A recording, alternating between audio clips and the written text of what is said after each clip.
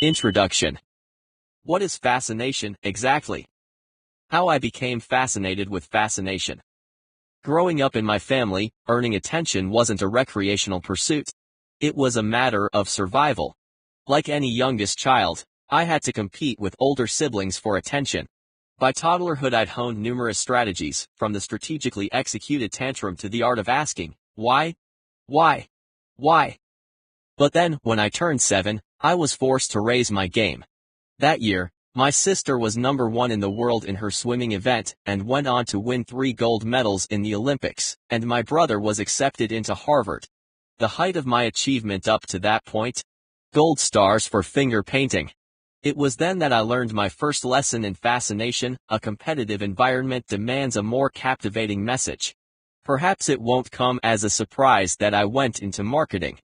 Now I create messages for companies whose competitive environments demand captivating messages. In a distracted and overwhelmed world, everything, including you, your communication, and your relationships, fights tooth and nail to get noticed. Without fascination we can't sell products off shelves, persuade shareholders to invest, teach students to read, or convince spouses to vacation in Bora Bora next February. Yet with fascination on your side, not only can you vacation in Bora Bora, you can also unlock your own creative potential. The Boy and the Chandeliers. Watching the boy, you might assume he was either daydreaming or bored. But actually the opposite was true. He was coming alive. Pulse accelerating, pupils dilating, sweat prickling, he stared at the iron chandeliers overhead. Suspended by chains from the ceiling, these chandeliers swung in graceful arcs after their wax candles were lit. The boy watched, hypnotized. He realized something: the chandeliers took an equal number of heartbeats to complete each arc every single time, whether that arc was big or small. This boy wasn't merely interested in the swaying chandeliers. He wasn't paying attention to them. He was fascinated by them and their movement.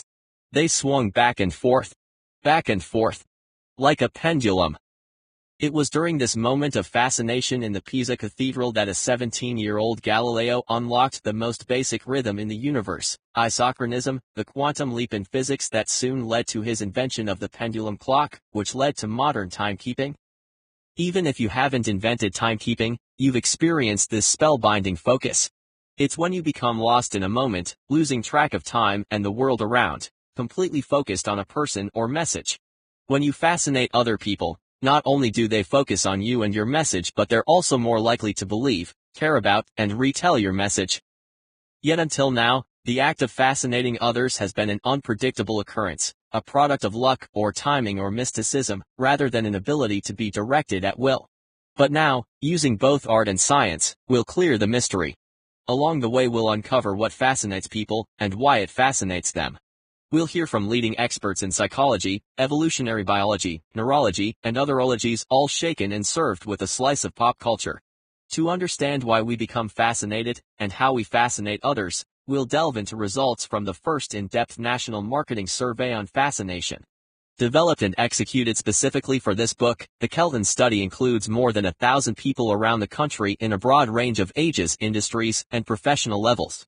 The Kelton study found that people want to be fascinated, and they want to be fascinating. 2 branding implications. People would be willing to pay almost a week's salary to be the most fascinating person in any situation. A big opportunity if your brand can help consumers feel more fascinating in their own lives. People want to feel fascinated by a product or experience, and will pay more, often far more, for a brand that fascinates them. A big opportunity if your brand can help consumers feel more fascinated. Companies will add more value and compete more effectively by activating one or more of the 7 triggers. Those who don't will be pushed aside or, worse, forgotten. Messages that fail to fascinate will become irrelevant. It's that simple. This might not be fair. But as Salem villager Giles Corey can attest, fascination doesn't always play nice. We all have certain behaviors that don't exactly make sense even to ourselves. We make certain choices and take certain actions without understanding exactly why. Here's why: in a state of fascination, we don't think and act quite logically. We do things we don't understand, we believe messages we don't agree with, and we buy things we don't even want. At its most extreme, fascination short-circuits the logical evaluation process. Rather than coolly analyzing a decision, we're gripped by deeply rooted triggers. We might think we're in control of our own choices, but much of the time, we're not. The 7 triggers are. Triggers explain why people join suicidal cults, or develop bizarre fetishes, or willingly obey tyrannical dictators. More commonly, but just as irrationally, they buy sports cars they can't afford, procrastinate on major deadlines, or fall in love with the wrong person. Yet once you understand the triggers behind them, these decisions begin to make sense. A sneak preview of some examples we'll explore. When does a billion-dollar anti-drug program actually make kids more likely to do drugs? The U.S. government spends $1.13 billion annually on an anti-drug program named DARE. Not only does DARE not keep kids off drugs, it makes them more likely to use drugs. This massive program increases drug use because it unintentionally fascinates kids using the vice trigger. It's not just teenagers who respond to vice, this trigger tempts us all to occasionally rebel and experiment. Why did millions of people trust Hitler? Hitler activated the trust trigger with horrible effectiveness. How? Trust relies on consistency. Hitler knew this. He exploited a fundamental truth about trust: if you tell a lie big enough and keep repeating it and deny any contradicting input, eventually people will come to believe it.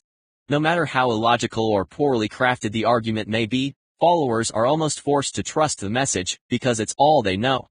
To understand the lessons behind Hitler's tyranny, and to see which brands use the same principles, turn to the trust trigger.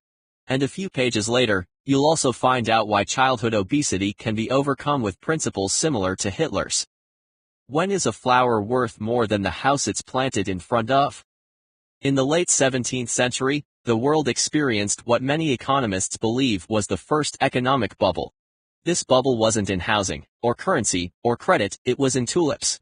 Much like the real estate bubble of 2006, it all started with rumors of outrageous profits. The price of tulips grew higher, and tulips became a symbol of status, a botanical Louis Vuitton bag.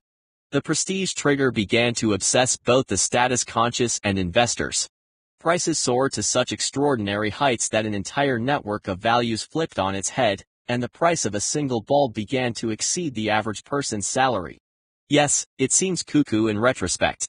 But we all make decisions based on the prestige trigger, seeking respect and validation from our peers. Why exactly do humans smile?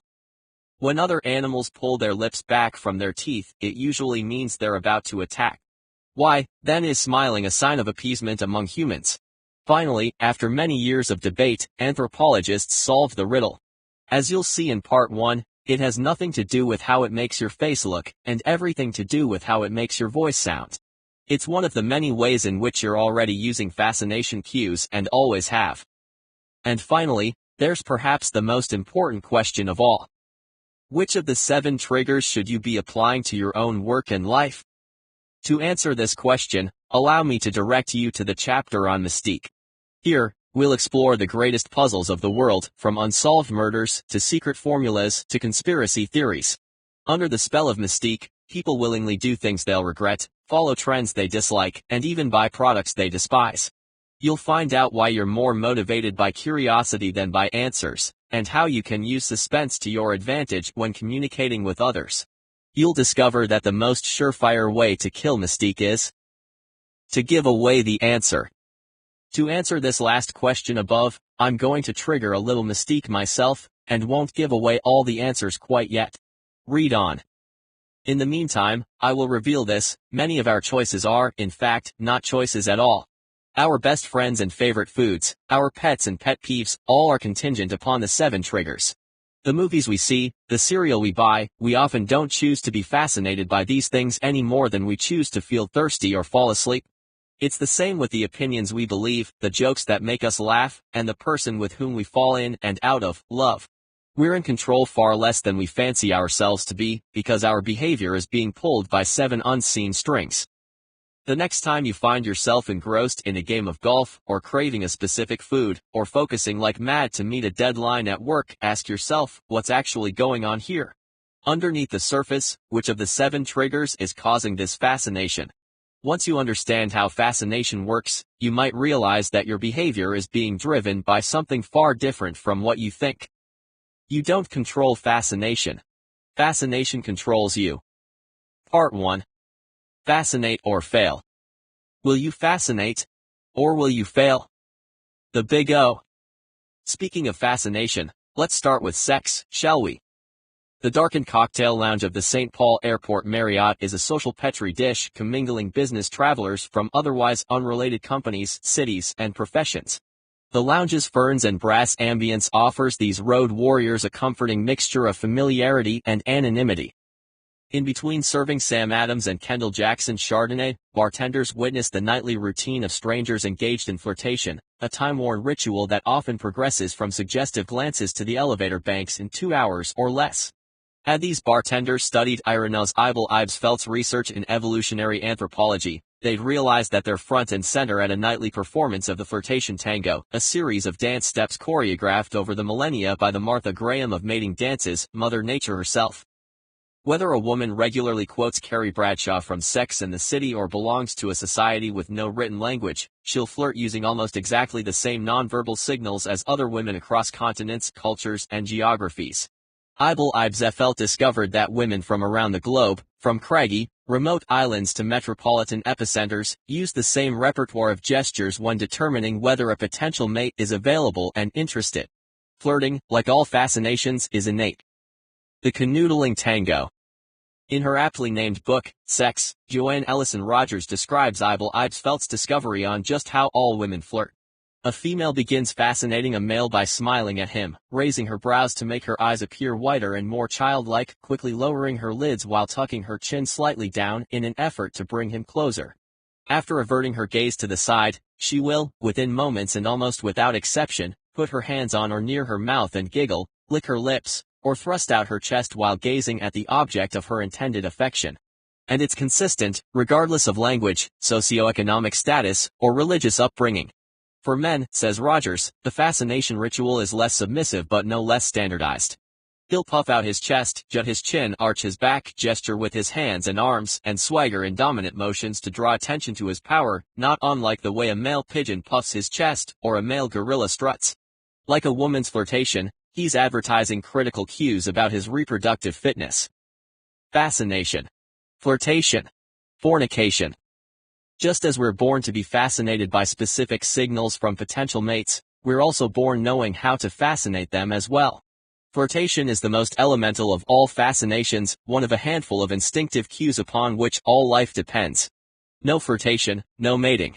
No mating, no offspring. No offspring, no family, no passing of the genes, no species. Fascination isn't the same as sex, of course. However, sex does provide a conveniently accurate metaphor. And unlike, say, South American bird watching, sex is a universal phenomenon. So for purposes of making our point academically, sex it shall be. Fascination is a force of attraction. This force of attraction heightens intellectual, emotional, and physical focus. Couples in the St. Paul Marriott fall into this captivated grip, and you experience it, too. When you impulsively decide to see a certain movie, when you crave your favorite chocolate almond ice cream, or when you hit repeat on your iPod to hear that song one more time, you're experiencing a similar, if less intense, attraction. Attraction doesn't have to make sense. In most cases, attraction is highly irrational. We generally don't decide to be fascinated any more than we decide to be attracted to a certain person, because root causes for our fascinations are hardwired into us long before we have any say in the matter. Fascination takes many forms, but all tap into instinctive triggers, such as the need to hunt, to control, to feel secure, to nurture and be nurtured. Some fascinations last only a heartbeat, while others last beyond a 75th wedding anniversary.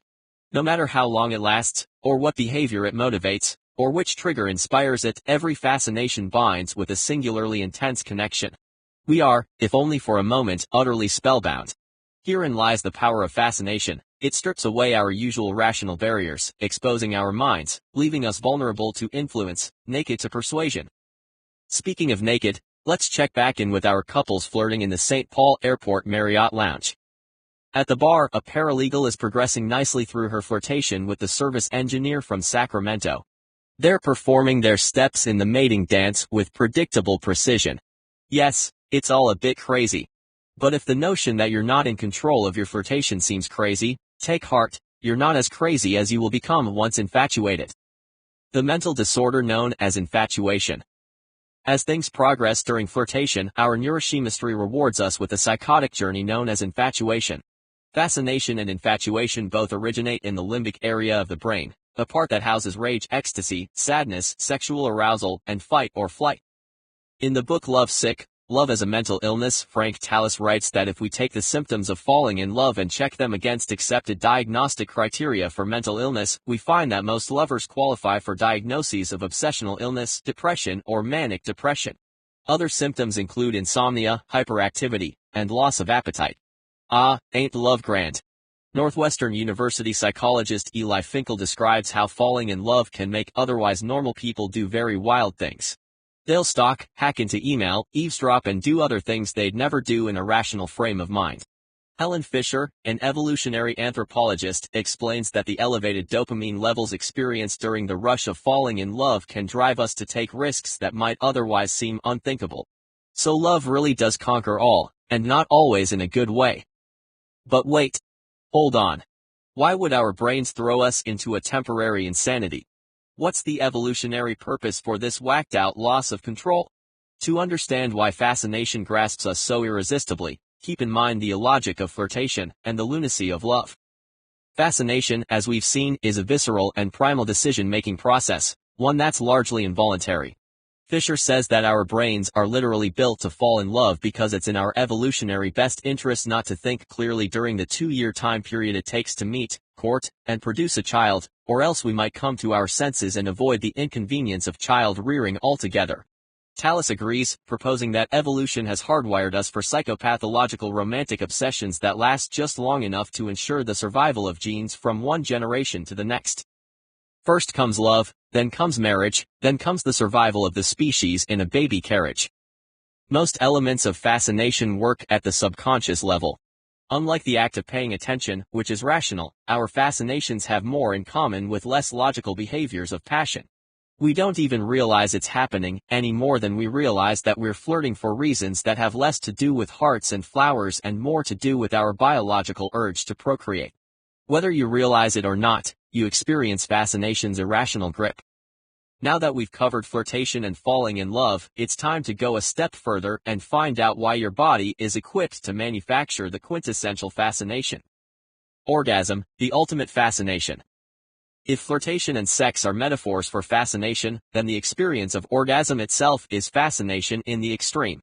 Groundbreaking human sex researcher Alfred Kinsey described the fascination of sexual climax. Some, and perhaps most persons may become momentarily unconscious at the moment of orgasm, only vaguely aware of reality. Freud noted that orgasm brings an almost complete disappearance of thought, a hypnoid state with a temporary loss of self-awareness. This focused state plays itself out in everyday life. Think of when you're in the zone. Psychologist Mihaly Csikszentmihalyi describes what he calls a flow state, and its loss of self-consciousness. Flow is the mental state of operation in which the person is fully immersed in what he or she is doing, characterized by a feeling of energized focus. Picture how your body zones out when you're engrossed in a movie, or mid-thought. You might stand perfectly still, jaw slackened, pulse rising, so transfixed that you lose track of time and the world around you. You might be so engrossed that you're lost in thought during a lecture, or you may experience the sense of being in the zone in a basketball game. Again, a loss of self-awareness. Fascinating messages, like fascinating people, have the potential to consume us as almost nothing else can, sucking us into a vortex of intensity. Csikszentmihalyi describes this in the addictive nature of flow and the state in which people are so involved in an activity that nothing else seems to matter. The experience itself is so enjoyable that people will do it even at great cost for the sheer sake of doing it. Moments of fascination can become peak life experiences, calling us forth to engage more fully than at any other time, giving ourselves over to the vividness of complete and total engagement. So compelling are such fascinations that in the extreme only a thin line separates fascination from its evil twin, obsession. When fascination becomes obsession. Most of us at some time lose connection with the world around us in a healthy flow state. However, when the connection turns into obsession or compulsion, it causes a severe disconnect with society, and even a disconnect with reality. All fascination creates a momentary connection, but obsessions create an ongoing unhealthy connection. In the grip of obsession we lose control, held hostage to the compulsive behavior. Phobias are one example. Drug addiction is another. The fascination scale of intensity. All fascinations sit on a spectrum. Some are mild, others, quite intense. Take, for example, organizing a pantry. You might organize the cans and jars in your kitchen pantry without really thinking about it. For someone with OCD, however, those same shelves can become a fixation that defies normal behavior, causing tremendous anxiety and stress. Same behavior organizing the kitchen pantry, yet with markedly different levels of intensity. Fascination scale. Many people get into playing video games on a PS2 or Wii, usually as a way to relax or socialize. For some, however, it becomes more extreme. These players spend days in a room, staring at the screen without break, focusing on nothing but the game. In Japan, this is known as Gyomu Otaku, an obsessive interest in video games. Same activity, just different levels of intensity and behavior. Here's a way to visualize this spectrum of attraction, ranging from avoidance to compulsion. This scale is by no means absolute, but helps illustrate 10 points upon which any fascination can fall. To illustrate this scale, let's take an example to which we can all relate. No, not sex, get your mind out of the gutter. We watch TV commercials, whether we want to or not, with varying degrees of attraction. Avoidance, you'll take steps to avoid TV commercials. You might TiVo programs specifically to skip commercials. Disinterest, you might leave the room during a commercial break to get a ham sandwich. Neutrality, you don't really care if you watch the commercial or not. You're not going to take steps to avoid it, or to watch it. Mild affinity, if a commercial happens to pique your curiosity, you'll watch. Otherwise, whatever. Interest, commercials entertain, at least the good ones. Engagement, you actively enjoy commercials. At the Super Bowl, you might pay more attention to the commercials than to the game. Immersion, you go out of your way to watch commercials, even going online to search them out. You get the idea. Unfortunately for those of us in marketing, this is a purely fictitious example, since few people will ever become so fascinated by TV commercials that they experience the more extreme, darker states, preoccupation, obsession, and compulsion. Yet the point here is that any activity has many degrees of attraction. Fetishes, rubber sheets, anyone. Back to our sex metaphor. To understand how things can become obsessive, let's peek into fetishes, a world in which one man's fancy is another's fixation. A fetish is an excessive or irrational devotion to some activity or object, e.g., rubber, hair, stiletto boots, whatever. I'm not here to judge. Fetishes go beyond normal interest. On the scale of intensity, if an impulsive flirtatious smile suggests a mild form of fascination, fetishes demonstrate extreme connection. Fascination scale. The word fetish comes from the 15th century Portuguese word fideo, meaning false power. It involves a transfer of power from one source to a symbolic substitute. Instead, the item is now imbued with far more significant meaning, almost a sexually religious meaning, so significant that the subject may be unable to become aroused without it. Some fetishes involve commonly sexualized things such as breasts, lipstick, pigtails, silk sheets, and voyeurism. Others, the sound of car engines.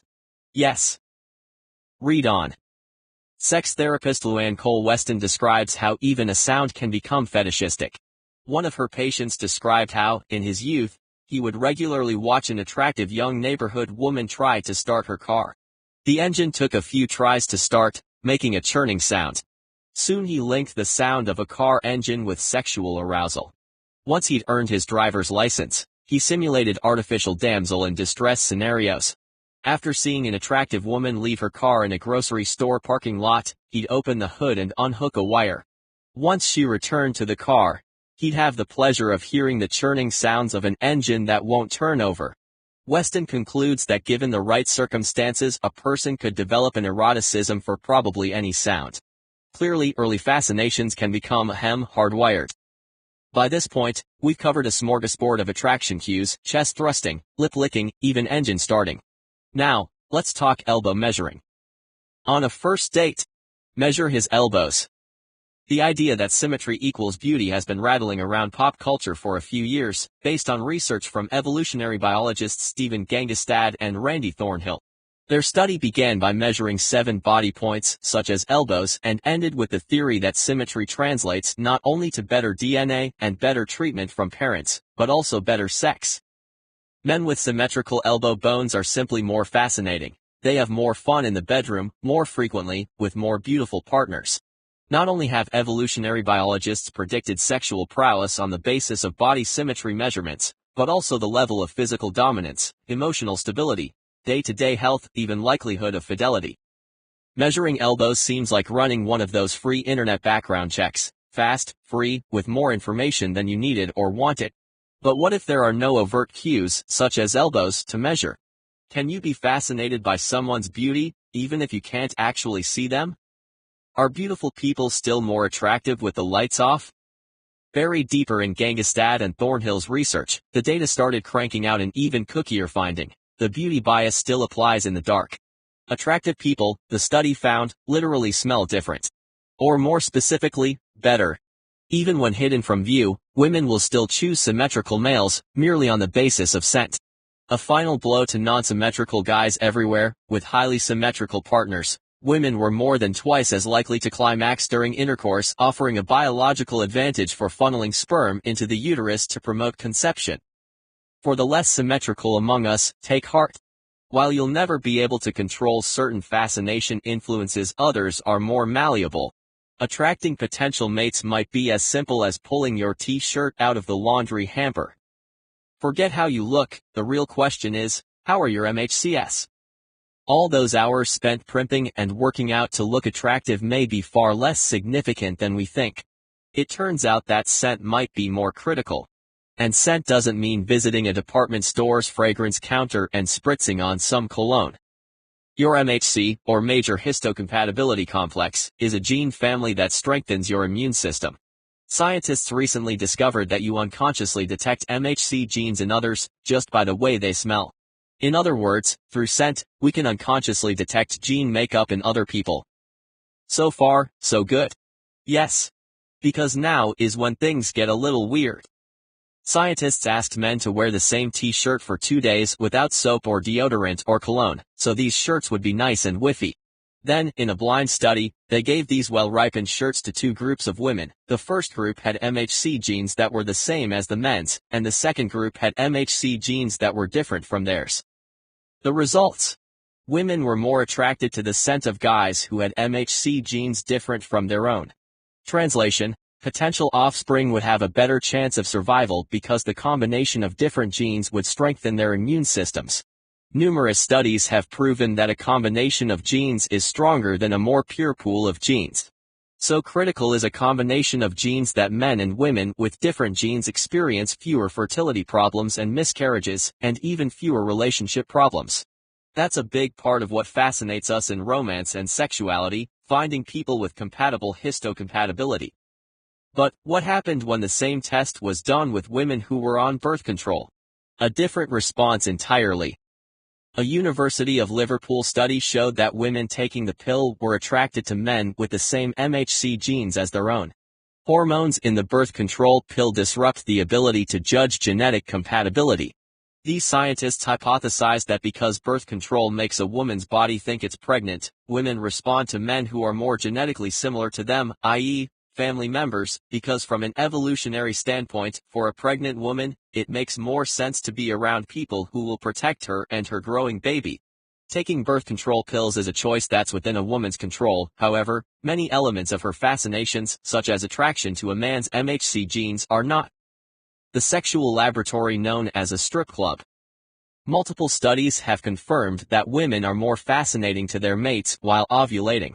When women are especially fertile, their partners become more attentive, are more vigilant, and engage in mate-guarding behavior to keep other men away. To find out more, researchers from the University of New Mexico examined ovulatory cycle effects on tip earnings by professional lap dancers working in gentlemen's clubs. In other words, they wanted to know how this dynamic played out in the sexual laboratory known as a strip club. The researchers found that the strippers' tips fluctuated, depending on their menstrual cycle. While ovulating, fertile strippers earned almost 30% more in tips than during other times of the month.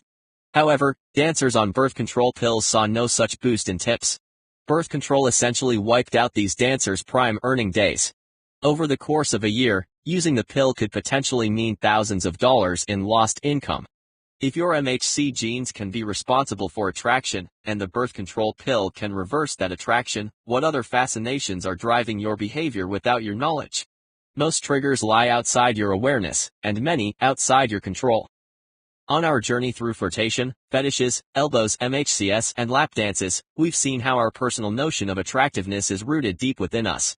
We might be irresistibly, magnetically drawn to a certain person without having any idea that it's not a conscious choice.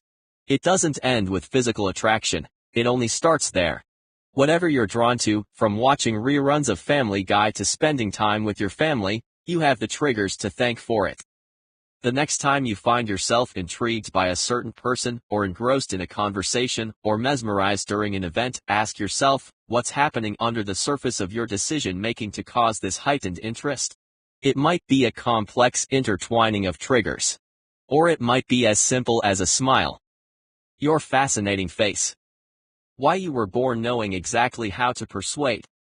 A million generations after our reptilian brains retreated to the base of our brain stems, fascination continues to be our most basic form of attention. Why? Because fascination, at some level, is based upon survival. And to survive, you must fascinate. From the Amazon jungle to Amazon.com.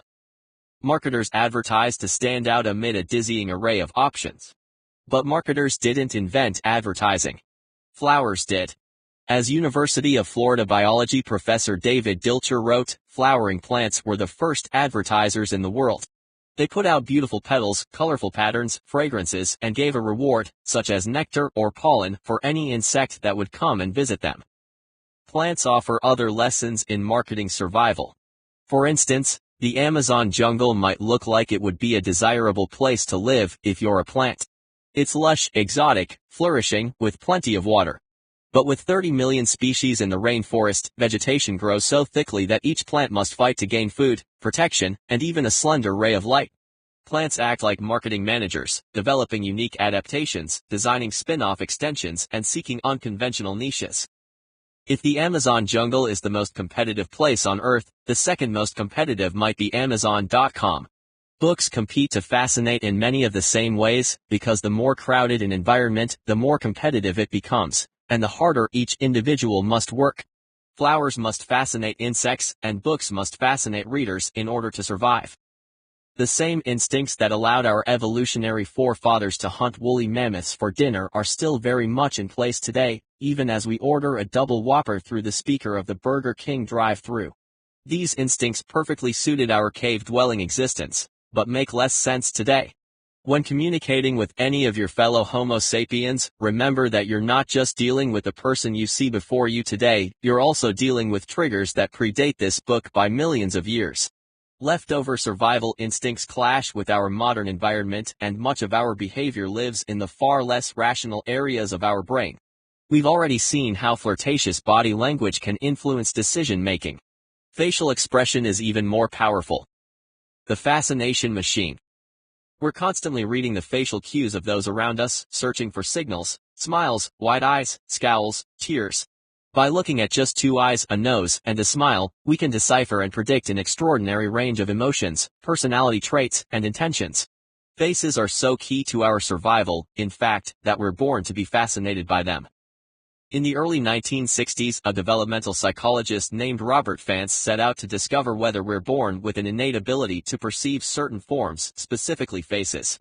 Without the aid of today's sophisticated magnetic resonance imaging brain scans, Fance set up his own low-tech version with a simple experiment.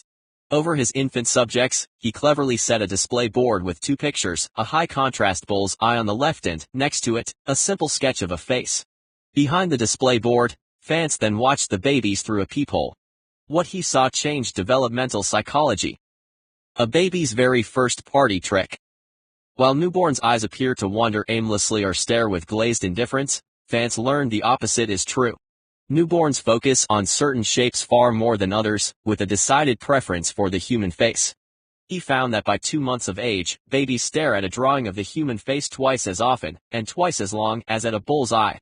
No coincidence, then, that the range at which babies can most clearly see objects is 12 inches away, roughly equal to the distance to view the mother's face while nursing. Fance's findings startled the developmental community, proving that a fascination with faces is more nature than nurture. His experiments proved that even at birth, we arrive prepackaged with survival mechanisms to help us connect with others and form close relationships. Facial fascination is such a critical skill that our brain has a region specifically for recognizing, interpreting, and responding to human faces, the fusiform face area, or FFA. Located deep within the temporal lobe on the underside of the brain, the FFA drives high-level visual processing needed to distinguish and interpret faces and expressions.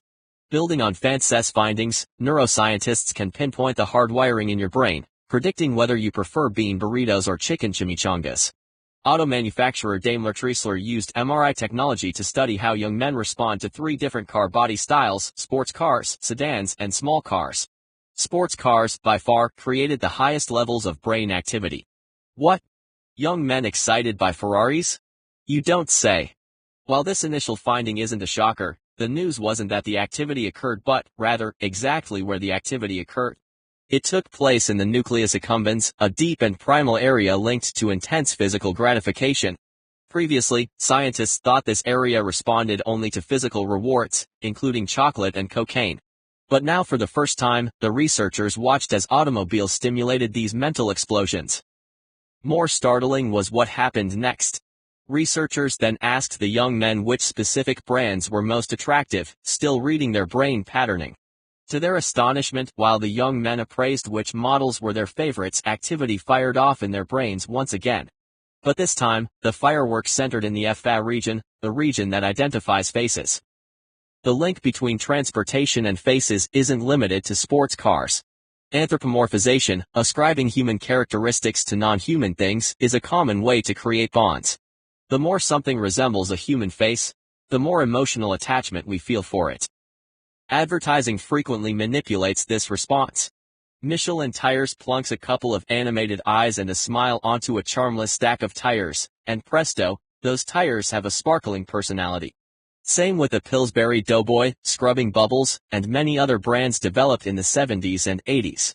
Faces foster bonding, especially in stories for children. An early documented case of this was The Little Engine That Could, which used a human face on the train to help convey emotions and intentions within the story. Today, artificial faces bond children and machines all throughout the aisles of Toys R Us, from the train empire of Thomas the Tank Engine to the crew of Bob the Builder.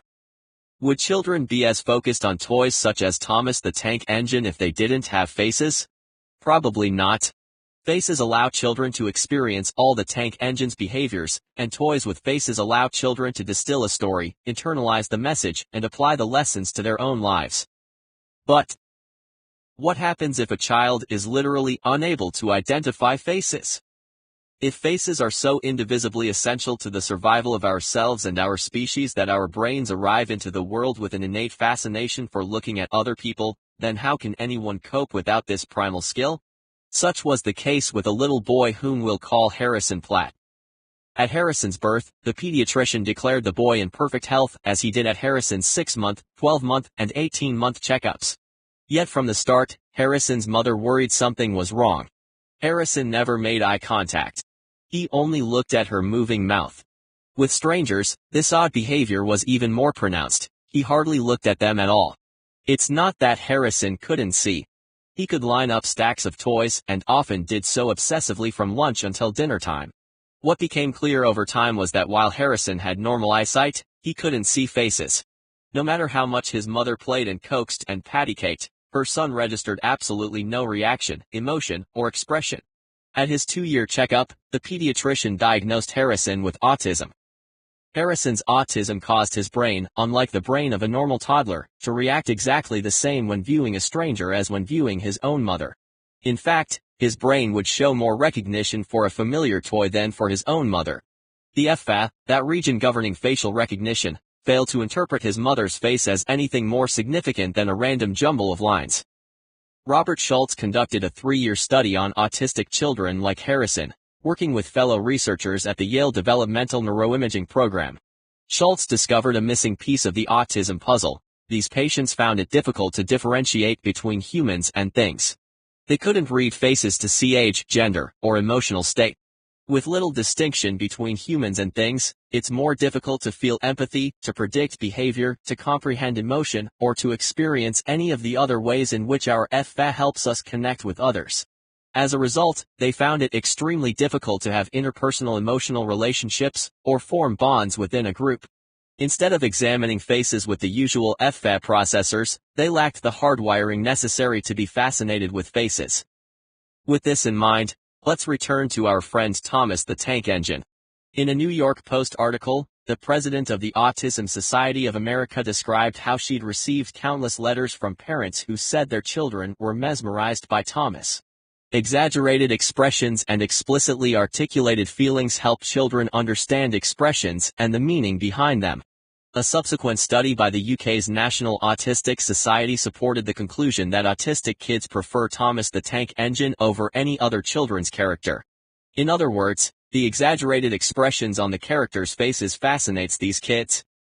Mona Lisa, and the 83% happy smile. So compelled are we to interpret facial expressions that one certain face has, for centuries, fascinated us, the Mona Lisa.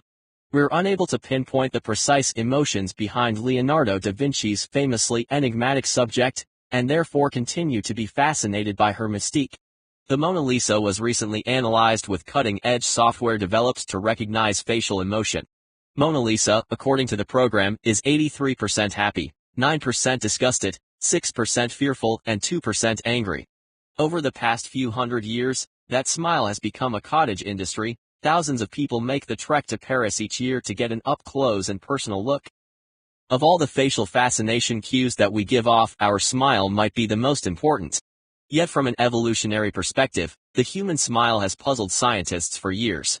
In the animal kingdom, retracting the mouth corners and baring teeth is generally a sign of aggression, like a snarl, intended to display dominant intentions or even imminent attack. Yet in humans, this same retraction of the mouth corners and baring of teeth signals appeasement, deference, and submission. Why are humans different? Why exactly do humans smile? The smile enigma stumped anthropologists for hundreds of years. Finally, John J. Ohala, a professor from the Department of Linguistics at University of California, Berkeley, revealed his answer. We smile, he discovered, not for the visual cues. We smile because of the way it sounds. Or more specifically, because of the way it makes our voices sound. To understand the smile enigma, we must first understand why we respond differently to low voices and high voices. Bigger animals have deeper voices at a lower pitch and a louder sound. Think of a dog growls deep, imposing, aggressive vibration. Among animals, a deep, low pitch is a threatening signal. A higher voice and smaller size, conversely, is a sign of appeasement or timidity. When a dog lowers itself downward on its front paws, in the classic Let's Play pose, it's making itself seem smaller and less threatening.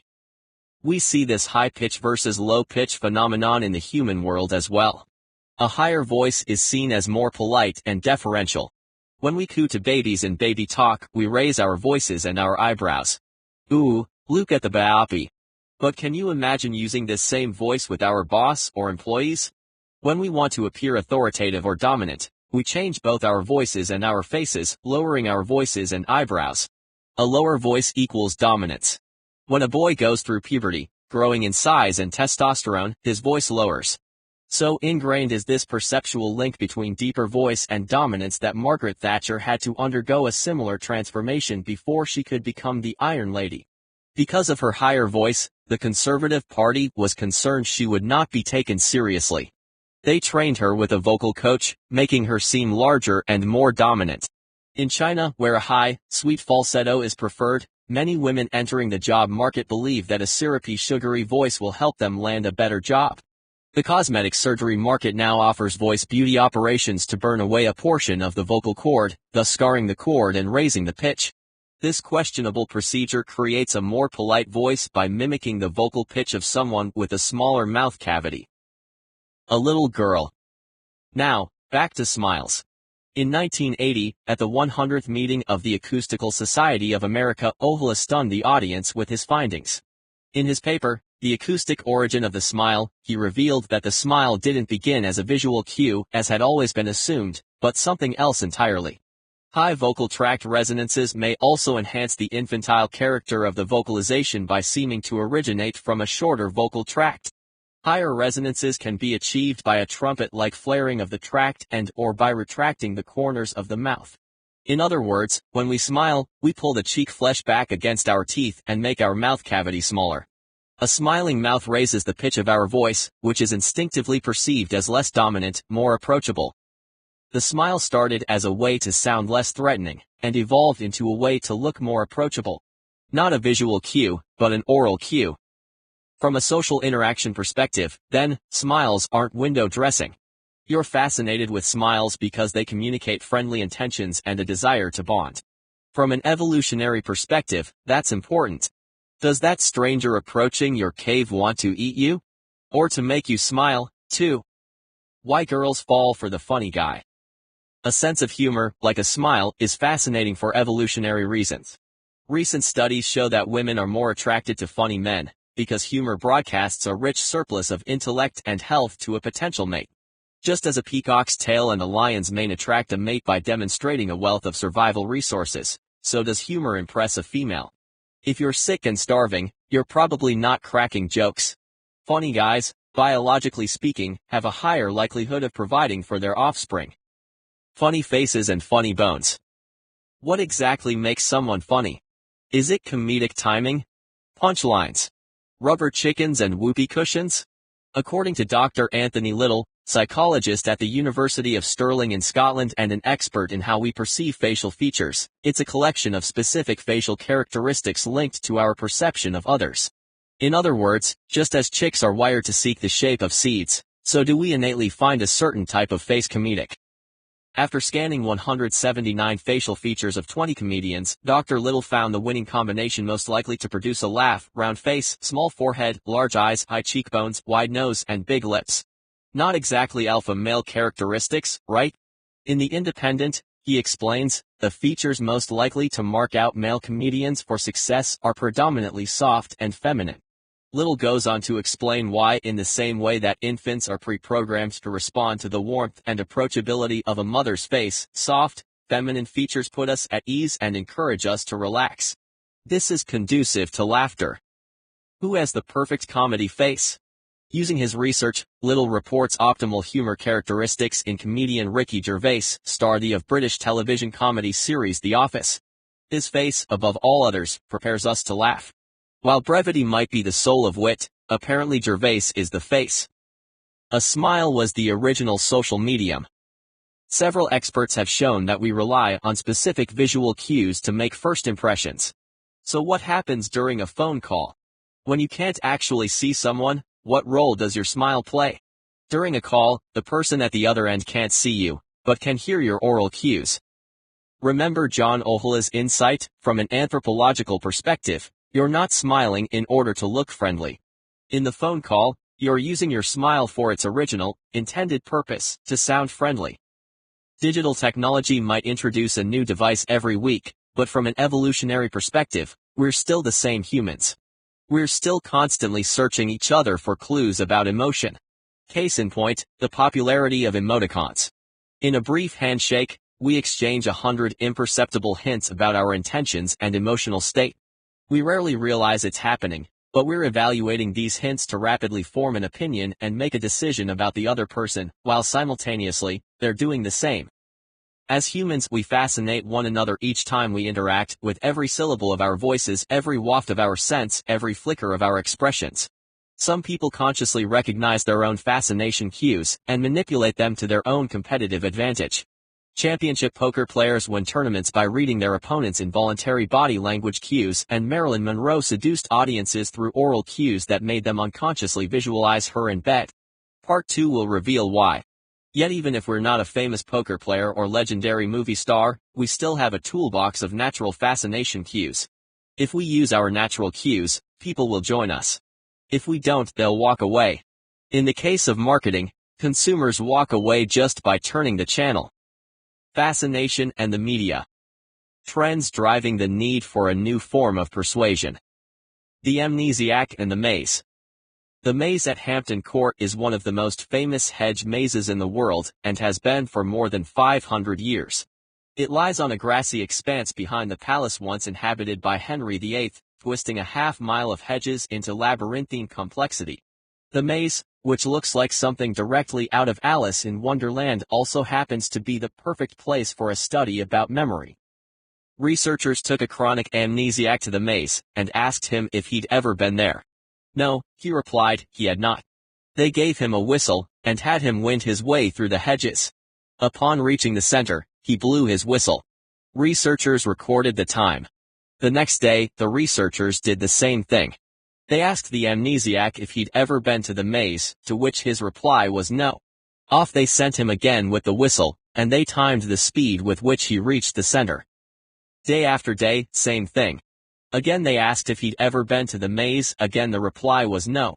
Again they timed how long it took him to reach the center.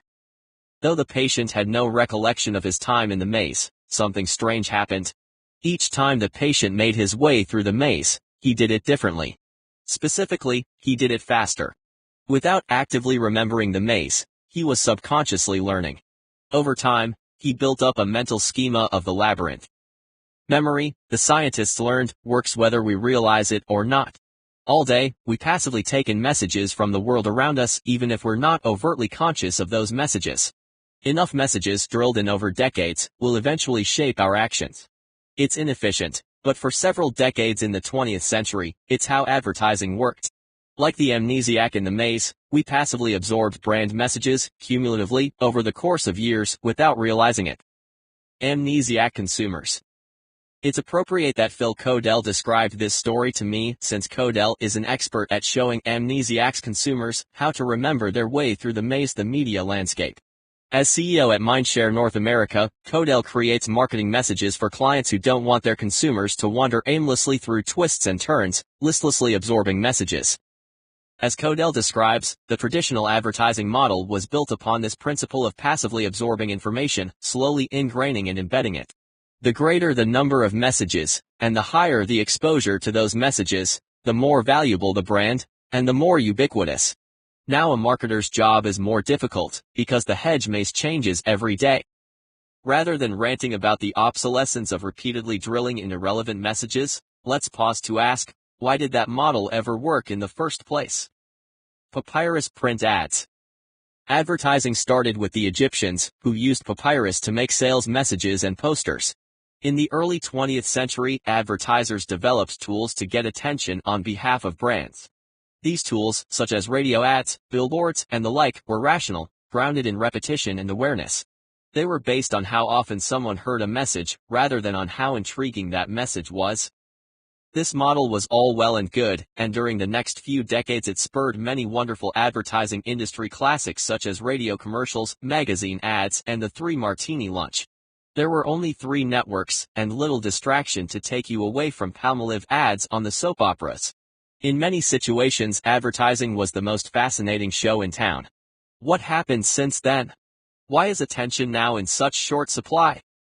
Trends driving all the distraction. Children get attention when they scream in the candy aisle. Don't walk signs get our attention when they flash on and off. Marketers get our attention when they offer a discount coupon, or buy TV ads during the Super Bowl, or advertise a 2-for-1 sale. Yet while bells and whistles and gimmicks might work, maybe, they rarely lead to lasting emotional connection, or long-term behavioral change. Interest is not enough. Neither is awareness, intent to purchase, or having share of mind, or any of the other jargon thrown into PowerPoint slides. It's not even enough to make a better product, or to grab more attention. Like the plants in the Amazon and the books on Amazon.com, an increasingly distracted consumer demands a more powerful form of connection. Here's why. An overload of distracting choices. Stimulation is plentiful. Too plentiful. We're drowning in YouTube videos, LinkedIn requests, iPhone apps. In the detergent aisle, we choose from 41 varieties of Tide. On Netflix, we scroll through 70,000 titles. On search engines, we can face up to 100 million results from a single search. Every decision forces us to make choices, and with each of those choices comes stress. Consumers feel bombarded with too many marketing messages, with too many options and too little time. To see how rapidly it's all changing, let's take a look back. All the way to 1997. It was this year that J.C. Hertz brought us the book Joystick Nation, How Video Games Ate Our Quarters, Won Our Hearts, and Rewired Our Minds. Hertz declared, video games are perfect training for life in fin de siècle America, where daily existence demands the ability to parse 16 kinds of information being fired at you simultaneously from telephones, televisions, fax machines, pagers, personal digital assistants, voice messaging systems, postal delivery, office email, and the internet. Those to the joystick born have a built-in advantage. Stop and think for a moment. These words were published in 1997. If those early days demanded the ability to parse 16 kinds of information being fired at you simultaneously, how many kinds of information are being fired at you today? How many are you firing? The rise of the ad world. In our chaotic world, our minds and our lives have become so cluttered that we rarely focus on just one thing at any given time.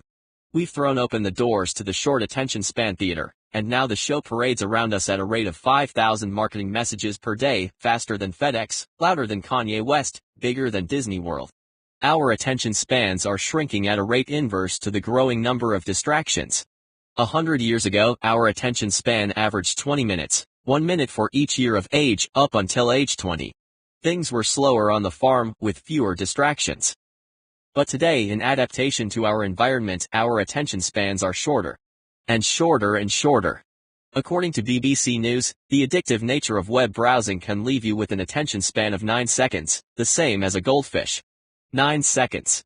That's all we get before people's brains make a decision whether to stay focused, or relocate to a new topic. No wonder we're experiencing the symptoms of adult attention deficit disorder, short attention span, distractibility, and a tendency to be bored. In an ad world, people leapfrog to the next conversation, the next idea, the next website, culminating in oh, look, shiny object syndrome. Earning attention, not paying attention. Picture attention as a currency. When we pay to see a movie or read a book, we're paying for stimulation. Until fairly recently, this model worked just fine, because there was far more attention available than stimulation to fill that attention. People paid attention. But now attention is scarce. It's usually difficult and expensive to convince a consumer to focus on a brand message. Attention has become more important, more rare, and more valuable. To get someone's attention, now a marketer must earn it, often with massive effort and crazy expense. Even if a brand could reach everyone, it still can't break through most of the time. People simply shut out a message by fast-forwarding or clicking to the next one. The ability to shut out messages.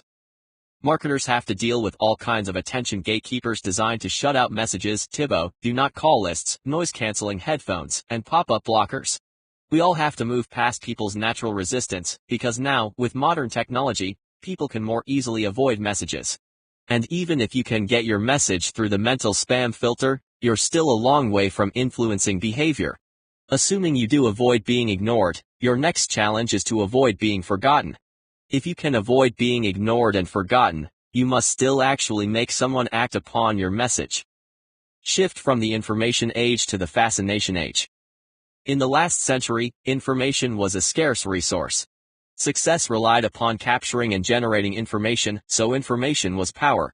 Wars were won with cracked codes and more sophisticated information systems. But information is no longer hard to find.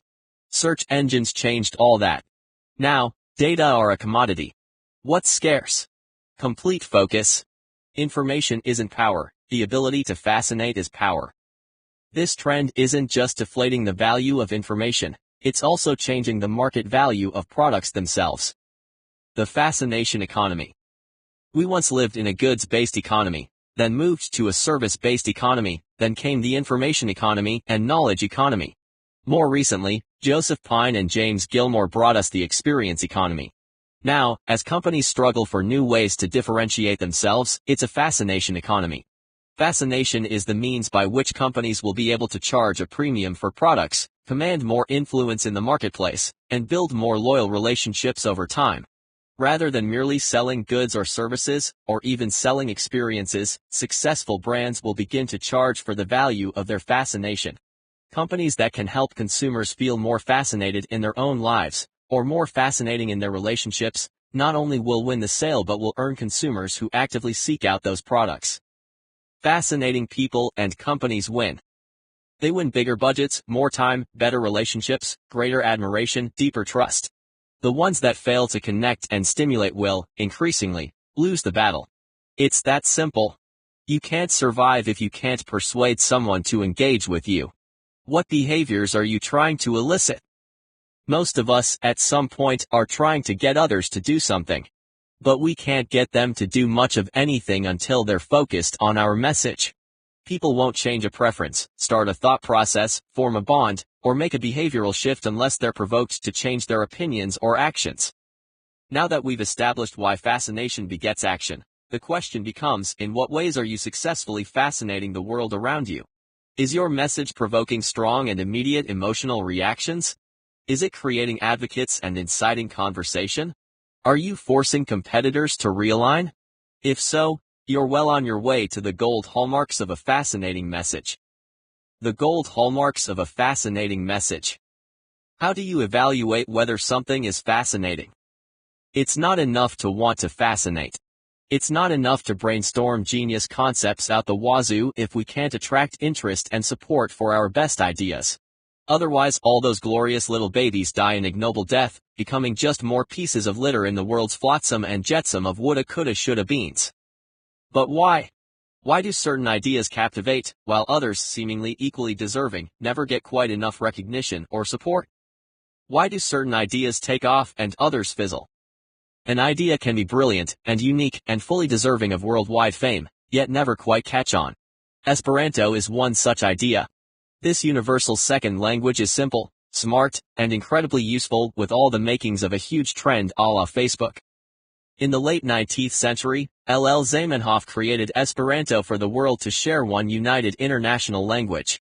It combines commonly used French, Russian, German, and English roots in the simplest elements of each language, with only 16 easy rules to follow.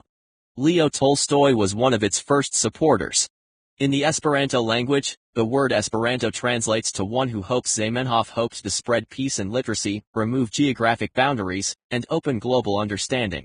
Facebook founder Mark Zuckerberg wouldn't be born for more than 100 years, but Zamenhof was already planning a language with all the transparency and utility of a social network.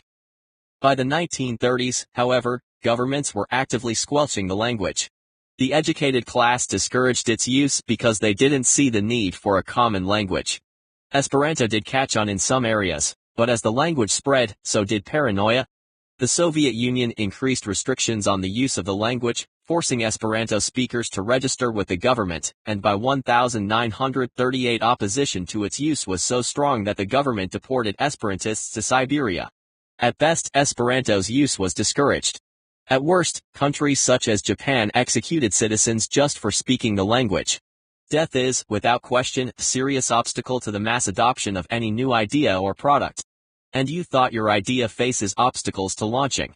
However, the threat has passed, and today's ad world seems like the perfect setting for such a simple, multicultural language. Yet, as you've probably noticed, this book isn't written in Esperanto. The language has never achieved full-blown fascination to the point of large-scale adoption, with only 0.03% of the global population speaking it. Despite its compelling origin and the ripe opportunity to spread, Esperanto itself never quite activated triggers. The road to message greatness is littered thick with failed ideas: Sony Betamax, Edsel, Zima, Apple Newton, Microsoft WebV, FedEx Zap Mail. The list could go on for hours. These ideas fizzled by never activating triggers. If a great concept like Esperanto can't take off, what other good ideas die because they're not activating the 7 triggers? How could the 7 triggers spread more good ideas, your ideas, to the world? First, to determine whether an idea is fascinating, start by checking it against the 6 gold hallmarks. Later in this book, in the Fascination Plan of Attack, we'll start to apply the gold hallmarks to your brand and message. Gold hallmarks of a fascinating message. Fascinating people and companies don't just talk at us. They get under our skin and into our conversations. They challenge and move us. They're unafraid to ask questions and, along the way, change the way we think. They earn our business as well as our trust and our conversations. Instead of getting us to merely notice them, the fascinating ones change us in some way. A fascinating message, like a fascinating person, steps outside the norms in one or more of the following ways. Provoke strong and immediate emotional reactions. People respond to it immediately and instinctively, almost involuntarily, often polarizing because it stimulates a love it or hate it response. Examples: Bernie Madoff, Ducati, Botox cosmetic injections, acid rap, Roman Polanski, The Deadliest Catch, the Bush Dynasty. Creates advocates. A percentage of followers become passionately dedicated to the attraction, or even consumed by it.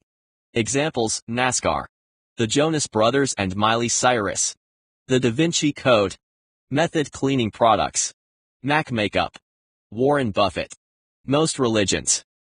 Becomes cultural shorthand for a specific set of actions or values. The brand represents such a distinct point of view that it can stand alone as a symbol for defined values. Its set of values becomes a reference point for how people identify themselves and their world. Examples: Louis Vuitton, Virgin Atlantic Airways, Seventh Generation Products, X Games, PBS, Spam Meats, Kashi, Fender Stratocaster Guitars, Zigzag Rolling Papers, IKEA, Curves Fitness Clubs, Pabst Blue Ribbon Beer, many tattoo designs. Insights conversation. The more people want to engage with, play with, learn from, talk about, and above all, connect with something or someone, the greater its social currency. It almost can't help but be noticed. It sparks spirited conversations and debate among consumers, competition, and the media. Consistently top of mind among a specific group, it earns more attention than it pays for. Examples: Webkins, Adidas Originals, The Twilight Series, The National Enquirer, Illustrator R. Crumb, Grey's Anatomy, Gene Simmons, TMZ.com. Forces competitors to realign around it. Doesn't chase or mirror trends, but rather establishes new standards and criteria for its category. Thinks, acts, and behaves unlike any other. Becomes irreplaceable for the audience because it cannot be exactly replaced or duplicated. Often, but not always, inspires imitators, lookalikes, and Me Too's. Examples: Trader Joe's, Cyan, Spanx, Walmart, Donna Karan in the 1990s, Swiffer, Microsoft, then Apple, then Microsoft again. Triggers social revolutions. Disrupts the status quo of accepted beliefs. Breaks with established conventions in its category, whether through minor tweaks or radical shifts. Forces us to think differently about ourselves and our world. Examples: Bono, Mini Cooper, The Life is Good brand, Yoga, Grateful Dead, The Livestrong Yellow Bracelet, Southwest Airlines, John Lennon, The Zone Diet, United Colors of Benetton, Prozac, YouTube, Dove's campaign for real beauty. But wait, isn't something missing from the list? Yes, there's a conspicuous absence. Nothing here mentions our own messages, the ones we create and put out to the world about ourselves. That's because fascination has little to do with what you say, and everything to do with what you inspire others to say about your message. Fascinating people, like fascinating companies, don't try to explain why they're fascinating. Explaining to people why you're fascinating is about as effective as explaining to an employee why you deserve respect, or explaining to a date why you should inspire fire in the loins. Not so much. The Wizard of Oz said, "A heart is not judged by how much you love, but by how much you are loved by others." The true measure of fascination lies not in your own communication to the world, but in how the world communicates about you. If this sounds emotional, that's because it is. We don't intellectually evaluate messages, any more than we intellectually evaluate whether someone's voice is high or low. A voice either intimidates us, or it doesn't. A message either does or doesn't grip our interest, and more often than not, it doesn't. For many brands, this is bad news. People don't want to connect with brands. They want to connect with each other. Fascinating companies create more opportunities for people to connect with each other through the brand. If you have any doubt, just go to a Harley-Davidson event. For marketers, it's not about marketing a message, it's about getting the market to create messages about you. For a website, It's not about the number of links in your site, but about how many sites, and the quality of the sites, that link to you. Sometimes, in such a hyper-connected world, messages become hype, losing the substance of the original message itself. To understand the difference between fascination and hype, I went straight to the expert on hyper-messaging, Richard Larimer, author of Full Frontal PR and 2011, Trendspotting, CEO of RLM PR. We're the most networked society in the history of the world, says Larimer, texting, talking, virtually slapping each other's backs, Skyping, tweeting, ninging every second telling each other things in some SM society. But when it comes right down to it, we're not actually substantially connected by any one thing. We are networking, but not connecting, doing things so that we can tell others we just did them. We're living hyperlinks. After a while, that noise level turns into hype. For better or for worse, says Larimer, hype is now ingrained in our psyche. As a result, it's a little too easy to proliferate hype. We don't stop to think critically about whether a media spectacle is contrived, as in Tom Cruise jumping on Oprah's couch just before a movie in which he plays a crazed guy, or a family celebration is actually a marketing push, Hallmark's new holidays like National Chocolate Chip Cookie Day, or a politician's controversial I'm running moment is consciously put out on day one of his new book, that's Newt Gingrich. And in most cases, rather than playing roles in movies, celebrated actors simply play caricatures of themselves, like Jennifer Aniston in a movie of the month. We're fascinated by the hype, rather than the message itself. So far, we've avoided any discussion of Google in this book. But now that we're on the subjects of fascination and the internet, it's time. In many ways, a Google PageRank of a company's website is tied quite closely to its level of fascination, because both measure the amount of interest, energy, and participation in any given topic. Your PageRank is, from an online perspective, your reputation. It judges how often people talk about you, how much they say, and who says it. So critical is Google PageRank that you might want to start evaluating it before naming your unborn children. Before asking friends their opinion of a prospective baby name, first ask Google. Although I was born 26 years before Google, from a search engine perspective, my parents did a bang-up job of naming me. As you might imagine, my name faces little competition from others with my name. Does your name fascinate Google? How about your kids' names? Do they fascinate Google? Let's say you're an expectant parent, deciding on your unborn child's name. As we know, in a cluttered environment, the most fascinating option wins. Nowhere is this truer than with names on the internet. The title of a Wall Street Journal article says it all. You're a nobody unless your name Googles well. Journalist Kevin J. Delaney points out that if your own name is crowded out of search results, it can carry a real professional price. No one can find you and your work. You lose credibility. And if you're job hunting, forget it. 80% of executive recruiters said they routinely use search engines to learn more about candidates. It's difficult to fascinate if no one can find you, so many people aspire for themselves, or their offspring, to command prominent placement in the top few links on search engines or social networking sites' member lookup functions. Having an easily searchable name is, increasingly, a valuable competitive advantage socially, professionally, and monetarily. Just as a corporate logo should be unique and easily identifiable, so should your own personal brand be, and your name's visibility is a significant aspect of that. Google optimization, circa 1587. Google isn't the first inhospitable spot for common names. In 1587, a boat arrived on American shores with the first English-speaking settlers. It included 99 men, 23 of whom were named John. The entire settlement died. A subsequent settlement, however, survived. It arrived on a little ship named the Mayflower. It included passengers named Humility, Desire, Remember, Resolved, and a boy born on the ship, Oceanus. One particularly creative father had 2 daughters, Patience and Fear, and 2 sons, Love and Wrestling.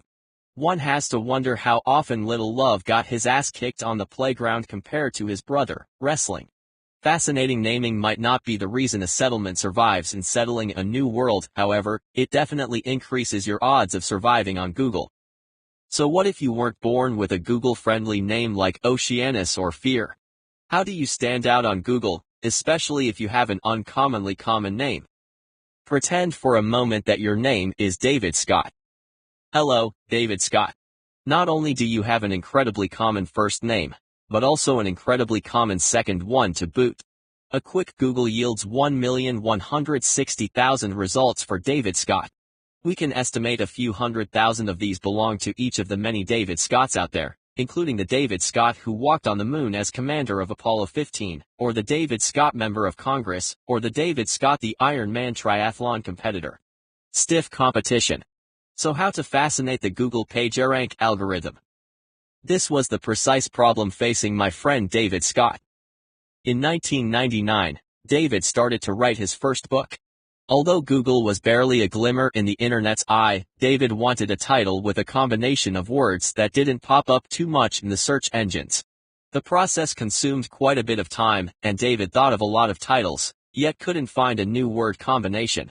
To complicate matters, he also wanted to buy the domain for his title. Everything, it seemed, was either a title of a rock song, or a band, or an obscure blog. Still, he didn't want to require the words book title anywhere in the search terms. Finally, David hit upon the perfect title, Eyeball Wars. 2 words that weren't yet associated with anything in search engines. David snagged the domain and used that as the title of the book, so when people searched for his book his content popped up first. It was during this process that David realized, hey, wait, shouldn't I do the same thing with my own name? Under the name David Scott, he was a small fish in a big pond. But then he typed in his full name, David Meerman Scott. And voila, he became a one and only. David Meerman Scott is an online marketing and PR expert, speaker, and best-selling author of The New Rules of Marketing and PR and Worldwide Rave. He describes in an interview, looking back, adding my middle name was probably one of the most important decisions I've ever made. Professionally, everyone knows me by David Meerman Scott. My whole business is predicated on that one decision. If your name is John Smith or Joe Johnson, what to do? Modify it. Don't underestimate the importance of your name being easily found on the first page of search results. It's essential. So now you know about persuading Google. But we want to persuade others, too. We want to persuade co-workers to pitch in on a project, or convince a new business prospect to meet, or raise money for a class trip to Washington, D.C. that has less to do with PageRank and more to do with a different type of scoring system. Specifically, the F-score. How fascinating are you? Applying fascination to your personality and brand. Who is the most fascinating person in the room? I am facing a large room full of several hundred people, each looking intently at me. As the keynote speaker at a conference, I'm standing on stage in one of those vast hotel conference rooms, the kind with dozens of huge crystal chandeliers as far as the eye can see.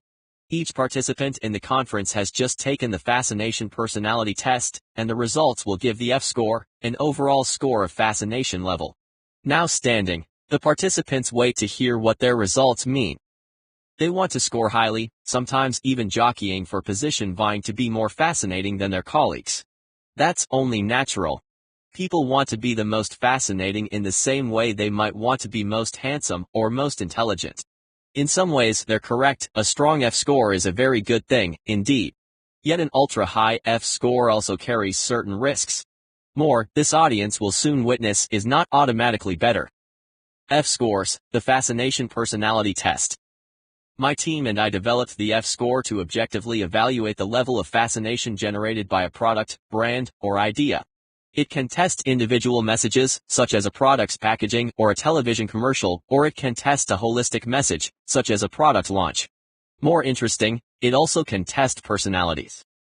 The F-score isn't intended to be rigidly definitive, nothing about fascination is, but it does offer a clear probability about whether someone has a force of attraction behind his or her personality. The test also can point out unrecognized patterns, strengths, and characteristics within a person's behavior, and ways in which that person evokes a positive or negative response from others, sometimes intentionally, but usually not. I've given this test at many types of organizations, for pharmaceutical reps as well as marketing executives and real estate brokers, and the bell curve of scores is almost always the same, the majority cluster in the middle, with a small percentage of exceptionally high or low-scoring personalities. High-scoring personalities. Fascinating brands have an extraordinary ability to influence behavior, and the same is true of personalities. Those with a high F-score can sway opinion and action far more effectively than those with a low F-score, because they use triggers with unusual vividness and intensity. They get their message across. These personalities might be the center of attention, or they could avoid the spotlight. They might be charismatic, or they might be introverted. What all high scorers share is an ability to persuade others by eliciting an intellectual, emotional, and physical response. We don't have to try to watch high scorers. We almost can't help it. They're the rock stars, the media figures, the villains, the challengers. Yet their gifts are not without potential controversy. Is more fascinating always better? In part 1, we saw that fascination operates on a spectrum, from delicate to intense, and in the extreme, healthy behavior turns into something darker, more eccentric, even dangerous. For the same reasons, a high F score isn't the same as likability, an agreeable character and appealing personality, or respect, earned esteem, or admiration. Here's why. Fascination versus likability. A person doesn't have to be likable to be fascinating. Those with the highest F scores can be well regarded and even adored. However, some are intensely unappealing, racking up a high F score because they escalate their power or alarm triggers in the extreme. Charles Manson, Ted Bundy, Osama bin Laden. Fascination versus respect. A company that is respected isn't necessarily fascinating. An eBay seller can have a perfect 100% satisfaction score and sell the highest quality of goods and still go out of business.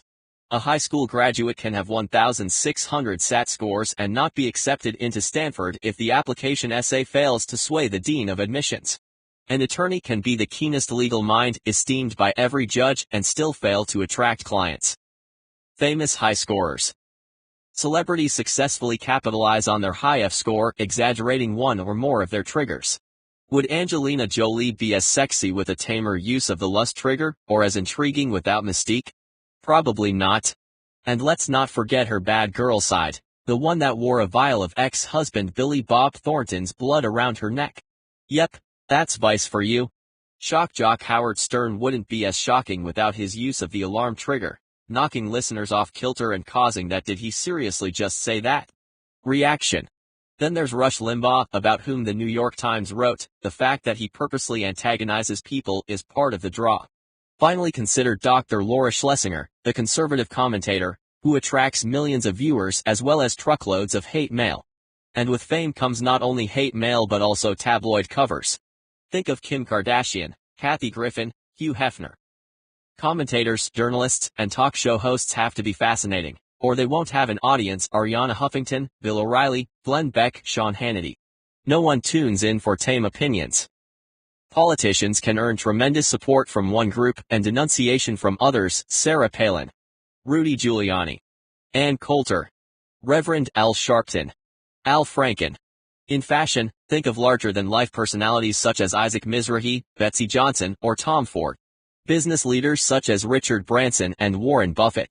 Musicians such as Madonna, Eminem, Kurt Cobain, Keith Richards, and Sean Combs. The sports world brings us Dennis Rodman, Kobe Bryant, John McEnroe, Barry Bonds, and Andre Agassi. Ultra-scoring personalities. Consider the personalities I just mentioned above, from the worlds of sports, business, music, and media. They're fascinating, very. They command tremendous interest and often influence. But is every single person on that list admired, trusted, inspirational, loved? Not always. Not with the most extreme personalities. Meet the ultra scorers, people with exceedingly high F scores. In either case, they are very, very fascinating, and not always in a good way. They're love 'em or hate 'em types, earning both attention and resentment, admiration and ridicule. At their best, they develop the rare charisma necessary to unite corporations and nations. At their worst, they hit nerves and step on toes, lobbing interpersonal firebombs and torching relationships. People with the highest F scores often earn our attention with their lack of propriety, values, or common sense. Role models become more fascinating when they collapse. The villain is more fascinating than the hero. Good news can't even get out the door without being trampled by scandal, expose, and other skeletons tumbling out of the closet. The press knows it, too. Journalists wield a barbed hook, and we love to read all about it. New Yorker journalist Janet Malcolm once remarked that journalism's purpose is to serve the fascination of society's fundamental and incorrigible nosiness. We all love a good page 6. Men bite dogs when politicians announce their gay, televangelists admit to affairs, and CEOs are caught stealing from the cookie jar. Why are we enthralled by such unsavory exploits? Remember, fascination lives in your less rational side, the one that's more instinctive than intellectual. It's not always earned with etiquette, and it doesn't play by the usual social rules. We're fascinated by the ways in which ultra-scorers manipulate the three most conflict-ridden triggers: alarm, power, and vice. But enough with the extremists. Most organizations have a sizable percentage of low-scoring personalities, so let's understand this group as well. Low-scoring personalities. Personalities with a low F score tend to avoid extremes and avoid volatility. These folks shine in a supporting role and often make wonderful friends because they're people pleasers. They're more stable and consistent. We rely on them often for qualities such as integrity and comfort. They typically shy away from the power, alarm, and vice triggers, feeling less comfortable with control or controversy. So what's wrong with these qualities, necessarily? Where's the liability? Not everyone wants to be the high-scoring type, right? A low F score isn't a problem. Unless someone wants to influence decisions and behavior. For anyone with a product to sell, or a message to communicate, or a relationship to enrich, a low F score can hinder connection.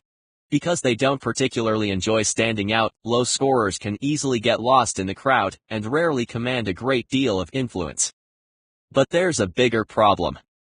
We like to think that goodness triumphs for its own virtue, that we'll be recognized for our achievements, that our best efforts will be fairly rewarded. We grew up being told, build a better mousetrap, and the world will beat a path to your door. In reality, things can be a bit different. It's not enough to have a better product, or better performance, if nobody notices or cares. Before we can close any type of sale, we must first get through the door. In today's environment, it takes a strong F score to open that door. Once we're through the door, then our product can do the talking. Beyond sales, this is true for any situation in which we're competing with other conflicting messages. We learned this earlier: the more distracted an environment, the more essential fascination becomes. Today, clients are distracted, bosses are distracted, spouses are distracted, third-grade teachers are distracted. Now, back to my speech, and the hundreds of people who have been standing patiently during the time you were reading this discourse on higher and lower scoring personalities. Alright, I say to the group. Let's find out who is the most fascinating person in this room. If your score is in the lowest range, please sit down. Only one person sits down, a shy-looking young woman in an unassuming brown shirt. A sympathetic murmur flutters around her, as though she just confessed a personal failure. Her name tag reads Margaret, and since many of these people in this audience work in the same professional community, I ask the audience who here knows Margaret. How would you describe her? The answers gush forth immediately: a real sweetheart. Generous. Good listener. Great friend. Margaret, it seems, is the friend we'd all call in the middle of the night when stranded with a flat tire. And this isn't uncommon with people who score low on the fascination scale. Continuing the exercise, I ask people to sit, based on their score. If your score is in the middle range, please sit. Another crop of people sit, and like Margaret, this group generally includes those with fairly mild-mannered body language and unobtrusive style. The next group to sit demonstrates slightly stronger body language and manner. And so on. People smile as they look around, enjoying this personality test. The exercise continues until we have only those who've scored highest, the most fascinating among the crowd. This is a small group, but each person has a certain intensity in stance and expression. And finally we have our winner, the person scoring the highest, a redhead named Eric, with piercing blue eyes, a tightly wound stance, and a mischievous smile. A 30-something Dennis the Menace. From the smiles and buzz of conversation, I can tell people in the audience know Eric, and for better or worse, find him fascinating as well. Margaret and Eric sit at opposite ends of the fascination spectrum. Margaret is unassuming and gentle, and probably goes out of her way not to upset others. By her own admission, she's rarely the center of attention. Eric, on the other hand, is a jumper cable of energy, ferociously creative, a high-profile leader, and, I imagine, more than a bit polarizing. I invite Eric on stage, and he bounds up the steps. "How are you fascinating at the office?" I ask. He replies, with a dry twinkle, "I make people cry." And as the crowd laughed, it became clear from their reaction that there was truth in the jest. Fascinating, indeed. When I comment that he doesn't exactly strike me as the type to give out hugs, he retorts, "No, because my lawyer told me I wasn't allowed to do that anymore." The entire conference applauds at the sheer audacity of this comment, shocked and delighted and above all fascinated that he would say such a thing. Their wide-eyed grins all seem to say, "Wow. Can you even imagine?" I'm smiling, too. Because Eric has just perfectly proven my point, fascination is a double-edged sword. Are you an Eric? Or are you a Margaret? How could you combine the best of both personalities? To learn more about your own F-score, take a sample test at. In the last section, we looked at potential ways to evaluate whether or not something is fascinating, with the gold hallmarks of a fascinating message. Provokes strong and immediate emotional reactions. Creates advocates. Becomes cultural shorthand for a specific set of actions or values. Incites conversation. Forces competitors to realign around it. Triggers social revolutions.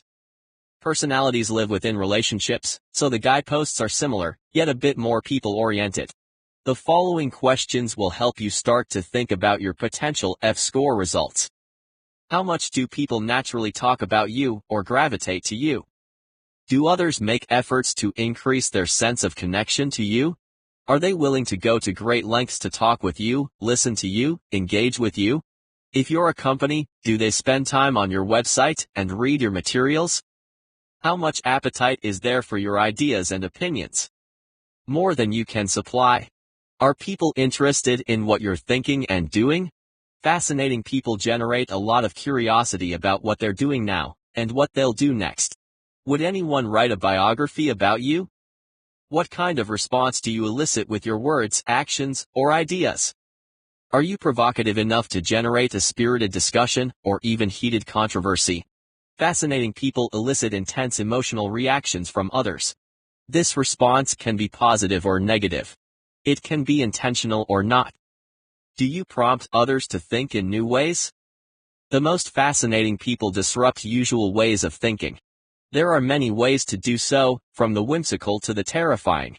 But all fascinating people reveal a different way to think, and if they can absorb our focus, they have the capacity to change our opinions. How often do others imitate you in their behavior, ideas, or technique? Imitation isn't just flattery. It's a signal that you're setting a standard of some sort. Fascinating people and things become a sort of shorthand for bigger values. Are you a symbol for anything? Would someone ever use you as a reference point when describing something else? Not fascinating yet? Don't panic, you're on the road. Different people embody different types of fascination. That's a good thing. There's no one right way to fascinate. And personalities that might seem closed off at work can often blossom in other contexts or pursuits. Over the long run, shy or low-key personalities can be as fascinating as the most charismatic ones, especially if they trigger trust. Trust is the most powerful trigger in relationships, and the low F-score group often earns more trust than their high F-score counterparts. They're not leading an agenda, or distracting people with their triggers. The point is never for one personality type to magically transform into another, but rather to maximize existing strengths and remove barriers to communication. For instance, Margaret could learn to articulate her ideas more expressively in meetings, or initiate conversations more frequently with friends, thereby increasing her power trigger. Eric could decelerate his extreme use of the power trigger by adding trust, creating a more consistent style of interaction. Even for the highest scoring types, the goal should never be to be fascinating for the sake of being fascinating. Zen in the Art of Motorcycle Maintenance says, any effort that has self-glorification as its final endpoint is bound to end in disaster. In his bestseller Good to Great, Jim Collins points out that inflated self-importance can interfere with the success of your product or organization.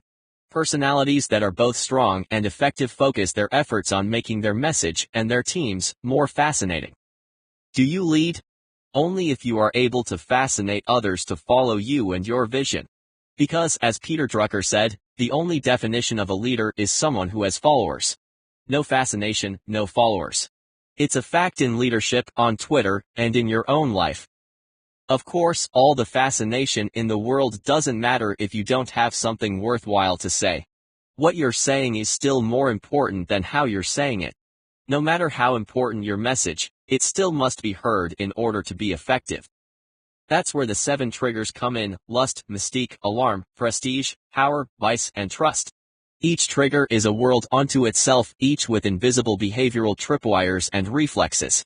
Once we identify the forces behind each trigger, you'll see why you're convinced by some leaders, but not others, why you take some unwise risks, even though you know full well you shouldn't, and why you buy certain brands, without actually having the foggiest idea why. Part 2. The 7 Fascination Triggers. Meet your new arsenal: lust, mystique, alarm, prestige, power, vice, and trust.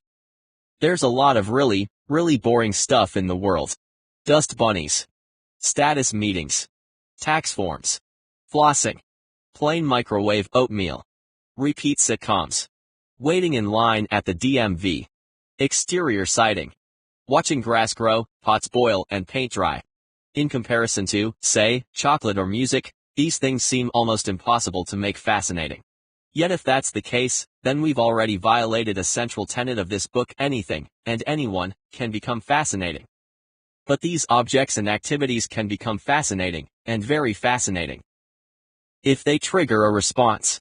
Triggers give meaning to otherwise meaningless things. It's not the thing, it's the trigger. Let me explain. Nothing is, in itself, fascinating.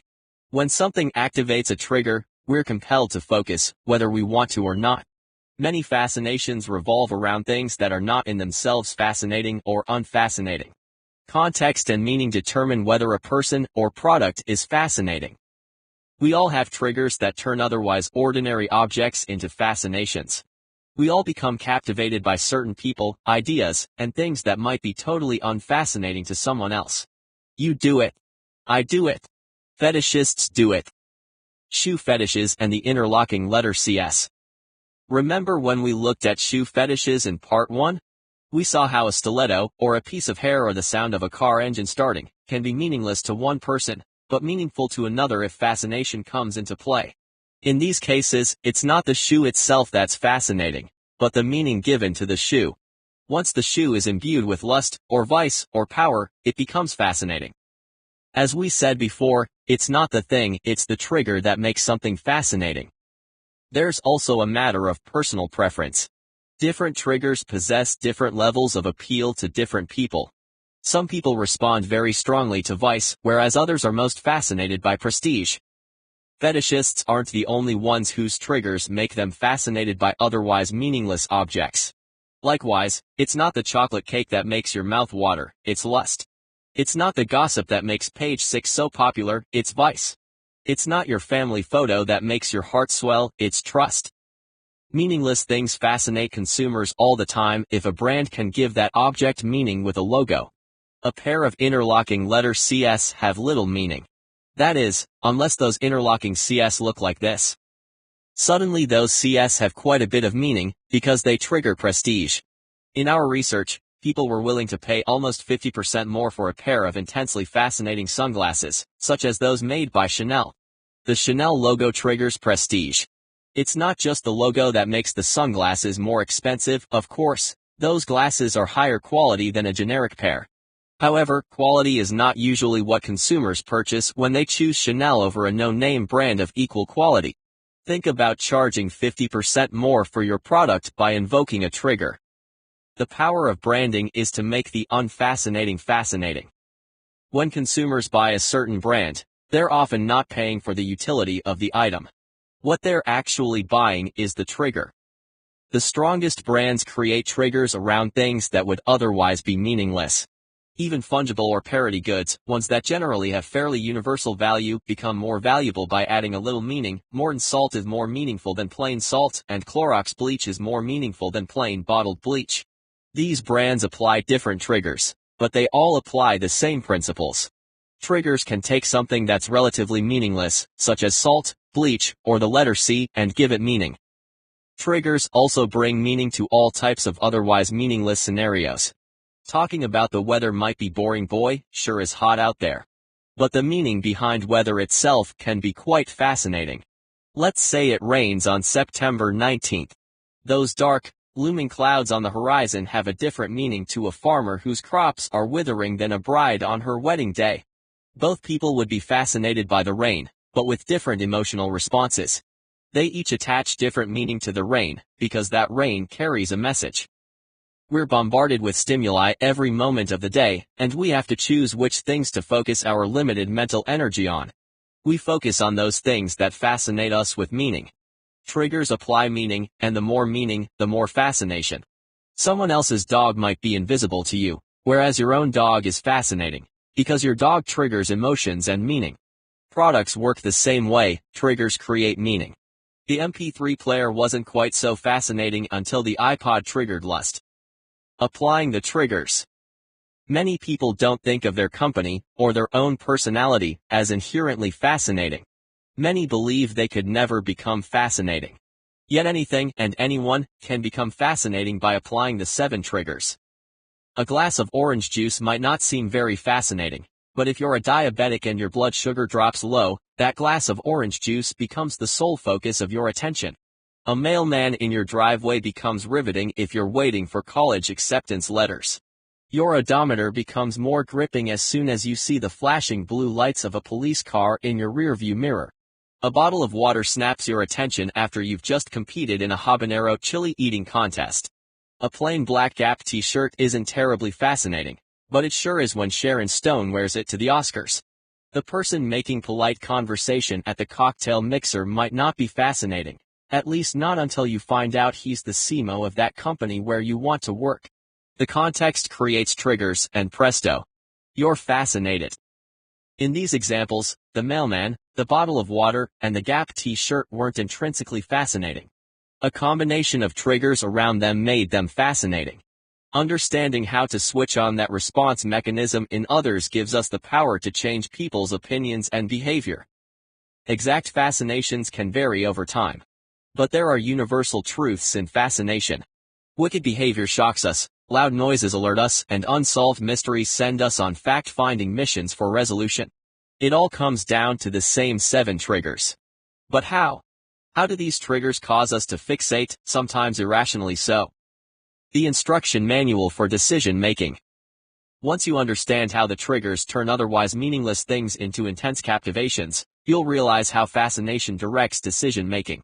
In upcoming pages, we'll explore the behavioral, physiological, and psychological explanations for how and why we're gripped. To begin, above is a snapshot preview. In this chart you'll see the definition for each trigger and the reason it fascinates. Triggers, lust. Definition, anticipation of pleasure. I am fascinated by it because. Craving is the anticipation of pleasure. Triggers, mystique. Definition, unanswered questions. I am fascinated by it because. Mystique makes me want to solve the puzzle. Triggers, alarm. Definition, threat of immediate consequence. I am fascinated by it because. Alarm demands a response now. Triggers, prestige. Definition, symbols of rank and respect.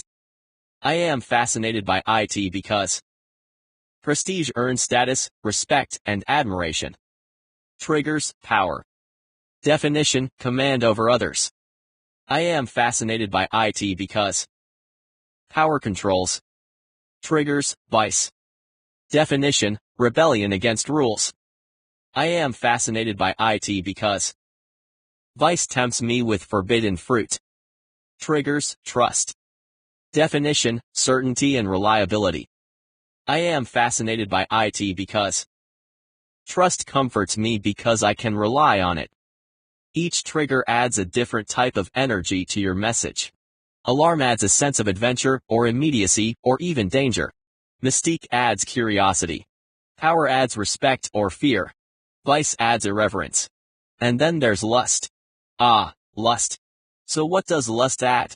Quite a bit, as it turns out. Lust. Why we're seduced by the anticipation of pleasure. Her voice has been described as cotton candy, smoke, wind, lollipops and velvet. Champagne lava. The slow folding and unfolding of a pink cashmere sweater. Psychologist David Huron uses a different word to describe Marilyn Monroe's famous voice, wet.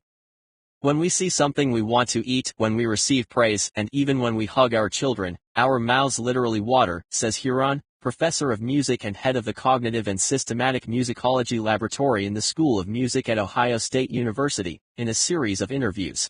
In any type of pleasure state, our mouths produce more saliva. Our tongue moves more fluidly within the mucous membranes of our mouth, creating what Huron calls oral wetness cues. Oral wetness is a subtle and involuntary reflex, however, it broadcasts our emotional state by causing distinct change in timbre of voice. Oral wetness offers an unspoken invitation to move closer, says Huron. It says, "Hey, over here, something good is going on. Want to join me?" We become fascinated by the prospect of moving closer and sharing that experience. Marilyn Monroe's wet voice communicated pleasure and openness. Her voice was also aspirated, says Huron, meaning that she increased the amount of air through her vocal cords when speaking, almost like whispering. We all aspirate our voices when we're murmuring to a person right next to us. Yet Marilyn manipulated her wetness cues as part of her brand image. She communicated with a pillow talk effect even while on stage, speaking as though physically intimate with each person in the audience. Cue your mental replay of her orally pornographic masterpiece, "Happy Birthday, Mr. President." Whether we realize it or not, our own oral wetness announces our positive or negative emotional state to the world. These are just a few of the unconscious lust hints we give off every day. Cues that either pull people closer to us, or push them away. What is lust? Meet an eternally favorite deadly sin. Lust fascinates through experience, our appetites and passions of sight, sound, taste, touch, and scent. We anticipate what it might be like to fulfill this craving, and that anticipation pulls us closer. To lust for something is to crave it. When thirsty, we might crave an orange Slurpee from 7-Eleven or a flute of champagne. When hungry, we might crave homemade ribs with root beer, or fresh oysters in St. Augustine. When we crave the softness of cashmere, or the sunset on Venice Beach Pier, that craving is lust. This trigger can focus on an object, experience, or person. It might last moments, or a lifetime, yet in every case lust captivates our desire for sensory fulfillment. As early as the 6th century AD, lust emerged as public enemy number one for Christian fathers. And not without reason. Lust seduces us from the straight and narrow, a temptress holding a skeleton key to fit any chastity belt. Overcoming desire is no easy task. Major philosophies have grappled with this topic since the 6th century. Buddhism presented the overcoming of desire as an ideal. In contrast, by appealing to our most undisciplined urges, the lust trigger unleashes parts of ourselves that we've struggled for centuries to tame. Lust tends to be particularly difficult to ignore because it doesn't stem from wise and reasonable decision-making. As a result, this trigger is especially useful in heightening desire. But I want it. At its heart and soul, lust stems from biological attraction. It triggers both a physical and an emotional response, one that bypasses rational scrutiny and heads straight to desire. We might successfully resist lust, but we cannot talk ourselves out of it. It's rarely take it or leave it. Willpower can change our actions, but not our fascinations. Facts create alarm and opinions stem from power. However, lust is different. It doesn't involve reasoning. It's not sensible. Whether we should crave cheesy Taco Bell nachos rarely determines whether we actually do crave them. If your message currently relies on an otherwise rational message, lust can add new ways to increase your desirability. The need for a visceral element, such as lust, is especially critical for messages relying upon power or prestige, because these triggers can sometimes feel cold or impersonal. Additionally, trust, which often relies upon rational information and reliability, benefits from cues of attraction. Lust for traditional messages. At first, many people and companies assume lust isn't appropriate for them. Don't write it off so quickly. In a competitive marketplace, read almost every modern marketplace, all of us can benefit from becoming more sought after for our ability to make others feel closer to us. Many corporations, especially traditional ones, benefit from the warmth and emotion of this trigger. In my brand innovation sessions with companies, we often focus on helping otherwise cold products feel more human, or unfamiliar processes seem natural. Lust can make people so enamored with a message that they're temporarily willing to ignore everything else around, lower their defenses, and consider something they otherwise might not. Do you want to invite people closer? Do you want them to crave your message? Do you want to add warmth to an otherwise cold package or process? Do you want to pull consumers into stores, magnetically drawn to look at and touch your product? Lust builds the allure of this interaction. Same utility, increased desire. Lust is not about utility or function. A product does not become more lustful by adding more data to the instruction manual or more product description on the product label. Compare Microsoft's packaging to Apple's, and you'll see why. Great design frequently uses lust, especially when that design brings a human sensibility to an object, or makes the functionality more pleasurable. Rather than the usual PC blinking sleep light, which turns on/off/on, Apple's sleep light resembles the human characteristic of a beating heart. Product development company IDEO designed an insulin injector that looks like a Mont Blanc pen rather than a medical tool, evoking visual and tactile lust. Both imbue an otherwise mechanical utility with a sense of warmth and pleasure. The functionality is the same, the insulin is still insulin, and the hard drive is much the same, but design makes the experience more fascinating. Let's start dipping into this bag of sensory tricks. Lust offers 4 pillars: stop thinking, start feeling. Make the ordinary more emotional. Use all 5 senses. And tease and flirt. Instead of selling a brand simply on rational benefits, this trigger focuses on creating an experiential attachment. Stop thinking, start feeling. Lust conquers the rational evaluation process, freeing us to stop thinking and start feeling. We might not even realize it's happening, but in relationships, the effects can be long-lasting. Maya Angelou remarked, "I've learned that people will forget what you said, people will forget what you did, but people will never forget how you made them feel." Attracting clients. Or not. Remember Marilyn Monroe and the oral wetness cues? The rest of us exhibit them, too, including you. Let's say, hypothetically, you work in sales. You're making a call on a big prospective client. The presentation is going better than expected, nods, smiles, note-taking. You're high-fiving yourself inside. Your body language exhibits this confidence, as do your oral cues. Your prospect is consciously listening to what you're saying, but unconsciously listening to how you're saying it. Now, not to be a buzzkill, but let's imagine the presentation suddenly takes a different turn. As you unveil your big conclusion, the client's face goes tight. "We tried that approach once. It was a major flop." Uh-oh. Those pleasure-induced oral wetness cues. Gone. Your mouth feels dry, your vocal membranes dehydrating. Your voice becomes tinier as you swallow uncomfortably. Gulp. You begin to experience the alarm trigger, which we'll learn about shortly, with a blast of fight or flight adrenaline. Your listeners sense the change, says psychologist David Huron. Their own bodies begin to mirror your stress, and psychologically, they distance themselves. Just like that, ladies and gentlemen, lust has left the building. Testosterone-drenched saliva. Not only do our mouths create more saliva in anticipation of pleasure, but in some cases, a different type of saliva. Motor Trend magazine described a Maserati as inspiring visceral, carnal automotive lust. One UK study suggests this description is literally quite accurate. Researchers assessed the levels of arousal in a group of women, measuring the amount of testosterone present in their saliva. First, they tested the women's saliva. Then they tested it again after the women had listened to the sound of Italian sports cars such as Ferrari, Lamborghini, and Maserati. The result?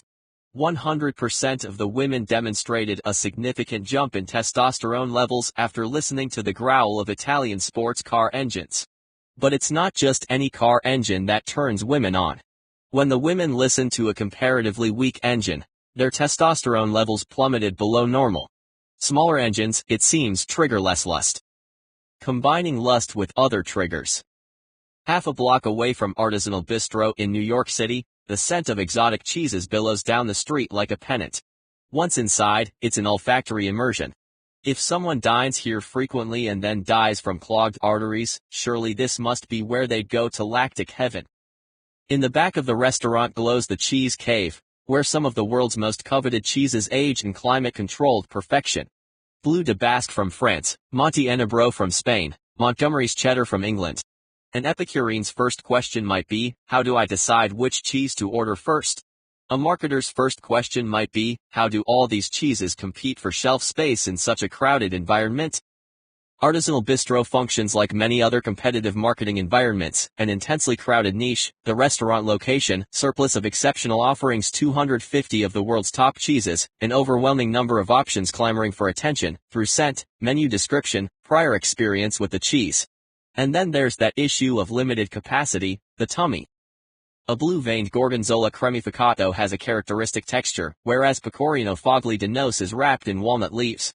To survive, each cheese must stand out in its own identifiable way. Exotic cheeses offer unusual complexity, often combining triggers. For instance, a cheese that uses a proprietary aging process triggers mystique. A triple cream Brillat Savarin, containing 75% butterfat, triggers vice. The Italian cheese Cavallo Podolico comes from the milk of wild Podolico cows who dine exclusively upon ingredients such as wild strawberries, rose hips, juniper, and cornelian cherries.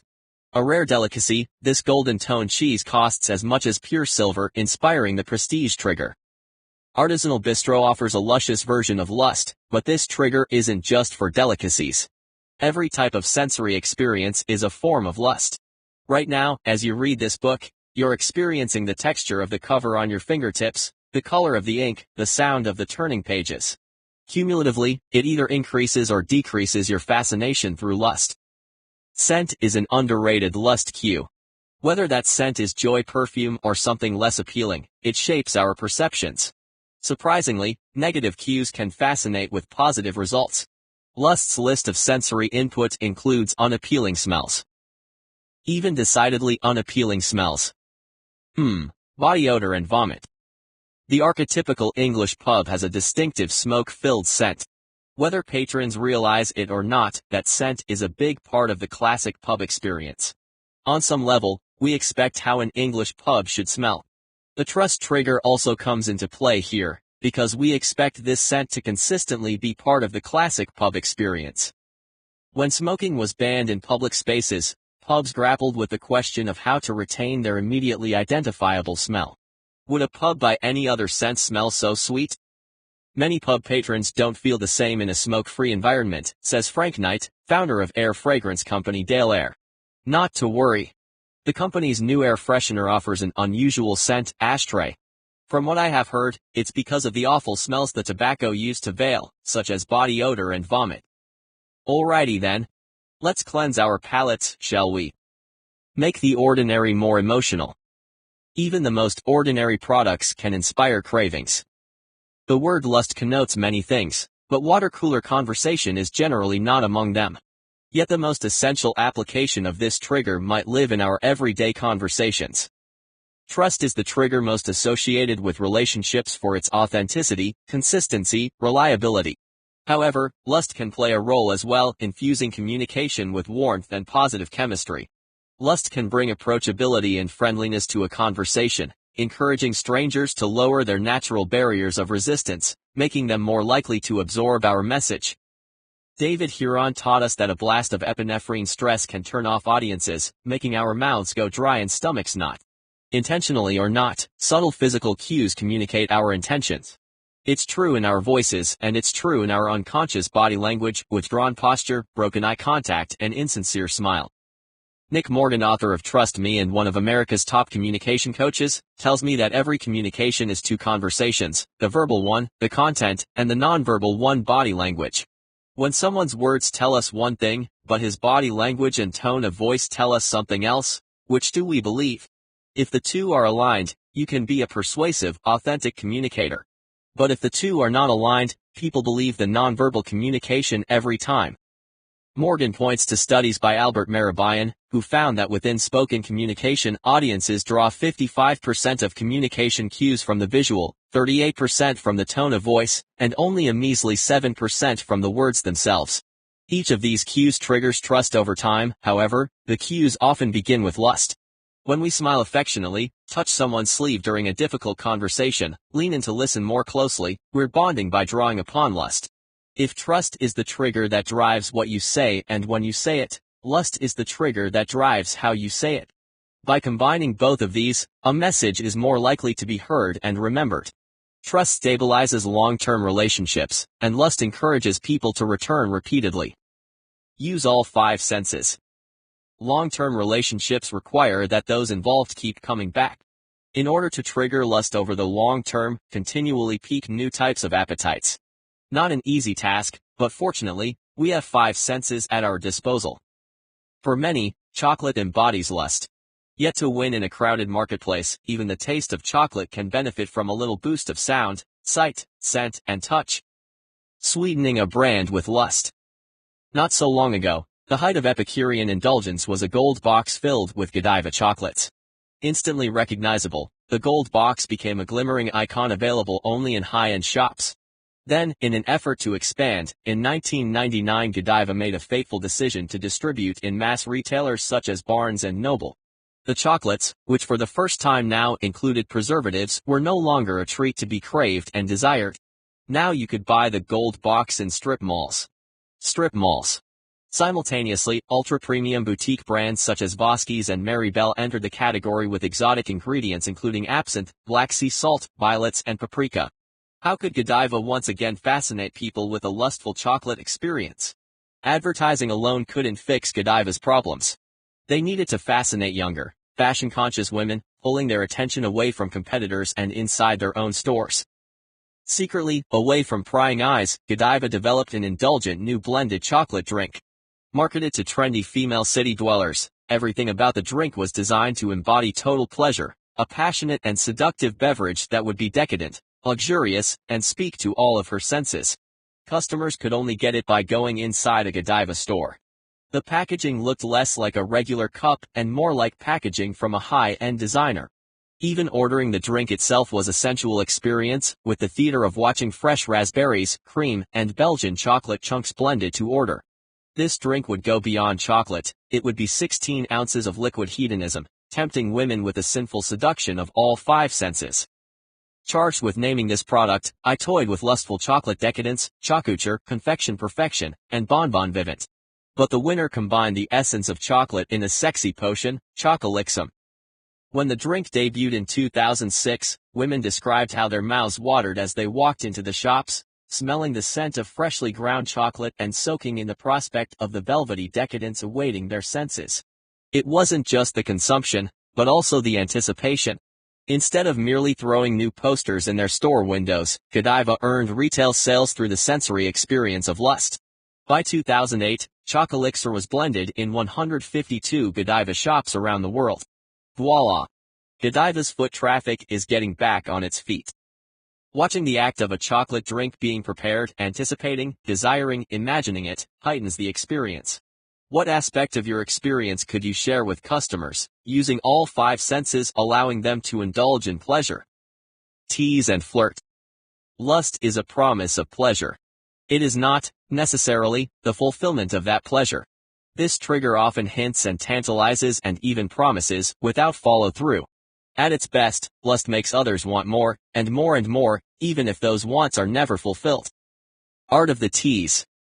Yes, the chase really can be more exciting than the prize. Neuroscientists explored this premise in a simple experiment. They examined brain scans of monkeys eyeing a luscious treat, a grape. Each monkey's brain was stimulated by the sight of the grape, and became even more stimulated as the monkey held the grape, ready to eat it. However, the monkey's sense of reward didn't increase when it ate the grape, that sense actually decreased. Maximum pleasure occurred at the moment of getting the desired object, rather than at the moment of consuming it. The conclusion, as a motivator, desire is more powerful than fulfillment. The pursuit of pleasure is often more fascinating than the pleasure itself. Keeping that desire unfulfilled, or at least never entirely satisfied, is the key to long-term fascination through lust. Otherwise, the champagne goes flat. Lust engages our imagination. It allows us to participate in the process, filling in the possibilities. As with the mystique trigger, lust makes us want more, yet once we experience the complete truth, our desire might weaken. There's a reason that burlesque shows are rarely performed in the harsh morning light. Other triggers focus on follow-through of a message, such as power and trust. But lust, like mystique and alarm, is more about implications. Not even room for a wafer-thin mint. It's dinner time, and you're hungry. Hold on, what's that delicious aroma? Wow, it's a serving of rich, delicious _____________. Fill in the blank here with your favorite dish. You're craving it, mouth-watering, ready to dig in. Now, fast forward an hour or so. Plates are clean. Your meal of was super yummy, but now, done. Here's what happened: as your stomach filled with that dinner, your lust for it diminished. Lust ends, at least temporarily, once a craving is fulfilled. Cirque du Soleil uses several triggers, including mystique, its tightly held secrets, prestige, high-end execution, and power, extraordinary training and skill. Yet most fascinating of all is the way in which Cirque du Soleil flirts with the audience. Acrobats use a playful style of interaction that gaily sidesteps lead-footed seriousness. From the elaborate costumes and makeup to the avant-garde aerial artistry, at the end of the show, audiences crave more. Remember the monkey and the grape? Cirque never completely quenches the interest of its fan base, because it continually introduces new feats and new global touring performances to keep audiences owing and owing. You heard it here first: sex sells. Marketers are no dummies. We didn't need a big fancy research study to prove that a product is more likely to sell if there's a hot babe in a swimsuit standing in the ad. Don't want to take our word for it? Read the study. The Journal of Consumer Research reports that the image of a woman in a bikini will not only increase a man's sexual stimulation, but will also increase his likelihood of indulgent decision-making. The authors continue, it seems that sexual appetite causes a greater urgency to consume anything rewarding. Merely holding a lacy bra made the men more likely to seek immediate rewards such as an indulgent dessert, or spending a greater amount of money. The appetites appear to become intertwined in the brain. As the brain opens to possibilities, the wallet opens as well. When lust is a must-have ingredient. Lust leads to behavior that's irrational, unreasonable, and, in many cases, flat-out absurd. For many types of messages, this is good news. Critical, actually. For products that are irrationally expensive or unhealthy, or for messages that require people to step beyond their normal sense of restraint, lust can tip things over the line. Lust turns "I really shouldn't" into "I really shouldn't, but I will anyway." Combined with the vice and prestige triggers, lust compels people to buy products with higher sensory fulfillment, even if they're irrationally expensive. It explains why there's a market for sheets with not just 300 thread count, but 1500 thread count. Combined with the vice trigger, lust entices someone to order a Hardee's Monster Thickburger 1,420 calories and 107 grams of fat, or a Baskin-Robbins Large Heath Bar Shake 2,310 calories and 108 grams of fat. These choices can seem irrational, but lust is driving that fascination train, my friend. If your message must compel people to want something, really want it, despite rational evidence to the contrary, employ the factors of sight, sound, taste, touch, and scent. In OUR next chapter, we'll search into the mysteries of unanswered questions. Lust and mystique are good friends, and often work in tandem. They both revolve around unfulfilled interest, piquing curiosity and the desire for more. To pique your curiosity, consider this: mystique compels people to buy products they don't need, or even want. And in one case, as you'll soon find out, it compels them to pay a premium for a product they actively dislike. Mystique. Why we're intrigued by unanswered questions. The bitter-sweetly harsh taste is unmistakable. Several seconds after being swallowed, the taste still persists, feeling more viscous in the throat than is actually the case. As the bartender pours the liqueur into a shot glass, one might imagine a permanent stain forming on an asphalt highway. Dozens of these shots have already been poured tonight, sometimes straight, sometimes mixed with Red Bull. Partiers at the bar are usually eager to place their order and receive their shot, and they often pay a premium price to do so. Yet once the brown shot arrives, there's a moment's hesitation before it's actually consumed. An inhale, as if to brace oneself, because this drink has a taste that even longtime advocates agree is atrocious. The dark drink hasn't become popular despite its noxious flavor, but rather because of it. This is Jägermeister, the most popular product nobody likes. An imported German digestive liqueur, Jägermeister has grown 40% per year since 1985. Before then, the liqueur was a modest seller among German immigrants. But then in 1985, importer and marketing genius Sidney Frank, who went on to invent the Grey Goose brand, came across a story published in the Baton Rouge Advocate describing his liqueur as a cult drink. The article claimed it was liquid Valium, jacked up with opium, quaaludes, and aphrodisiacs. Did Frank suppress the article? Nope. He copied it and posted it in college bars all around the country. College students visiting New Orleans brought bottles of the potion back to schools and spread the mystique. And boom, Jägermeister was anointed the drink of dance naked on the bar while partying. Why exactly is this revolting potion so popular? The answer itself has mystique, nobody knows why. As New York Magazine described, for no clear reason at all, college kids in Baton Rouge and New Orleans decided Jaeger was cool. Just one of those things that happen sometimes. Kids being funny. It's likely they chose Jaeger precisely because its taste was so horrific. Sidney Frank even leveraged the drink's awful flavor. His bar poster shows a brawny guy just after doing a shot of Jaeger, grimacing in disgust, with a headline, "So smooth." People hate the product itself, but they love the brand. And when they drink it, they love what it says about them. Jägermeister is German for master hunter, though the real hunt is for a definitive list of its ingredients. While Jaeger is known to contain 56 ingredients, rumors abound on just what exactly they are. Some claim it has elk's blood, most likely derived from the elk's head drawing on the bottle. Others swear it has opiates, or Valium. Many companies, including Coca-Cola, pour a jigger of mystique into their brands. The more information these brands withhold, the more consumers want those products. As for Jägermeister, whatever floats inside those green-tinted bottles, one thing's for sure, after a few shots, your memory of the evening's events could well be an unsolved mystery. What is mystique? Eye-catching enough to get noticed, yet complex enough to stay interesting. Revealing enough to pique curiosity, yet shadowy enough to prompt questions. Mystique flirts with us, provoking our imagination, hinting at the possibilities, inviting us to move closer while eluding our grasp. It doles out information without ever actually giving anything away. Like the lust trigger, this trigger is rooted in unfulfillment. The magic trick ends if you find out how the white rabbit appears from the black hat. Of the 7 triggers, this is the most nuanced, and perhaps the most difficult to achieve. Mystique invites others closer without giving them what they seek. A delicate balance to be sure, but successfully achieved, its Fascination's exemplar.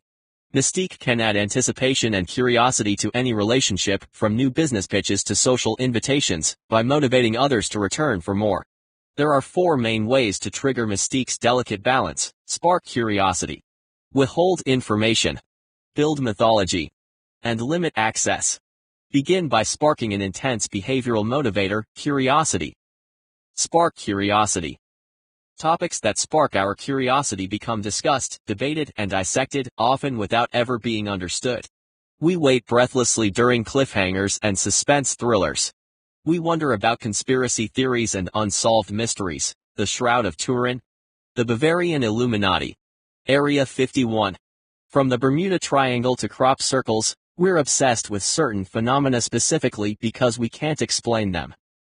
Murderers seem to hold an especially grisly appeal: Jeffrey Dahmer, Charles Manson, Jack the Ripper. Mystique melds with the alarm trigger in thriller movies. On some level we're alarmed by what we're watching, but still, we want the conclusion.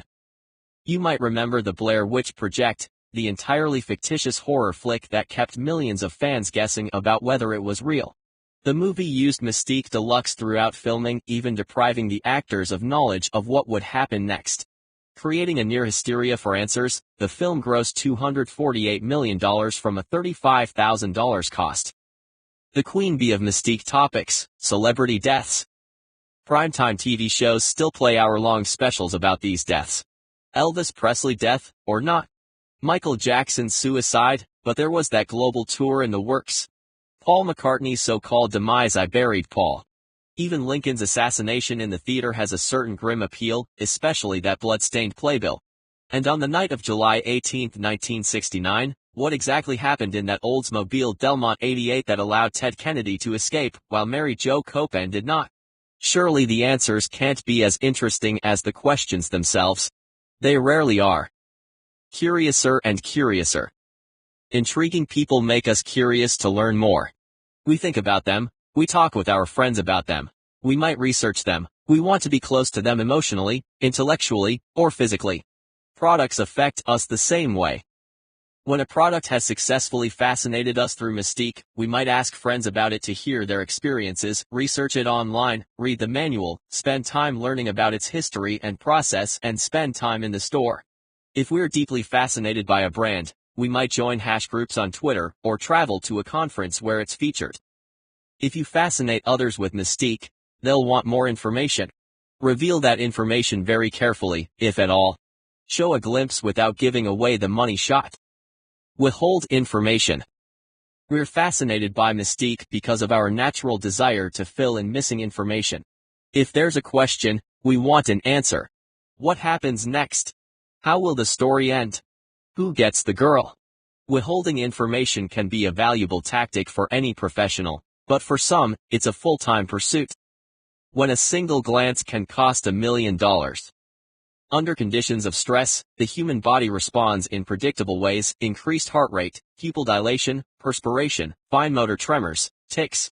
In high-pressure situations, such as negotiating an employment package or being cross-examined under oath, no matter how we might try to play it cool, our bodies give us away. We broadcast our emotional state, just as Marilyn Monroe broadcast her lust for President Kennedy. We each exhibit a unique and consistent pattern of stress signals. For those who know how to read such cues, we're essentially handing over a dictionary to our body language. Those closest to us probably already recognize a few of our cues, but an expert can take it one step further and closely predict our actions. Jeff "Happy" Schulman is one such expert.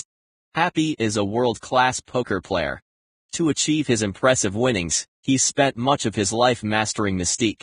At the highest level of play, winning depends not merely on skill, experience, statistics, or even luck with the cards, but also on an intimate understanding of human nature. In poker, the truth isn't written just all over your face. The truth is written all over your body. Drops of sweat, a nervous blink, and other tells. Tournament poker is no longer a game of cards, but a game of interpretation, deception, and self-control. In an interview, Happy says that memorizing and recognizing your opponent's nuances can be more decisive than luck or skill. Imperceptible gestures can reveal $1 million worth of information. Players call these gestures tells. With a tell, a player unintentionally exposes his thoughts and intentions to the rest of the table. The ability to hide one's tells and conversely, to read the other player's tells offers a distinct advantage. At the amateur level, tells are simpler. Feet and legs are the biggest moving parts of your body, so skittish tapping is a dead giveaway. So is looking at a hand of cards and smiling, or rearranging cards with quivering fingertips. But at the professional level, tells would be almost impossible for you or me to read. Happy spent his career learning how to read these tells. If you know what the other player is going to do, it's easier to defend against it.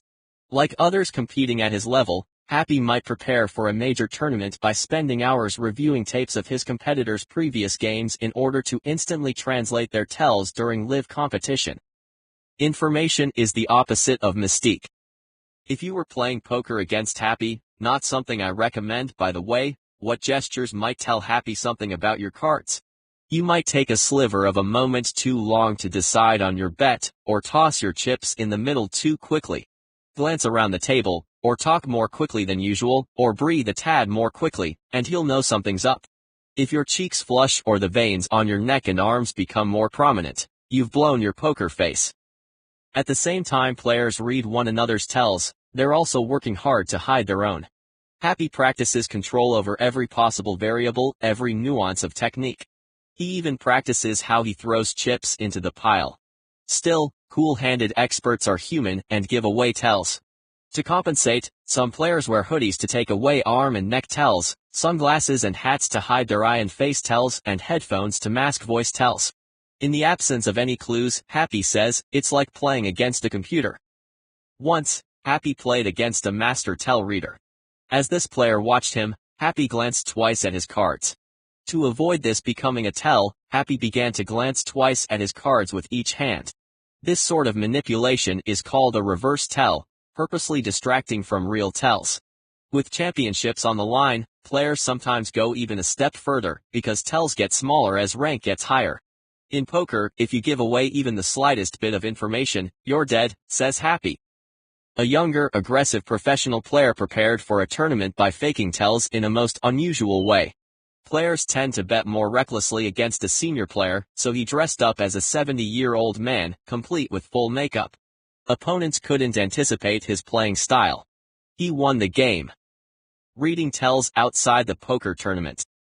Poker players are fascinated by one another, obsessed even, in the quest for clues. Since they can't look at one another's cards, they have to hunt for any available information. At the same time, they're obsessed with hiding information about themselves. Away from the poker table, we operate the same way. We selectively reveal our strengths and weaknesses to those around us, and choose which secrets to share. At the same time, we search for tells, pieces of information to answer our questions and predict others' behavior. In the grips of mystique, we behave much like poker players. A jealous wife might count and recount the number of her husband's Viagra pills in the medicine cabinet in order to find out if he's having an affair. A tech company might regularly scour public records on patent files submitted for information about a well-funded startup in an attempt to predict its innovations. Withholding information, as we know, is vital to mystique. So in these examples, the husband and the startup company would be wise to keep tight controls on the tells they share. Learning from Happy, they would never reveal their methods, even after the game is over. They'd act unpredictably, to keep others off kilter. If their system started becoming apparent, they'd change it. Raise the reward. Poker teaches us another lesson on mystique. The more valued the prize, the more others will vie for the information required to win it. With only $10 on the line, players might not focus intently. But even minuscule blinks become fascinating when the prize climbs to 100 grand. Once your message captures a high level of interest, you can withhold more information, thereby provoking further mystique. The higher the stakes, the more all-consuming the participation. In addition to withholding certain information, we can also build mystique around a message by gradually introducing new information and meaning, adding layers of mythology. Build mythology. Mythology is the collection of stories, traditions, and beliefs belonging to a particular group or event. It can be strategically fostered, or it might just naturally build over time. Remember Leonard Nimoy's show In Search of. Episodes explored mysteries such as the Loch Ness Monster, black holes, ESP, and telekinesis. If these mysteries were brands, they'd have very successful case studies. These messages have successfully surrounded themselves with a broad collection of meaning, sightings, reports, contradictory information, and of course, lots of questions. Pop rocks, bull testicles, and the mysterious 33. Brands intentionally build mythology the same way. Rolling Rock has the 33 inches on the bottle, supposedly for the year Prohibition was repealed. Dr. Pepper's original bottle featured a 10-4 supposedly for the 3 main pick-me-up times of day. Other brands build mythology into their marketed history, such as Bartles and James, who built a campaign around the idea that wine coolers were dreamed up by 2 old guys on a porch. Other brands, intentionally or not, cultivate mystique. Vox Vodka reportedly won't give a hangover, and Zima can't be detected in a breathalyzer test. Pop rocks are lethal if mixed with Coke. Green M&Ms are an aphrodisiac. And Red Bull, the other half of the Jaeger bomb, lists taurine as an ingredient, which is reportedly made with either bull urine or bull testicles, depending on which urban myth you believe. Mystique offers a competitive advantage, even for parody products or stale companies, because mystique doesn't require a complete reinvention. Colonel Sanders, as you might recall from the advertising, uses 11 secret herbs and spices in KFC chicken. These spices are mixed separately in 2 different factories to minimize the number of people who know the whole recipe. Then the company combines all 11 ingredients at a 3rd location. Maybe KFC's recipe is more special than what you can buy at your local grocery store, maybe not. But mystique seems to help people think so.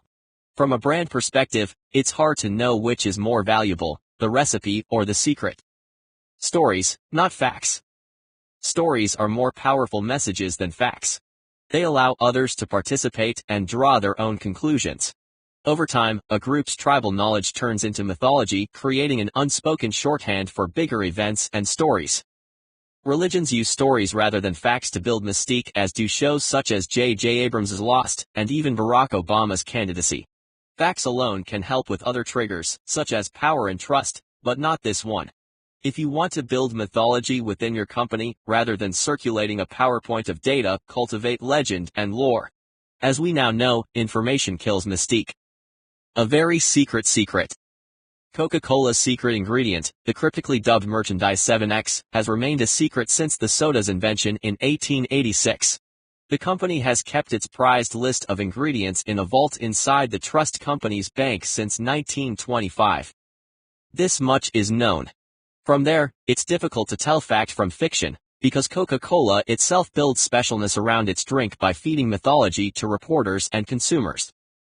One urban myth states that only 2 Coca-Cola executives know Coke's formula, however, they each know only half. The truth, apparently, is a bit different but no less mythologically lavish. Coca-Cola shrewdly builds mythology in conversation and the media, boosting our perception of the drink's value and cachet. Executives who know the recipe cannot travel in the same airplane, because in case of a crash, the recipe would be lost forever. Coca-Cola, now Betty Ford approved. More mythological bang for your buck, here are 2 bits of Coca-Cola mythology not actively circulated by the company. The Coke recipe, which originally included cocaine, became cocaine-free in the 1920s.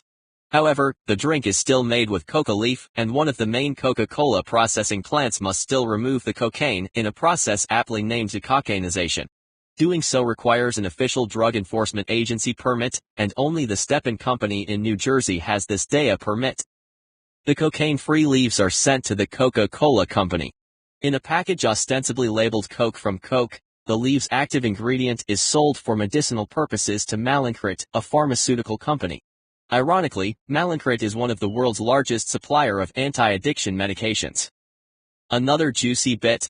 When Coca-Cola employees were busted for trying to sell the secret formula to Pepsi for $1.5 million, Coke's CEO said that the breach underscores the responsibility we each have to be vigilant in protecting our trade secrets. Information is the lifeblood of the company. But guess who turned the Coke employees into the feds? Pepsi. Secret formulas can turn an otherwise mundane recipe of any sort into a source of fascination. If mystique is the lifeblood of sugar water, consider what it might accomplish for your company. Limit access. Successfully mysterious people and groups limit access. They maintain control by making people feel special to be on the inside. When people feel that they're part of the select few, they're more committed. And they make all those people on the outside want to get inside to see what all the fuss is about, building mystique envy. Even after they've been allowed past the velvet rope, it should still be a long and interesting walk to the inner sanctum, so their anticipation builds for another opportunity to connect. The kitchen inside the kitchen. In LA, a city where very little remains hidden, one restaurant thrives on mystique. The name of the restaurant is Crustacean, and it's famous for its garlic crab dish. I would tell you how the garlic crab dish is made, but like every other devotee of the signature dish, I have no idea. The dish is made inside the secret kitchen, a kitchen that's built inside the restaurant's main kitchen, where only the founding family's relatives are permitted. In between star spotting and deal making, you know what diners are talking about. The one thing they can't have. Access. Maybe Crustacean can teach us a thing or two in our own lives.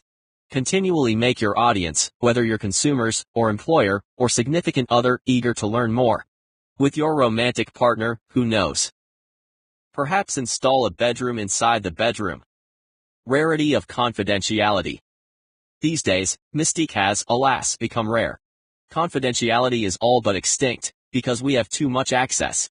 We're living in a time of kiss and tell-alls. A time when starlets race the tabloids to announce their own exposé.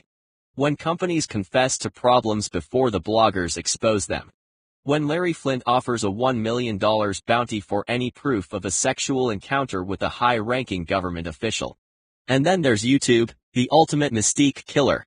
Yet this dearth of privacy makes genuine mystique, when we can find it, all the more fascinating. Mystique buzzkill. Someone ruining the big surprise ending to The Crying Game or The Sixth Sense before you've actually seen the movie. That's a mystique buzzkill. If mystique is your main trigger, remember, your mystique ends when the chase ends. Once lost, mystique cannot be regained. It must be impeccably maintained, without ever fulfilling the desire for more information, or else the spell will be shattered forever. If Sophia Loren declined on camera nude scenes, so should we all. Know when to end your message. And on that note, we'll end here. On to alarm, the threat of negative consequences. We'll learn about positive effects of alarm, why deadlines make us more productive, and why demands push us to achieve more. We'll also learn the less pleasant side to alarm, such as when your computer freezes, and you haven't backed up the hard drive recently. Alarm. Why we take action at the threat of negative consequences. In the photo, it looks as though someone turned the car inside out. Disemboweled passenger seats spill onto the ground, a smashed windshield flails from the dashboard, the headlights grimace. The car's frame, frozen in time, seems to writhe on the ground around the lamppost. There's a reason for the expression, I couldn't look away. It was like a car accident. Macabre photos are as fascinating as they are unpleasant. Organizations such as MAD, Mothers Against Drunk Driving, frequently use explicit photos in their advertising, shocking us into the reality of hitting a lamppost at 80 miles per hour. Many drivers feel so repelled by these graphic consequences that they either call a cab or stick to Diet Coke. Many drivers, that is, but not all. Teenage drivers aren't as alarmed by the graphic threat of drunk driving, thanks to an adolescent sense of immortality. This presents a peculiar problem for drunk driving prevention. How can teens be convinced not to drive drunk if death doesn't top their list of concerns? What could possibly be more alarming than being inside a car turned wrong side out? Luke Sullivan, a legendary advertising writer, solved the problem. Luke knew that teens don't fear death in the same way as adults. He also figured out what does create alarm among these drivers: losing their license. Armed with that fact, he threatened teens with the ultimate dire consequence. In Luke's ad, we see a picture of a teenage guy on the way to prom with his corsage-wearing date at his side. The headline reads, "If the thought of losing your life doesn't keep you from drinking and driving, imagine losing your license." In the photo, the boy is being chauffeured to prom by mommy. What is alarm? The sight of blood. An unexpected phone call in the middle of the night. Shooting chest pains. Losing sight of your child in a crowd. A guy in a striped sweater named Freddy Krueger running at you with a hand made of 5 knives. Infrequent though they may be, these situations rev up our internal crisis center. We're hit with a blast of adrenaline, motivated to fight or flight. Now. Physiologically, people are programmed to focus and act. Under the influence of alarm, people respond in one of two ways: attempt to get rid of the danger, or panic and flee the perceived danger. Fight or flight. In either case, they often ignore rational thought, acting instead under far more instinctive motives. Our bodies involuntarily respond to alarm in specific ways, such as increased heart rate, decreased motor skills, and the perceptual narrowing of tunnel vision.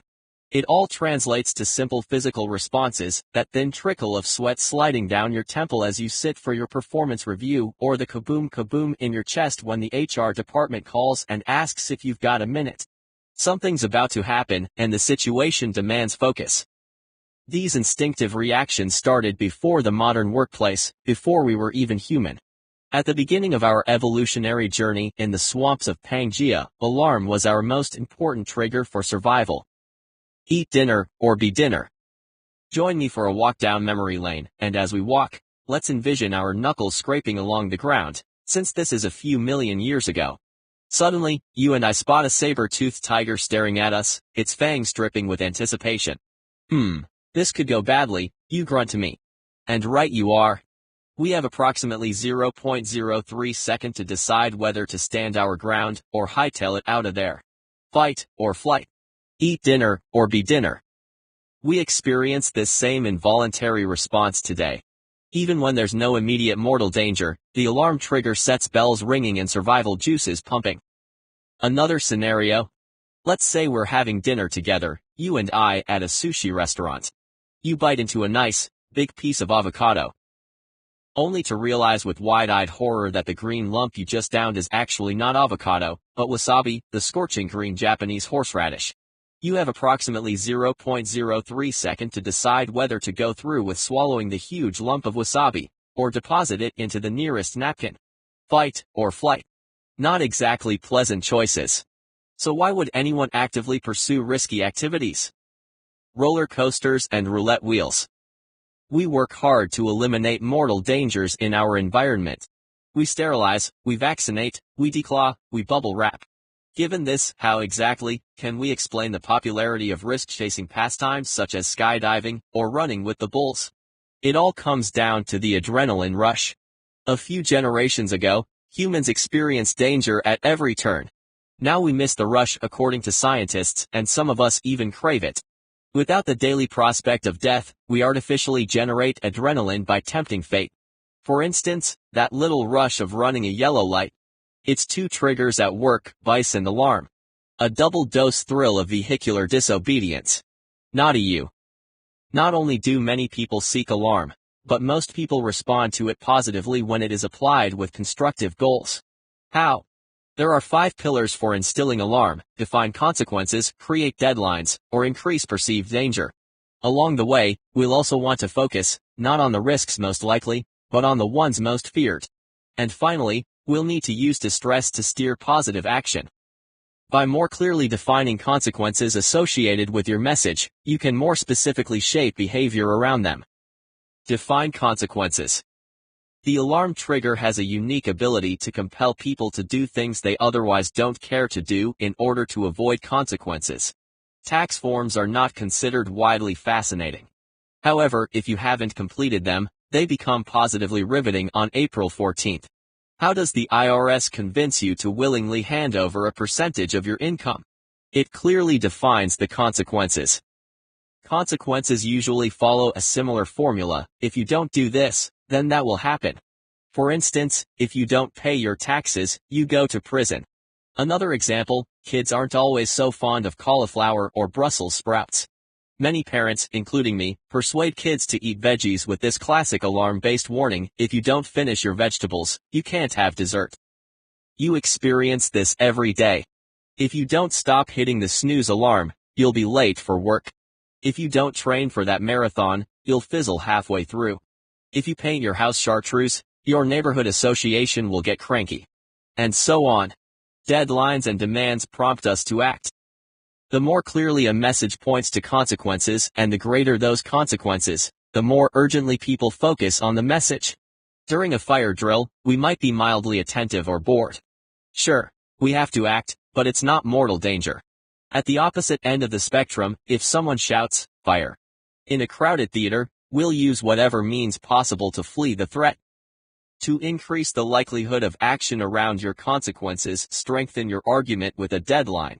Whether gentle or rigorous, deadlines heighten immediacy.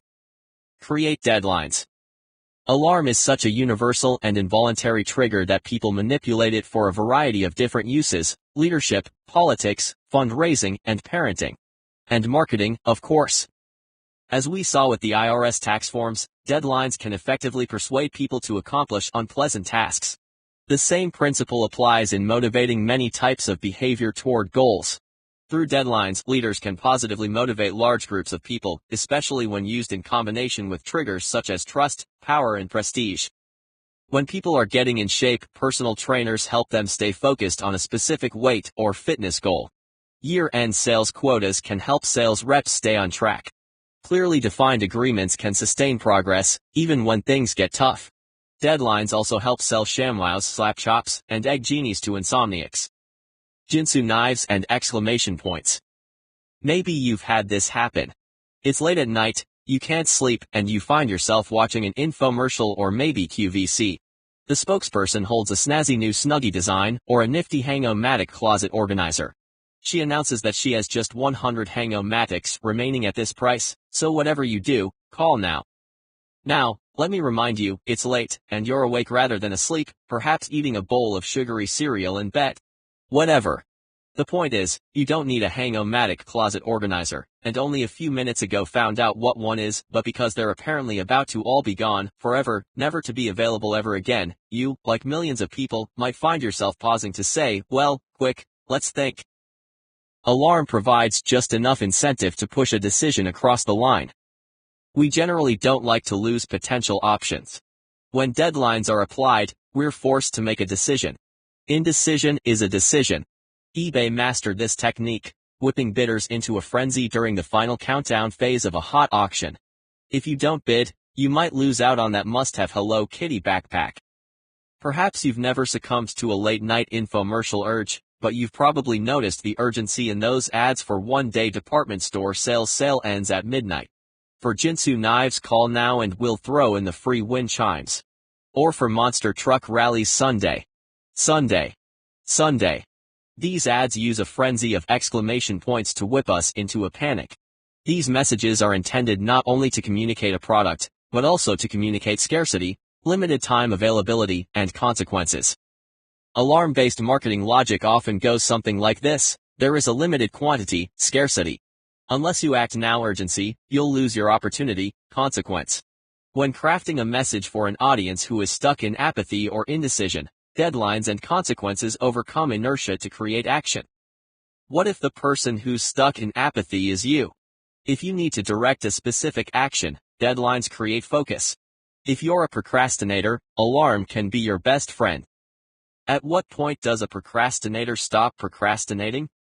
Ever have trouble focusing on a task, delaying it again and again until finally the deadline is perilously close and you suddenly seem to magically snap into focus? As a procrastinator, you have alarm to thank for your sudden ability to accomplish the task. Alarm, we now know, sparks a series of involuntary physical responses, one of which is adrenal focus. When a deadline is comfortably far away, procrastinators don't feel enough alarm to merit attention. As the deadline looms, the consequences of missing the deadline become more imminent. Studies show that's the point at which alarm reaches a critical mass, and the task becomes fascinating in order to avoid the consequences. Do customers procrastinate about buying your product? The greater the resistance to a task, e.g., paying taxes, the greater the consequences must be in order to compel us to do it, e.g., prison shower stalls. For a customer waffling about a decision, a message with alarm can tip him over to your side. Define consequences and ratchet them up for failure to act, but stop before they become paralyzed. Deer in headlights. Increasing perceived danger increases fascination. However, there's a law of diminishing returns at play. If alarm gets dialed up to the point of panic, the benefits diminish. Just as the body sweats and trembles in the presence of alarm, at a certain point the brain shuts down and we lose the ability to problem solve. Neuroscience shows that after the fear system of the brain kicks into overdrive, decision-making stops. We stop thinking creatively and start reacting purely out of fear. If you're a manager, apply threats constructively. Whether real or perceived, alarm flings people into high alert, filling them with a sense of readiness, danger, or even terror. In the face of too much pressure, with consequences that are too great, people can't perform. They simply shut down, thrust into a frozen deer in headlights confusion. A manager's message is no longer fascinating if her group is unable to respond. Increase perceived danger. Not many candies use alarm to fascinate. Most breath mints, for instance, position themselves as politely refreshing. Altoids is different. It's curiously strong, and sold in a tin box. What? Mints in a tin box? Whoa, stand back. The advertising revolves around mints so strong they're borderline dangerous, with headlines such as "awakens like a horsewhip on the backflesh." Good morning, indeed. Earlier, we saw that the higher the consequence, and the more immediate the danger, the greater the action. Infomercials and IRS tax forms might be boring and contrived, however, they succeed in driving desired behavior such as ordering Ronco products or filling out forms. It's a simple equation: alarm threatens. We act. Of all the 7 triggers, this one is the most visceral, and never is it more visceral than when applied to the human body itself. The suicide that wasn't. The Amtrak ASLA high-speed commuter train is dark steely gray with blue vinyl seats. It arrives with astonishing noise and speed, decelerating from its 78-mile-per-hour blur only upon reaching the platform.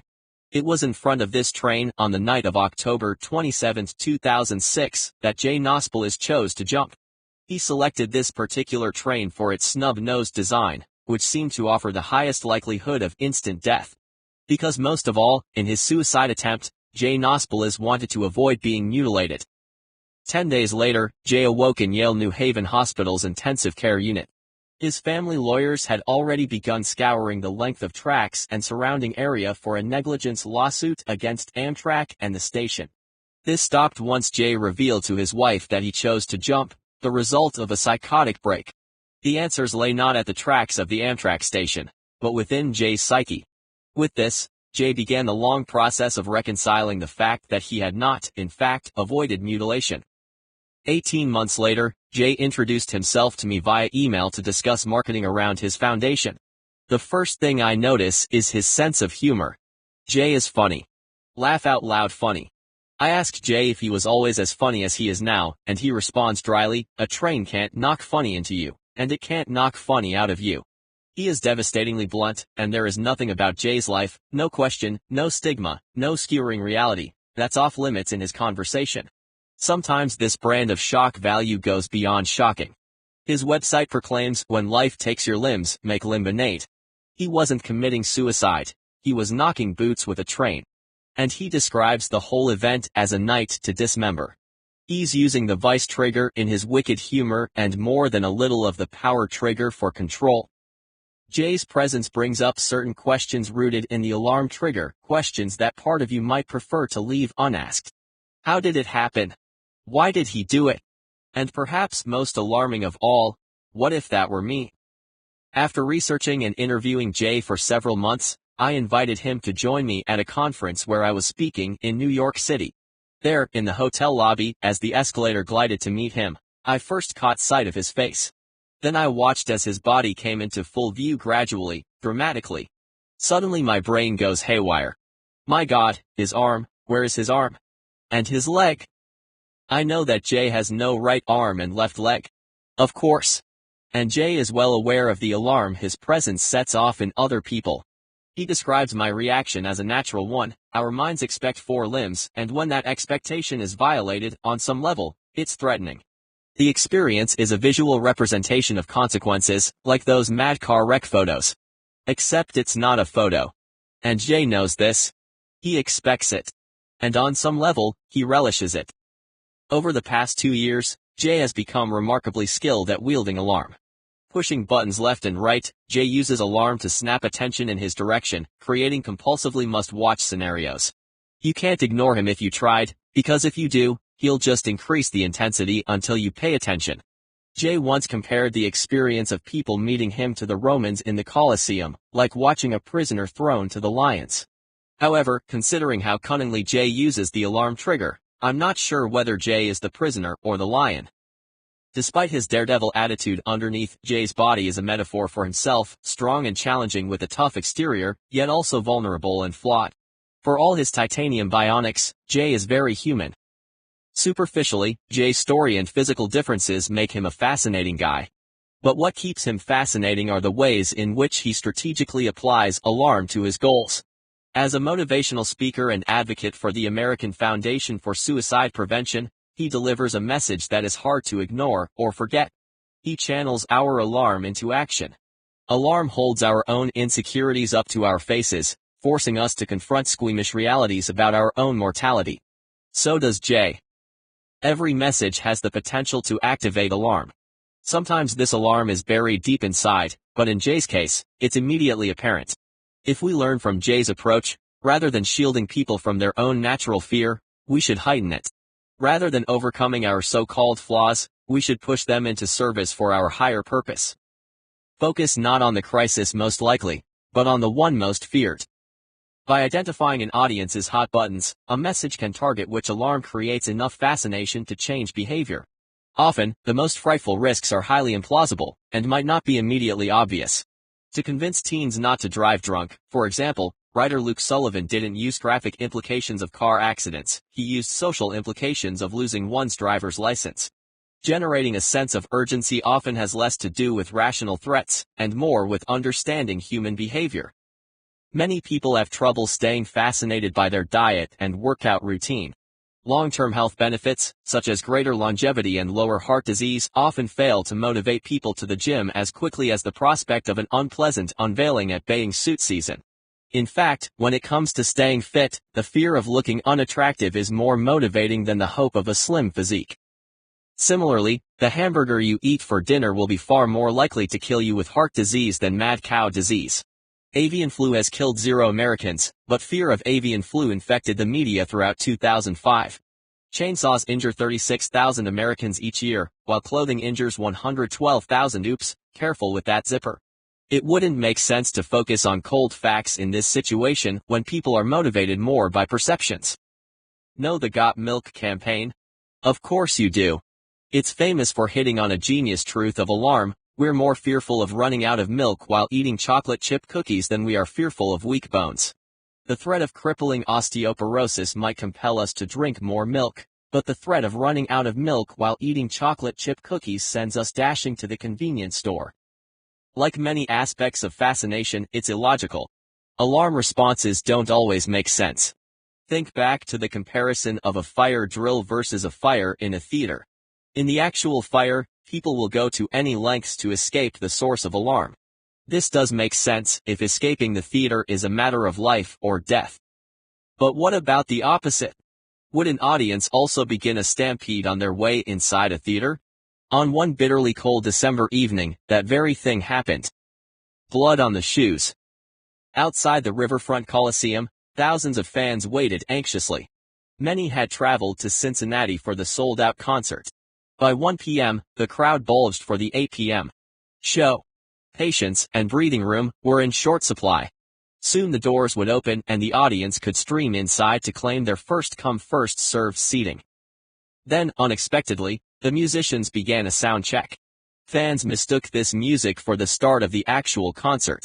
The crowd of 8,000 steamrollered forward, irrationally alarmed to miss securing a good seat to watch the show.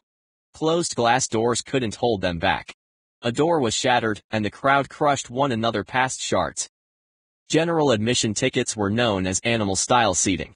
As this herd shoved forward to find seats, no one seemed to notice the blood on the bottoms of their shoes.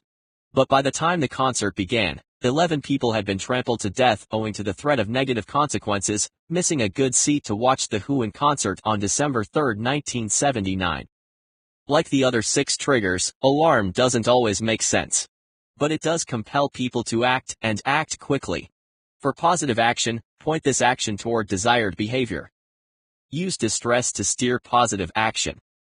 Often, people mistakenly think of alarm as inherently negative.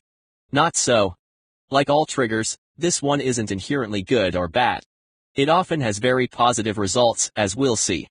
Managed correctly, creating a sense of crisis can develop immediate motivation, unite groups, and cost-effectively get large numbers of people involved. The Green Movement, for instance, took off when a critical mass of people became alarmed about the future of the environment. Until people became fascinated through alarm, they were perfectly happy to toss paper and glass in the same bin.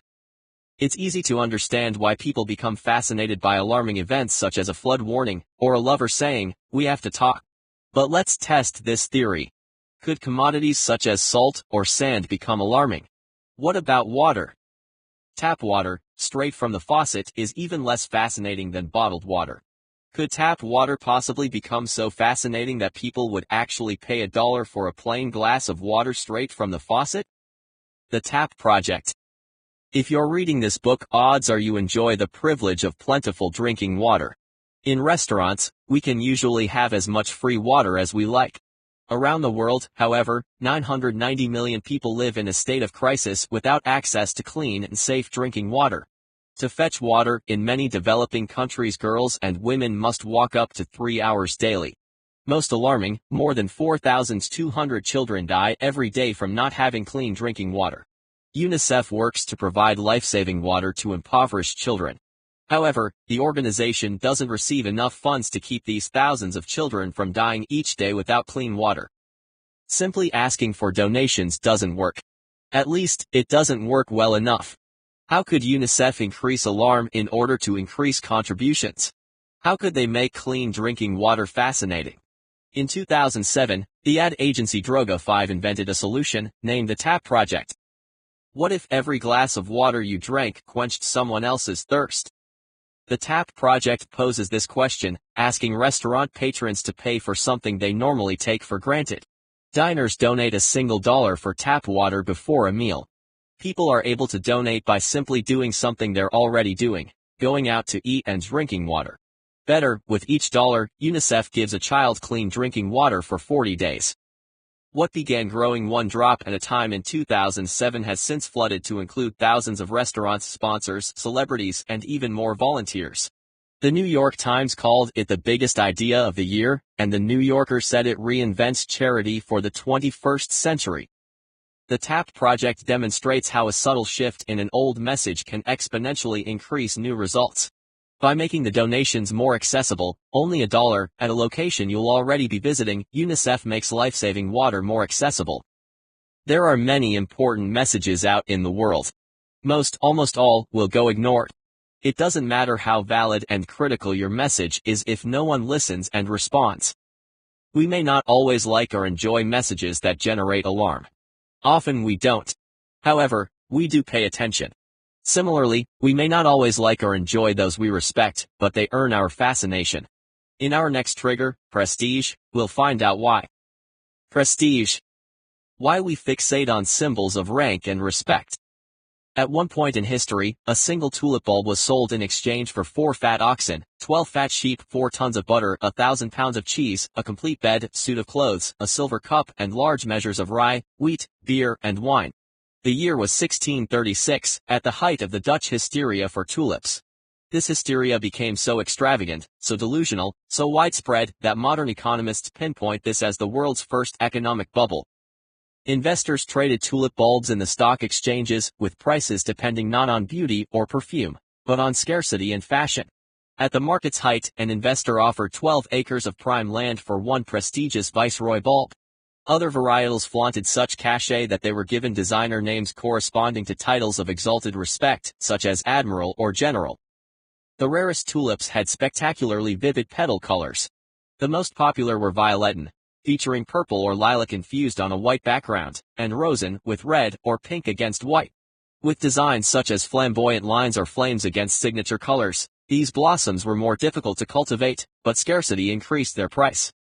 Today, as then, seeds grown from a flowering tulip bulb take between 7 and 12 years to propagate. Cultivating the most desirable varieties of tulips requires years of investment, and the most valuable varieties grow the most slowly. Even after so many years of labor, these precious tulips bloom only in April and May for about a week. Therefore, the Dutch purchased actual tulip flowers for only 2 or 3 months out of the year. However, the real craze began in the after-season. Owing to the frenzied demand, investors created a futures market in which traders signed purchase notaries to create a year-round market.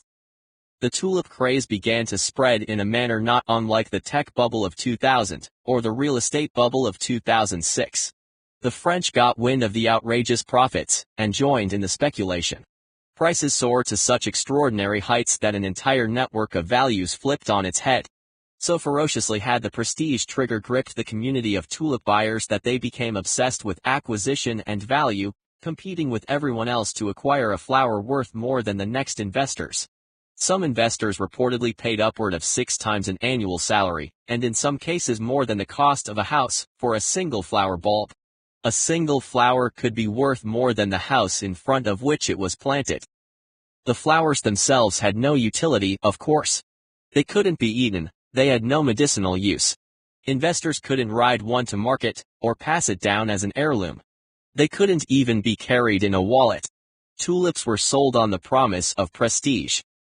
Then, as now, the most prestigious aspect of an asset could be the idea of it, and in this case, the idea of tulips was sold with the creation of the futures market. Feverish investors began selling off possessions and liquidating retirement accounts in order to buy. Yep. Tulips. Yet what goes up must come down. In the case of tulip hysteria, the bust was fast and hard. As soon as the Dutch changed trading laws allowing buyers to back out of tulip contracts for a small fee, the resulting market anxiety led to panic selling. Tulips may have been traded on an idea, but the collapse left many in real financial ruin. Today, some historians debate to what degree tulip hysteria impacted the Dutch economy. Yet the importance of the story doesn't lie in being the first bubble of its kind, but in the fact that the principles surrounding value fluctuations and market dynamics often stem from fascination with prestige. Your car loses value when you drive it off the lot, your DVD player is obsolete with the introduction of the next technology, and this season's must-haves become next season's has-beens. But that never stops the prestige trigger from gripping consumers and investors. It's in our nature to prove worth and value. People today are still drawn to objects and endeavors that represent social standing, and probably always will be.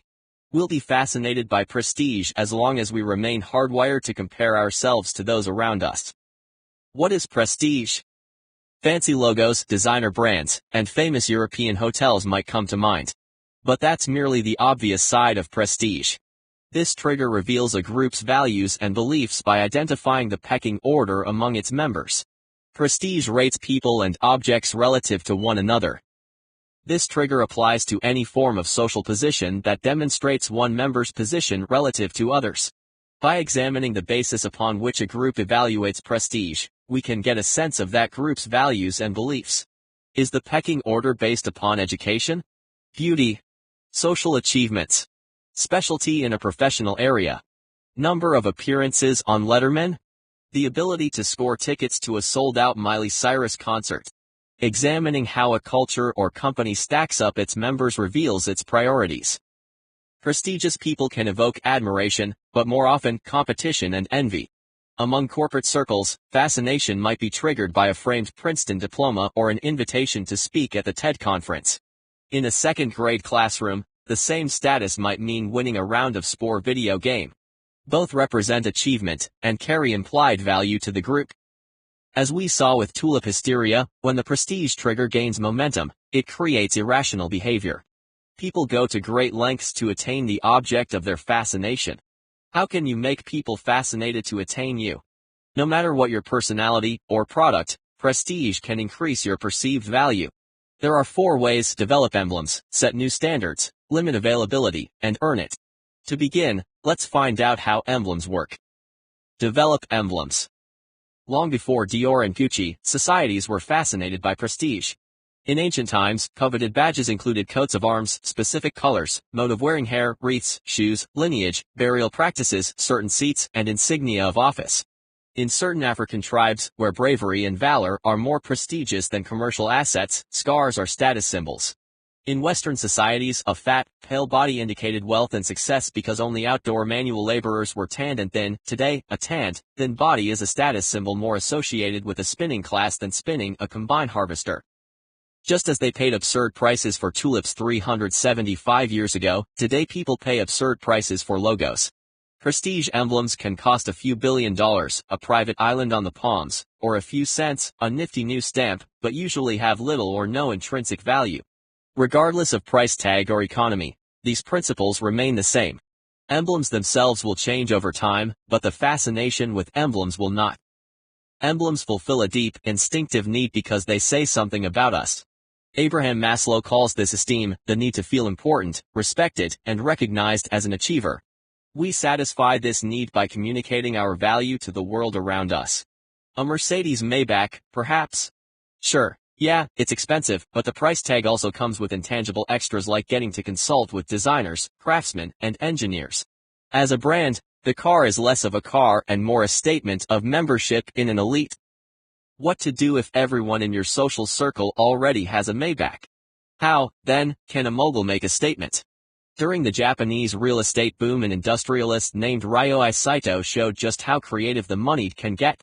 Twice he paid world record prices for artwork, for a Van Gogh and a Renoir, and then he announced he planned to be buried with his paintings. Blue bake-off ribbons and pink Mary Kay Cadillacs. Emblems can be simple or elaborate, expensive or humble, but all share some degree of unattainability. Emblems incentivize people to stay a step ahead of everyone else. Bake-off champions show off blue ribbons.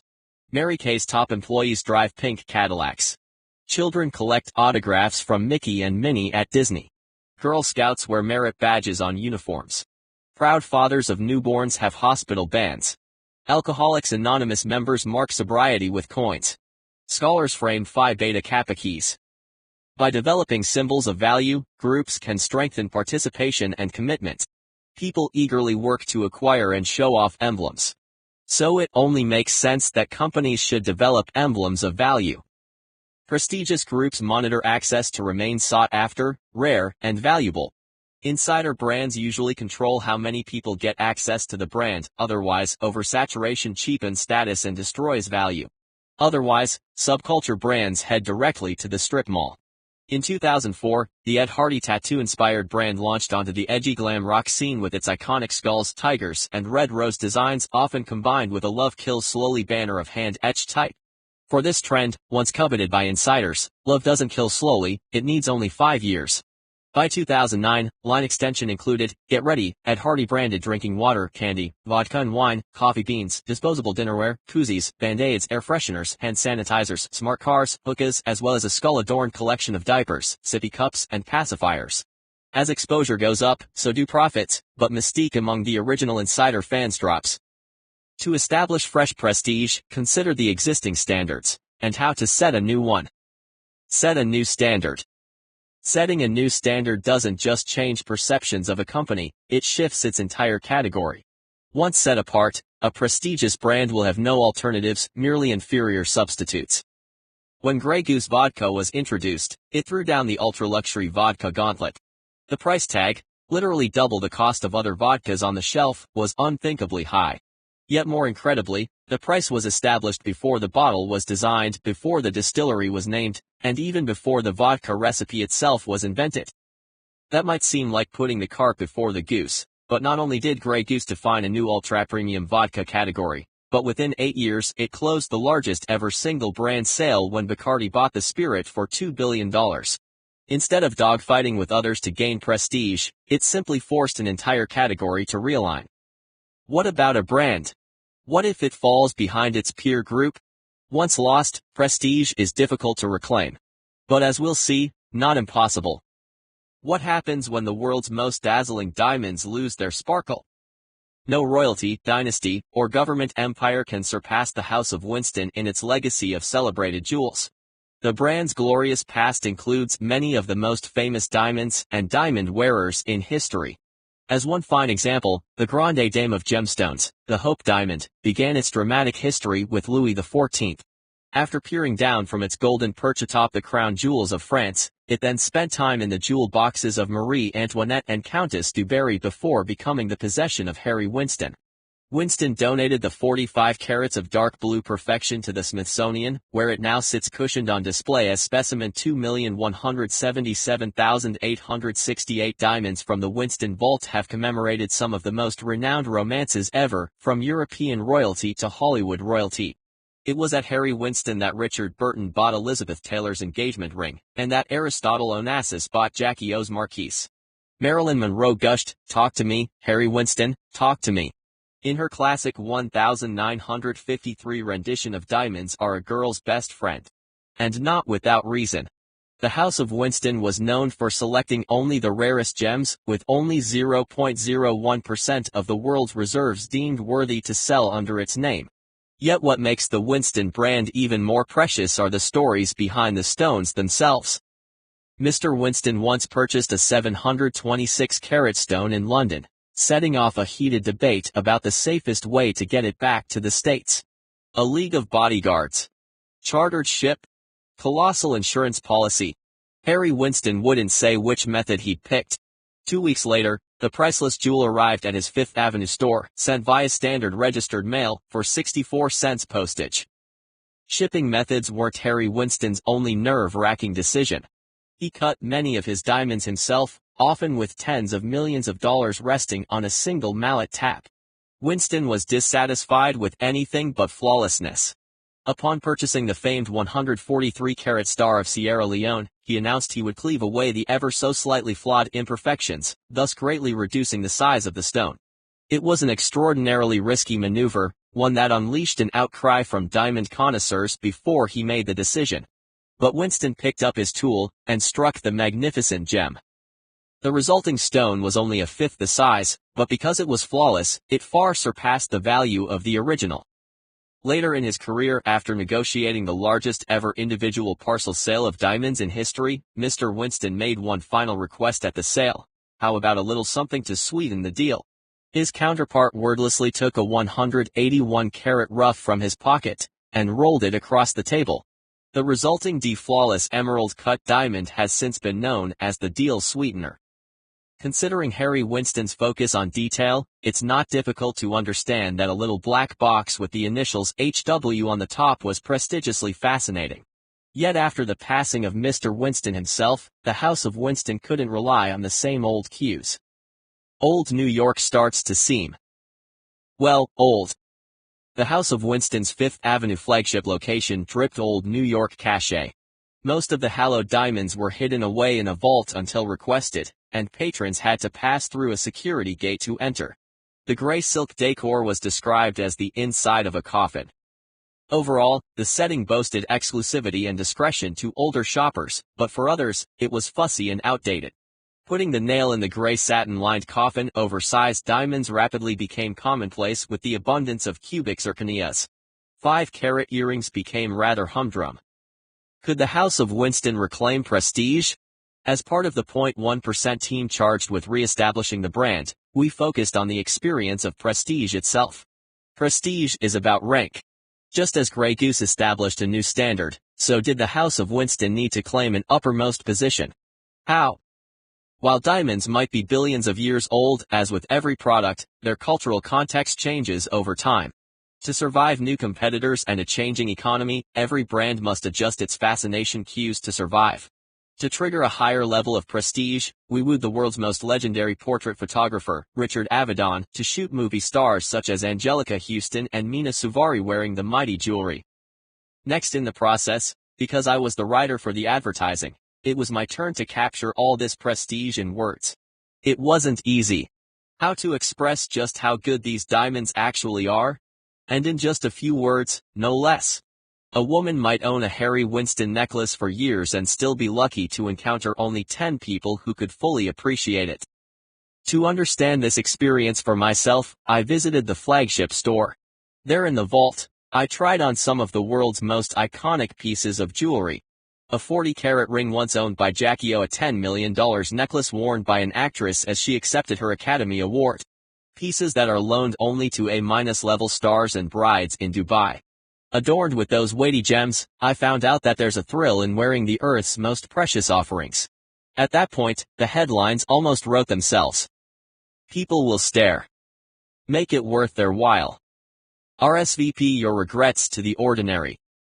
Watch the women watching the men watching you. In 1867, Karl Marx had commented in Das Kapital, if we could succeed at a small expenditure of labor in converting carbon into diamonds, their value might fall below that of bricks. Quite fortunately, the House of Winston proved him wrong, and their diamonds retained prestige. Any product can prove Marx wrong and avoid commoditization as long as it triggers fascination. What might a non-luxury company learn from a purveyor of fine gemstones? People inherently compete within their peer group. Every product has the potential to become a prestige emblem. If that emblem sets a new standard, people work harder to achieve it.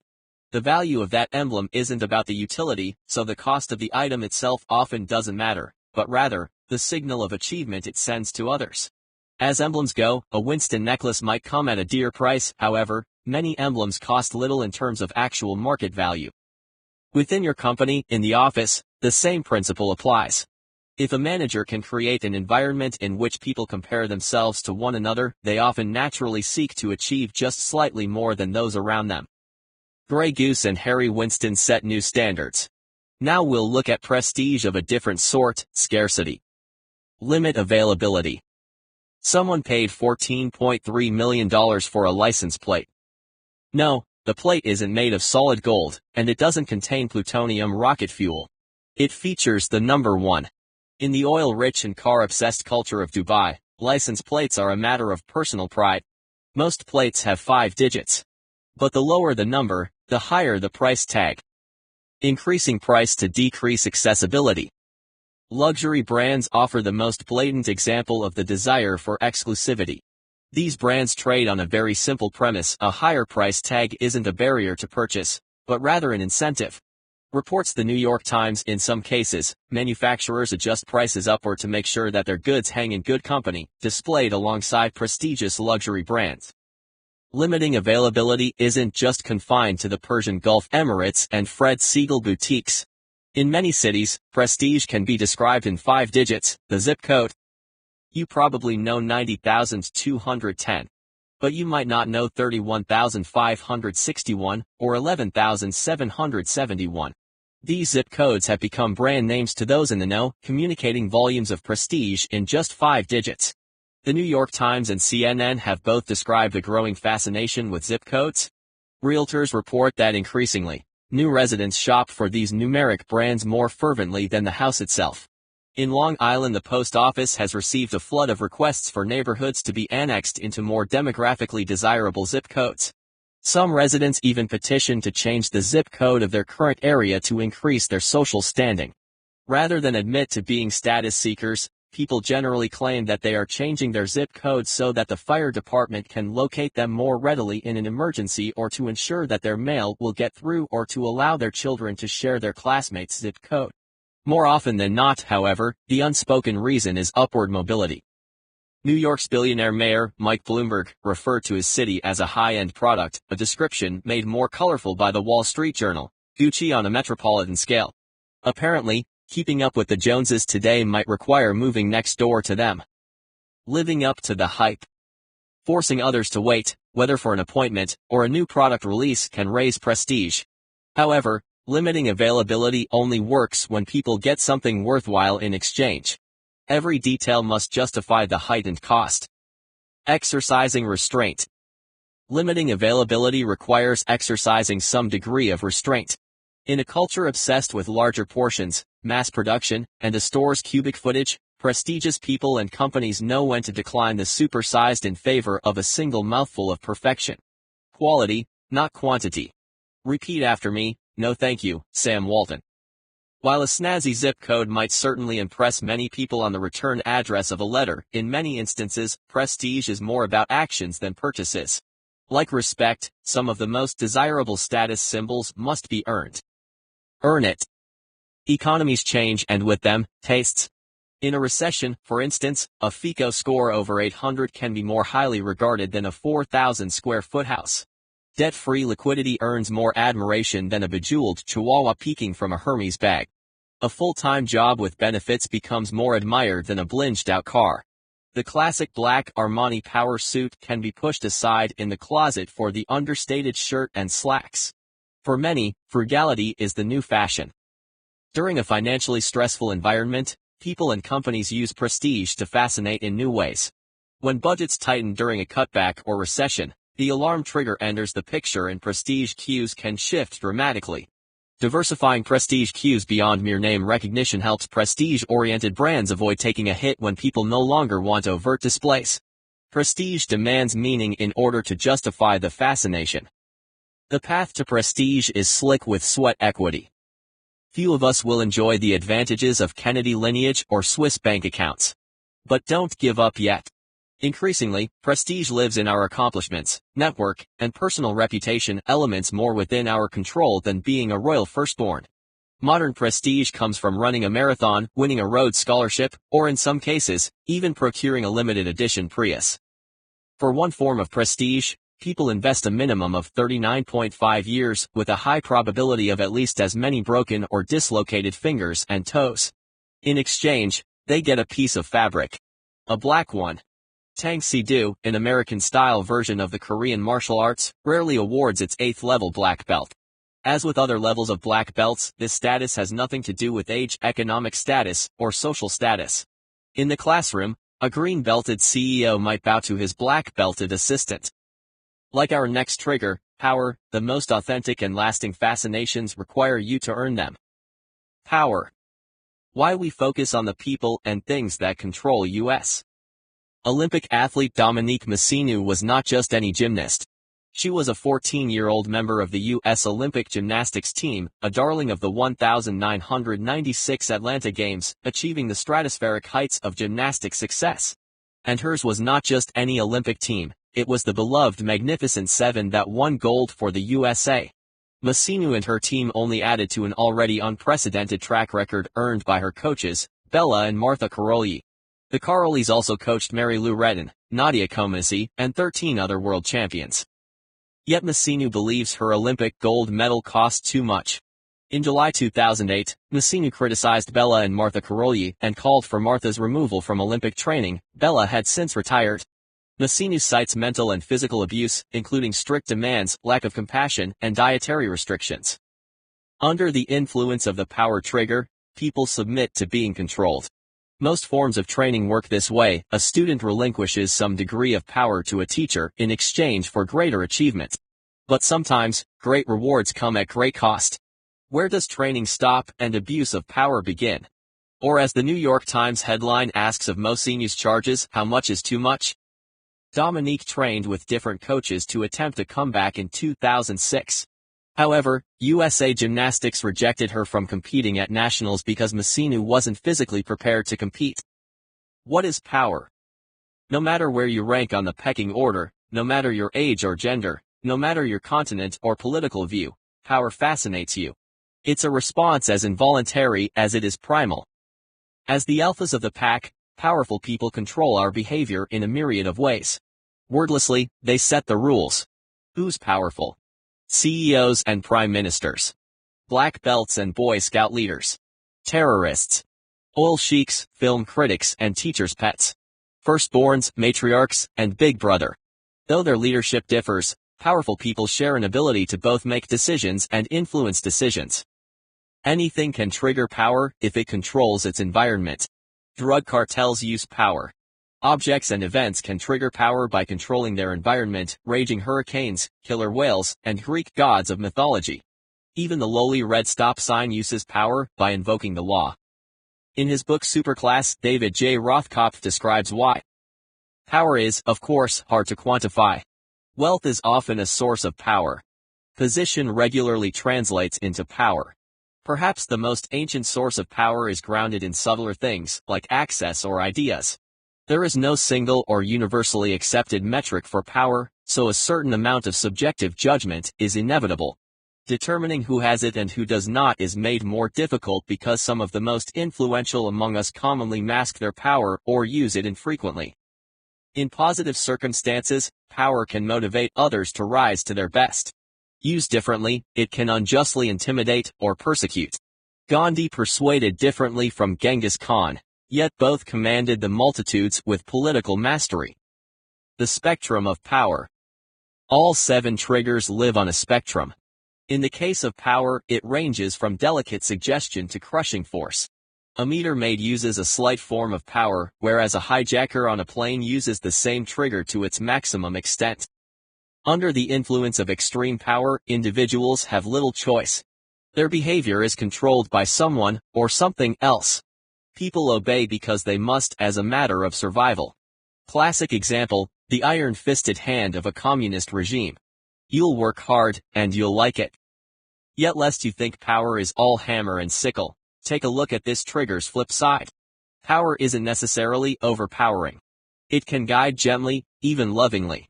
It's a necessary ingredient in many forms of structure, training, and motivation to achieve higher results.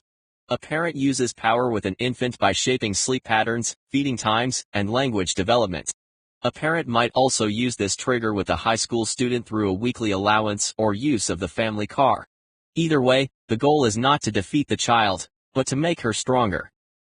Whether parental or dictatorial, authority figures use power to control us. This trigger weaves itself throughout our life every day, guiding our behavior. When our manager sends a seemingly casual text message on Friday afternoon mentioning a report that's now needed for Monday morning, our personal weekend plans just got wrecked. But we're persuaded to skip the cookout and head into the office on Saturday because we're fascinated by the prospect of a promotion. In addition to power, the threat of unemployment triggers alarm. Used intelligently and selectively, this trigger strengthens your reputation and earns respect. In a competitive marketplace, it can give a decided upper hand. Power offers 3 paths: dominate, control the environment, and, finally, reward and punish. Let's begin with domination. Dominate. In the presence of power, we instinctively become submissive. When we're in the presence of someone who is more powerful, our innate response mechanisms are altered, translating into essentially a deer in headlights response, because your body is preparing to have heightened attentiveness to what others are doing and how you're being evaluated, says Deborah Gruenfeld of the Stanford Graduate School of Business. We know, for example, that there are actually distinct differences in serotonin levels based on position in the hierarchy, and that serotonin levels change as animal subjects move into alpha or beta position. When we are talking to a more powerful person, experts report, our personal boundaries can lower, making us resistant or skeptical. Our body language and speech patterns usually become deferential. We're more open to suggestion, more easily persuaded, and more likely to be dominated. We all willingly allow ourselves to take a back seat in certain situations. But some people go to a greater extreme. They eagerly pay to be dominated. Even humiliated. No, not by a dominatrix with a leather whip. By a chef with a very sharp knife. The sushi dictators. You may remember the soup Nazi from Seinfeld. But are you familiar with the sushi dictators? These guys aren't paid actors, and the clientele is real. Each dictator has his own irritable quirks, but in many cases, patrons aren't allowed to order because the chef selects your meal. If you look up Sushi Nozawa in LA, it's one of the highest rated restaurants in terms of the food. The Zagat description, however, clearly calls out its infamous reputation, makes the soup Nazi look polite. Wall Street Journal reporter Katie McLaughlin describes this omakase tradition, which means trust the chef, and explains that some consumers go because they think they're getting an authentic meal. But as psychologist David Stewart explains in the article, people value praise more when it comes from people who don't give it out easily. People go to these restaurants in search of both modest risk and approbation, Stewart says, perhaps in the form of an uni-handroll. When I lived in LA, one of my favorite restaurants was Sushi Sisabune. More a fluorescent-lit, dingy greasy spoon than a sushi mecca, it had yellowed handwritten signs on the walls that said threateningly, no California roll, no bowl of rice. These are often favorites of the budget-conscious, or of sushi newbies, who tend to prefer tamer Americanized sushi. Instead of name tags, every waiter's shirt simply said, trust me. This was an order, not a request. Chefs occasionally yell at customers for making a poor choice, and kick out a certain number of patrons each month to keep it interesting. This power play wouldn't work if the food couldn't live up to the hype, but this sushi is so fresh it almost bites back. Can you persuade others to obey you? Yes, you can. And if you use domination as keenly as the sushi dictators, you'll even be tipped extra for it. Provoking inferiority complexes. Who said fascinating people always play nice? Not in this trigger, they don't. The sushi dictators emphasize insecurities. Aggressive negotiators prey upon weakness. Be polite, if you please. But if you're ready to dial up your power, you might need to take off the gloves, even if they're white kid gloves. Marketers kindle insecurities all the time, and with great effectiveness. You might say that insecurities pay an ad agency's salaries. After all, if consumers aren't concerned about a problem, they won't buy a product to solve it. Bad breath and body odor weren't always offenses punishable by social ostracism, not until advertisers needed to sell more mouthwash and deodorant. Dry idea commanded us, never let them see you sweat. Sure antiperspirant told us, raise your hand if you're sure, and showed us how icky it was to be unsure.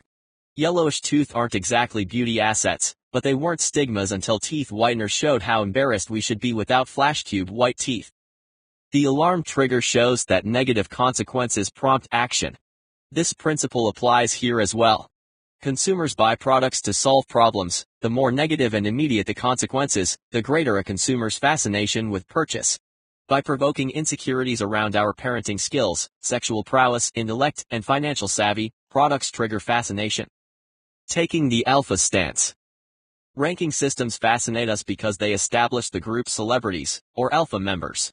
Many groups invoke power by establishing a clear ranking system.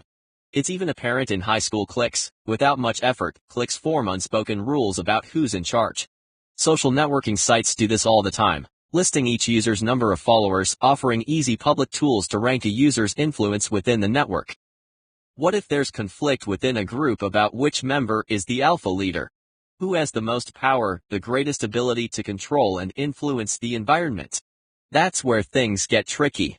Start a staring contest with a growling pit bull, for instance, and the dog won't be the one to flinch first. Someone who is able to stare down a pit bull, Cesar Millan, expert dog trainer, aka the dog whisperer. Yet expertise is only one half of his power.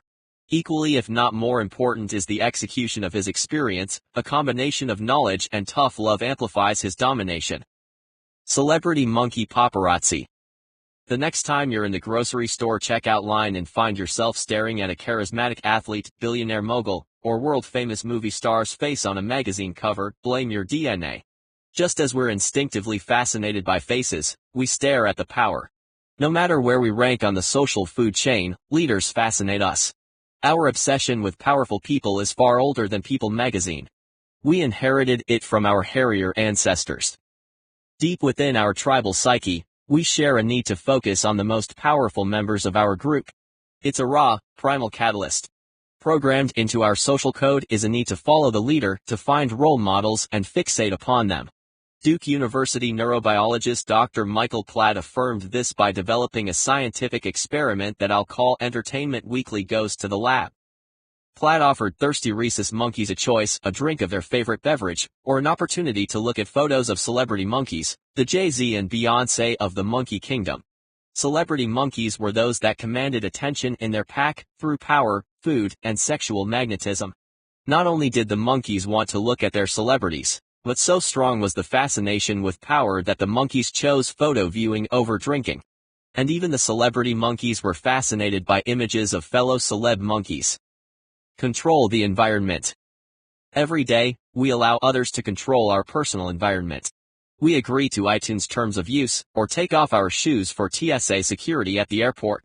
On Facebook, users operate within a highly regimented interface that's quite different from MySpace's zany options, and which one is winning the social media wars? iTunes, TSA, and Facebook all use power to control their environments and control us in those environments. What happens if an entire organization increases power to improve results? As we saw with gold medalist Dominique Massignou, power can push performance, but not without price. In the words of the New York Times, how much is too much?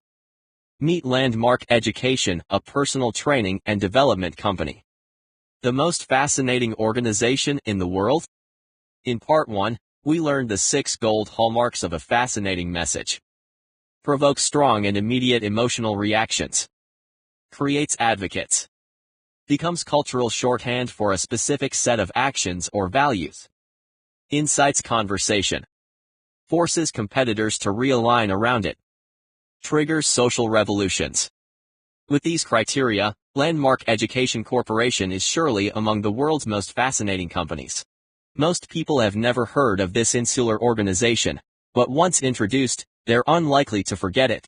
Landmark persuades a high percentage of its attendees to make significant changes in their lives, yet simultaneously provokes and polarizes them. It accumulates fanatics, even evangelists, as well as heated debate from detractors. Within the self-help or personal development industry, it's a reference point around which others define themselves. Yet while not everyone agrees with Landmark's methods, if you can learn their secrets, your message can become more fascinating. 2. Landmark describes itself as a global educational enterprise committed to the fundamental principle that people have the possibility of success, fulfillment, and greatness. Said more plainly, Landmark teaches self-help courses. More than 1 million people have completed Landmark's introductory program, the Forum, in 21 countries. Surprisingly little is known about the techniques used in Landmark's coursework. The privately held organization releases little data, and attendees sign a 6-page non-disclosure agreement. It's difficult to unveil much about Landmark, especially its methodology, which as we know, increases mystique. Most information comes from anecdotal stories and input from previous participants. Here are 2 things that are known. And while these facts seem to contradict each other, they both stem from the unique way in which Landmark controls its environment. First, Landmark achieves extraordinary results. The majority of participants describe the Landmark Forum as a life-changing program. In a Yankelovich study, 90% of participants reported that their Landmark Forum experience exceeded their expectations. An Inc. Incorporated study reported that 94% of graduates said it made a profound, lasting difference in the way they live their lives, and 93% said that it was one of the most effective programs they'd taken. Second, Landmark is controversial. The organization is often compared to Scientology, and accused of using cult-like methods. As we saw in Part 1, cults achieve the very highest levels of fascination among followers. An expert likened Landmark's methods to the process used by the Soviets in preparing confessions for their show trials or the first stage of the brainwashing process. The program is illegal in France. Just how does Landmark achieve such remarkably high approval ratings? And why all the fuss? Landmark wields the power trigger in unique ways. While controlling the environment might sound like an elaborate show to stage, this company does so by directing basic elements of surroundings and process, proving that even subtle changes can make a message dramatically more fascinating. What's the point of all this protocol? Why does Landmark go to such great lengths to enforce its own power? Psychologists suggest that when people are no longer in charge of basic elements of a situation, such as where they sit, or when they go to the restroom, they must give over some degree of control that they normally use to define their independence and thus themselves. Many researchers have proven that once people have agreed to let go of small details, they become more willing to submit to the more significant changes. By gradually releasing self-control, they open themselves up to more significant changes, and to the leader. The leader's message sinks in far more deeply, destabilizing an individual and shedding his natural resistance. This destabilization, according to experts, makes people more open to new interpretations. It's how brainwashing works, how boot camp works, and to a greater or lesser degree, it's how most immersive learning works. Often, immersive learning begins small, with seemingly insignificant details of environment. One sociologist describes how a structured and organized seminar format increases total power for the leader. The more specific a leader's direction, the greater his potential influence. Within every type of interaction, an interview, a negotiation, a confrontation, hundreds of variables shape the result, and the more variables we can govern around a message, the more we control the environment. By convincing the audience to follow specific rules, leaders can make their message become more fascinating. Applying Landmark's methods to your next meeting. Praise or condemn Landmark's techniques, but like Bella and Martha Karoyi, this organization very effectively uses power to achieve remarkable results.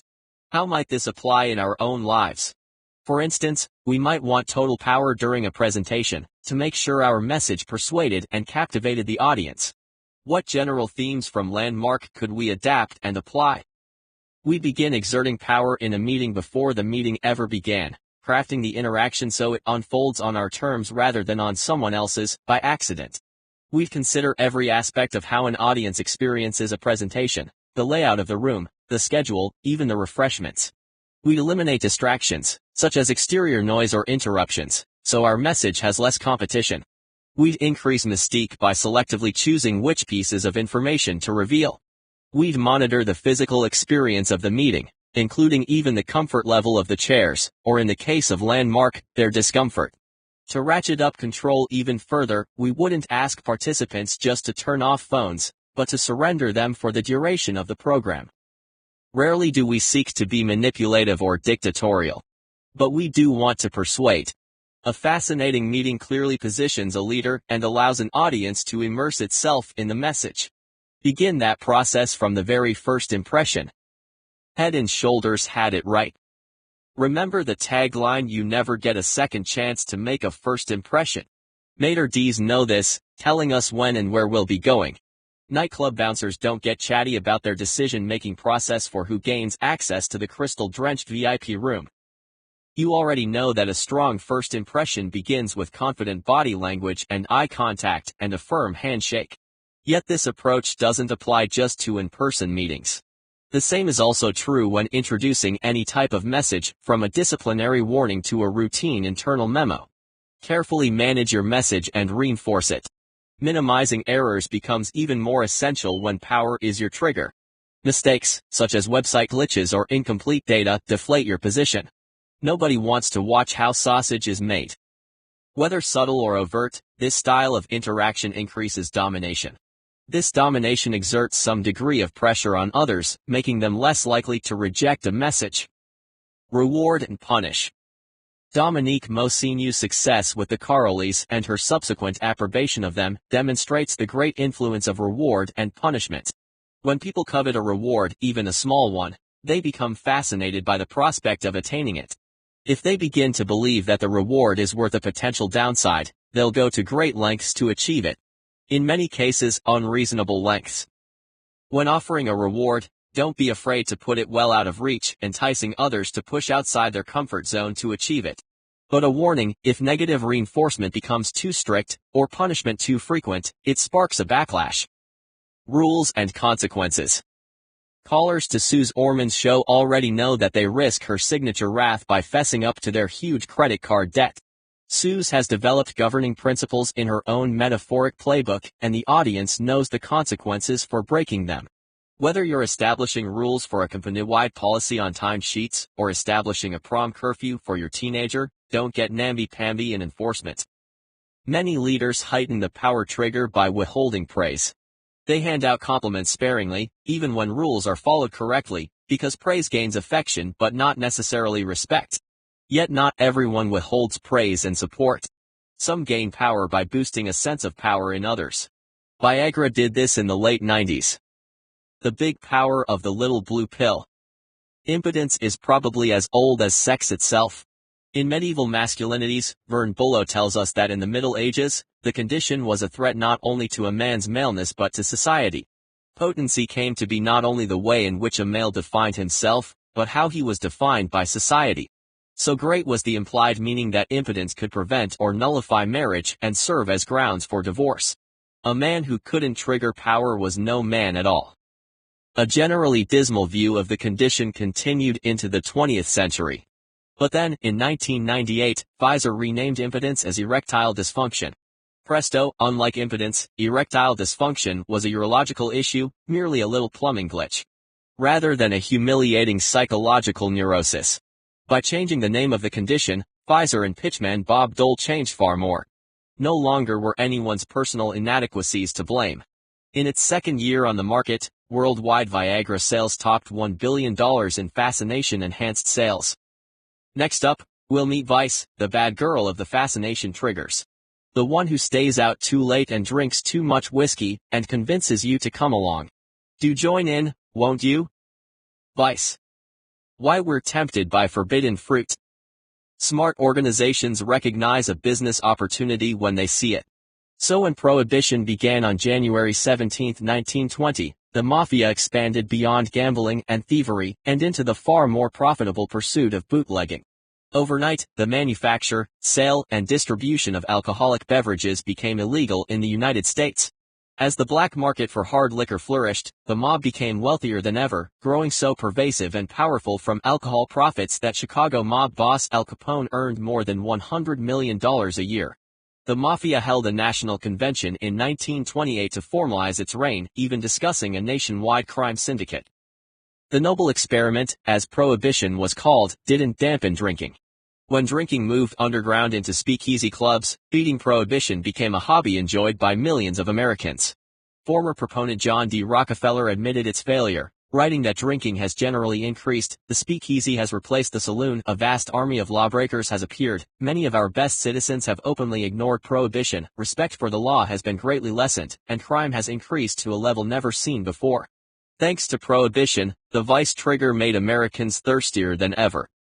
To Capone's disappointment, Prohibition was repealed in 1933, greatly reducing the underworld's illegal profits. Americans found new forms of vice, and the mob found new business activities. What is vice?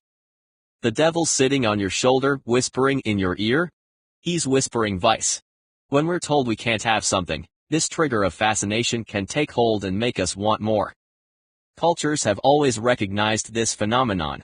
Pandora had her box, Lot's wife's curiosity turned her into a pillar of salt, Romeo and Juliet loved more passionately, and died more passionately, because their parents tried to keep them apart. One bite of an apple got Adam and Eve booted out of paradise. And let's not forget the cat, whose curiosity proved her undoing. Rules are not often fascinating, but bending them, very much so. When we're tempted to push a boundary, or deviate from standard norms, we're in a vice grip. Vice includes everything you want to do, and know you shouldn't do, but still just might do. Vice takes many forms in our daily lives, usually masquerading as guilty pleasures, vanity, insincerity, excessive spending, sexuality, and other qualities easily found inside every Victoria's Secret mall location. The push-up bra, a wearable white lie. We each indulge in a few transgressions. That third slice of pepperoni pizza, high blood pressure be damned. Sleeping in on Sunday when the grass needs mowing. Sneaking the occasional cigarette at a bar. texting while driving, or reading trashy gossip magazines while getting a pedicure. It's watching Nip/Tuck, reading Daily Candy, or logging on to Perezelden.com. Not every type of vice fascinates every person, but we all have a few gleeful gratifications hidden in our behavior. We all challenge virtue now and again. If you've ever pressed the close button from inside the elevator doors while someone is rushing in, well, there you go. Please use responsibly. A little vice goes a long way, so customize your message by using it in combination with other triggers. Few of us intend to deliberately lead someone into temptation. Yet unless we understand how we're influencing action, we could be doing just that, making this trigger unexpectedly important. We'll soon find out how a message that unintentionally triggers vice can accomplish an entirely different result than intended. People do the exact opposite of what they're told. Just ask the prohibitionists. The word vice comes from the Latin vitium, meaning failing or defect, because vices reveal our weaknesses. These weaknesses don't necessarily force us into a morally bad place, and they're not always wrong or evil. Rather, vice tempts us to break out of strict norms, or bend the rules a bit. Ready to have a dance with the bad girl? A wit of vice can spice up any humdrum conversation or unremarkable brand. We have 4 pillars of vice at our disposal: create taboos, lead others astray, define absolutes, and give a wink. Forbidden fruit would not taste so juicy if it weren't forbidden. Let's start by exploring the juicy world of taboos. Create taboos. It's easy to spot how female celebrities flaunt taboos to trigger our fascination, though not necessarily our respect. Porn tapes from eye candy stars such as Paris Hilton and Kim Kardashian increased their exposure. Reality stars fight for the villain role, including Omarosa from The Apprentice and Simon Cowell from American Idol, because villains earn notoriety. The patron saint of vice, Madonna, stokes the vice machine by humping the stage in a wedding dress, or dancing in lingerie next to burning crosses, or starring in hardcover erotica stashed behind the bookstore counter. Monica Lewinsky launched a handbag line with little more than a tete-a-tete with a cigar on her resume. The profits of controversy. Banned material isn't always wrapped in plain brown paper wrappers. It also comes in covers with titles that read The Catcher in the Rye, or American Heritage Dictionary, or Where's Waldo? In 1882, the great American poem Leaves of Grass was banned for obscene content. Sales increased so dramatically from the publicity that poet Walt Whitman bought a house from the royalties. Herein lies a key benefit of vice: nobody yawns when vice seeps into the conversation. It never fails to get people talking and talking and talking, and often, buying. We're especially fascinated when our heroes fall from heights into the fiery infernos of vice. The golden swimmer takes a dive. Months after the Beijing Olympics, 14-time gold medalist swimmer Michael Phelps was photographed in 2009 smoking from a bong. You have no idea whatsoever what a bong is, right? Good, just checking. Me neither. Experts predicted that the photo would cost him millions of dollars in endorsements. But no. Quite interestingly, the same trigger that fascinated Phelps in that infamous photo has also grabbed hold of lucrative sponsors as well. The notorious photo, circulated around the globe, happens to display an Omega watch on Phelps's left wrist. A spokesman for Omega watches crowed, "You can't buy this kind of product placement, believe me, we've tried." He's modeling one of our blinged-out products as he expertly removes the carb from the bong, which we will also be selling replicas of. The Poseidon, as we are proudly calling it, holds actual water, just like what Michael Phelps swims in. Phelps not only expertly removes the carb from the bong, as the Omega spokesman announced, but he also knows how to tap the next pillar of vice: leading others astray. Lead others astray. Las Vegas, the uncontested vice capital of the world, doesn't just lead others astray, it leads them directly into the den of iniquity. When Las Vegas conspiratorially promises in your ear, "What happens here, stays here," your mind goes berserk with all the wicked possibilities. That tagline taps into an incredibly complex mind map of desires, fears, protocols, expectations, and even religious and moral codes. When you hear those words, you almost pause to consider exactly what it is that would stay in Vegas. To compete in any crowded marketplace, you must lead someone astray from his usual behavior. If you're a restaurateur, you must tempt patrons to order more expensive bottles of wine and a dessert course. Every process of vice starts by getting someone to consider what he could have and desires to have, but doesn't have yet. Making guilty pleasures guiltier. Sometimes, changing behavior starts with changing the channel. Have you seen the TV teen drama Gossip Girl? It's a popular guilty pleasure, but it wasn't always so popular. With initially modest ratings for this startup show, the network decided to do something bold to raise its profile. Major news outlets skewered Gossip Girl for its depiction of bad behavior. The show didn't apologize for the storylines, it celebrated them. Advertising posters wallpapered all over major cities used the negativity to tempt viewers. Very bad for you, one poster screamed. A parent's worst nightmare, and a nasty piece of work, declared others. And perhaps most delightfully, mind-blowingly inappropriate. Was it effective? Oh yes. Ratings increased substantially. Viewers celebrate the show that celebrates bad behavior. Define absolutes. Let's start with an experiment, shall we? We're in a laboratory together, you and I. It's starkly white, without decoration or distraction of any kind. On the table in front of you, I place an unadorned black box. It has a lid, which is shut but unlocked. You can look at this box, I say, you can touch it. But you cannot open it. Then I leave the room, stopping only to add one final reminder: whatever you do not open this box. Some people would never consider opening the box. But chances are, as time passed alone in that white room, you might stare at the unlocked box and start to wonder, what's inside, and why can't I open it? Must be pretty good to create all the fuss. If more time passed, you might begin questioning my warnings. After all, I haven't given you any meaningful reason to obey me. You don't even know me, or more importantly, trust me. Now, imagine you can see through the windows of this white laboratory into other rooms, each filled with people like you. They each have a black box in front of them, but there's a difference: they've each opened their boxes. And what glorious things must be inside. They seem ecstatic. These people start to notice you and your unopened box. They encourage you to open yours, despite my order. You're torn. You want to follow the orders, but a mix of rebellion and temptation now stirs you.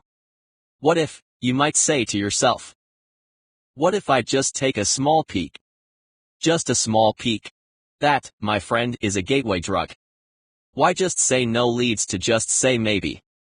You've probably seen those red and black bumper stickers encouraging us to dare to keep your kids off drugs. The DARE program, Drug Abuse Resistance Education, has a strong premise and participation. Police officers teach kids about the dangers of drugs and violence by focusing curriculum on refusal skills, or 8 ways to just say no. Theoretically, it works on many levels. Kids interact with police officers become more involved on a grassroots level with the school, and everyone learns how to refuse drugs.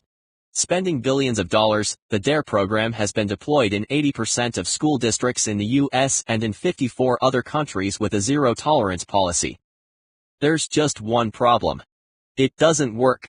New research shows that at best it prompts no change in behavior, and at worst, it increases affinity for drugs.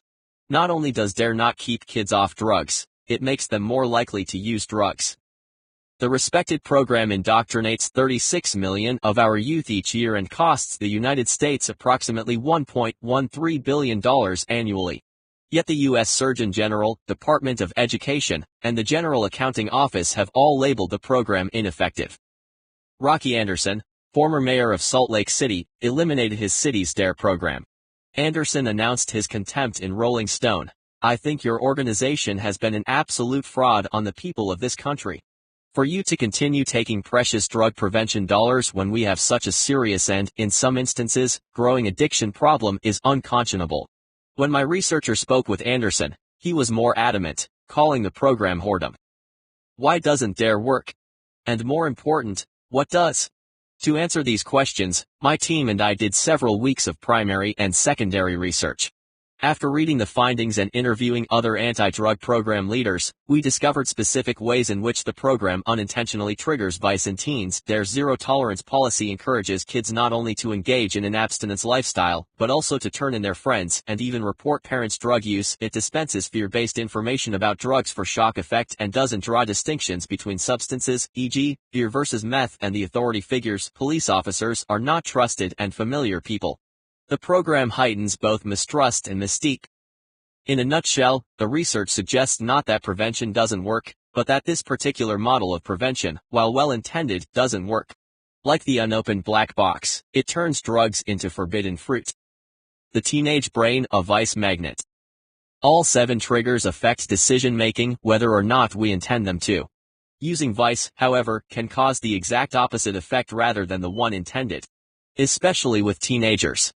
Vice, when combined with mistrust and mystique, increases the likelihood of engaging in behavior. In the chapter on alarm, we saw Luke Sullivan's epiphany about drunk driving and teenagers. A graphic photo of a car wreck won't effectively dissuade teenage drivers. For teens, fear isn't necessarily a reason to avoid something. It can even heighten the attraction, in a natural, normal part of the brain's development through adolescence. According to a recent study, 17-year-olds commit more crimes than any other age group. And in another study, college students age 18 to 24 were more likely than their older counterparts to take risks across a broad spectrum of activities, from not wearing a bicycle helmet to riding with a drunk driver to experimenting with illegal drugs.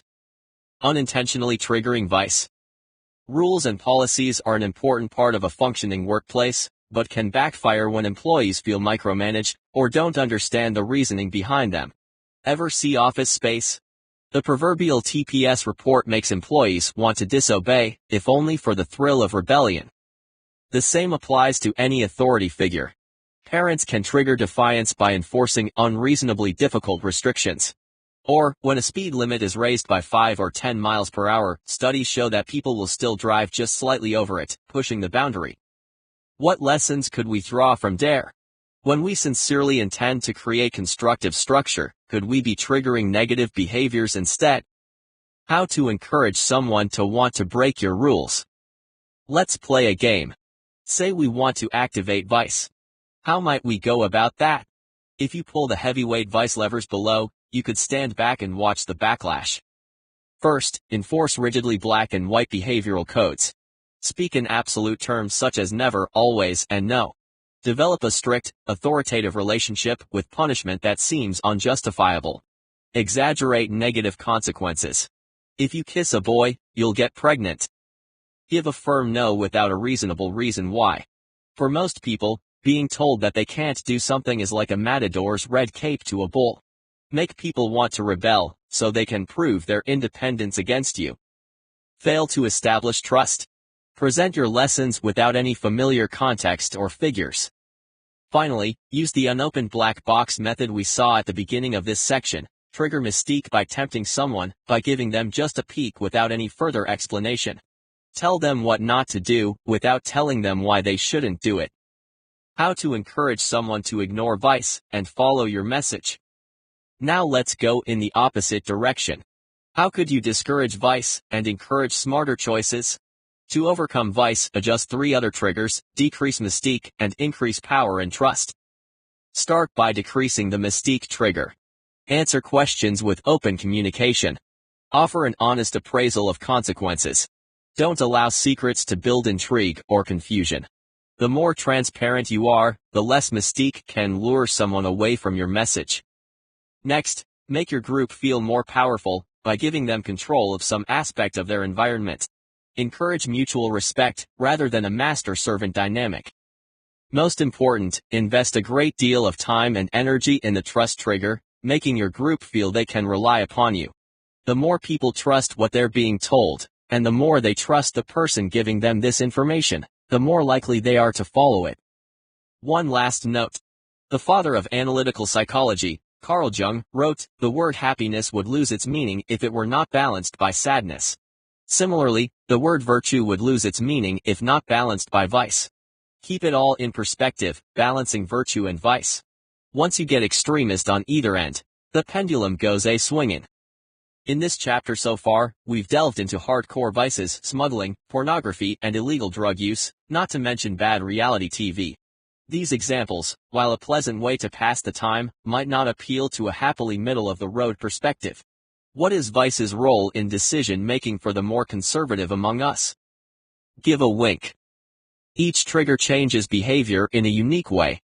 A message with lust draws people in, because they crave a sensory experience. A message with prestige elevates itself above the rest. A message with alarm prods people to act quickly. These have clear application for companies. How and when does Vice apply? Unconventional companies and challenger brands often benefit from stirring up new energy around a topic. Mid-sized, niche, or emerging brands lack certain advantages that the 800-pound gorilla enjoys. Their survival depends upon their ability to disrupt perceptions and force re-evaluation. With smaller budgets, they often require free PR and buzz, which benefits from controversy. Category leaders such as Fortune 100 corporations or incumbent politicians generally envision different fascination goals for themselves. These leaders tend to have long-standing relationships with highly ingrained customer habits and decades-long messages, and want to maintain the status quo. They use Vice less often, focusing instead on triggers that maintain established norms, prestige, power, or trust. However, ignoring Vice isn't always the wisest choice. Used wisely, Vice can offer a fresh sense of unexpectedness to an otherwise straightforward message. This is true even for the biggest corporations, such as Walmart and General Electric. Like the Mystique trigger, Vice piques our curiosity to know more. And like the alarm trigger, it surprises us with a potential change in direction, grabbing our instant attention. How could a more traditional brand employ Vice? Certain people and brands, Tabasco, Wonderbra, singer Lady Gaga, tempt consumers with a taste of forbidden fruit. But what about a more traditional brand message? How might you take a product that's a fungible commodity, is defined by utility, or is stuck in a parody category, and somehow make it fascinating? If you're a mattress company, what if you named your pillow top mattress the Sunday morning sleep-in? If you're a credit card company, what if your rewards program had a SIN package that only members over 21 could join? Instead of regular points, would you offer credits for online gambling? If you're an electronics company, what if your headphones included a secret road to deafness volume setting? If you're a car dealership, what if your car company invested in a private US Autobahn that let you drive as fast as you wanted after purchase? Tweaking expectations. To see how we might apply Vice to your environment, start by tweaking established expectations. That's what Maya Lin did. War memorials are always alabaster white. At least they were until 1982, when a young, unknown student named Maya Lin beat 1,400 others competing to design the Vietnam Veterans Memorial. Her black reflective granite wall created protests of outrage. Not only was the monument not white, it was also not a towering obelisk. The wall has become not only a powerful and beloved tribute, but profoundly connective, affecting its visitors through the interaction between their reflection in the black granite with the names of the 58,000 dead engraved into the stone.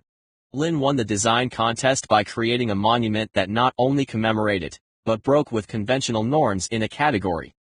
Allow your audience's imagination to do the work for you.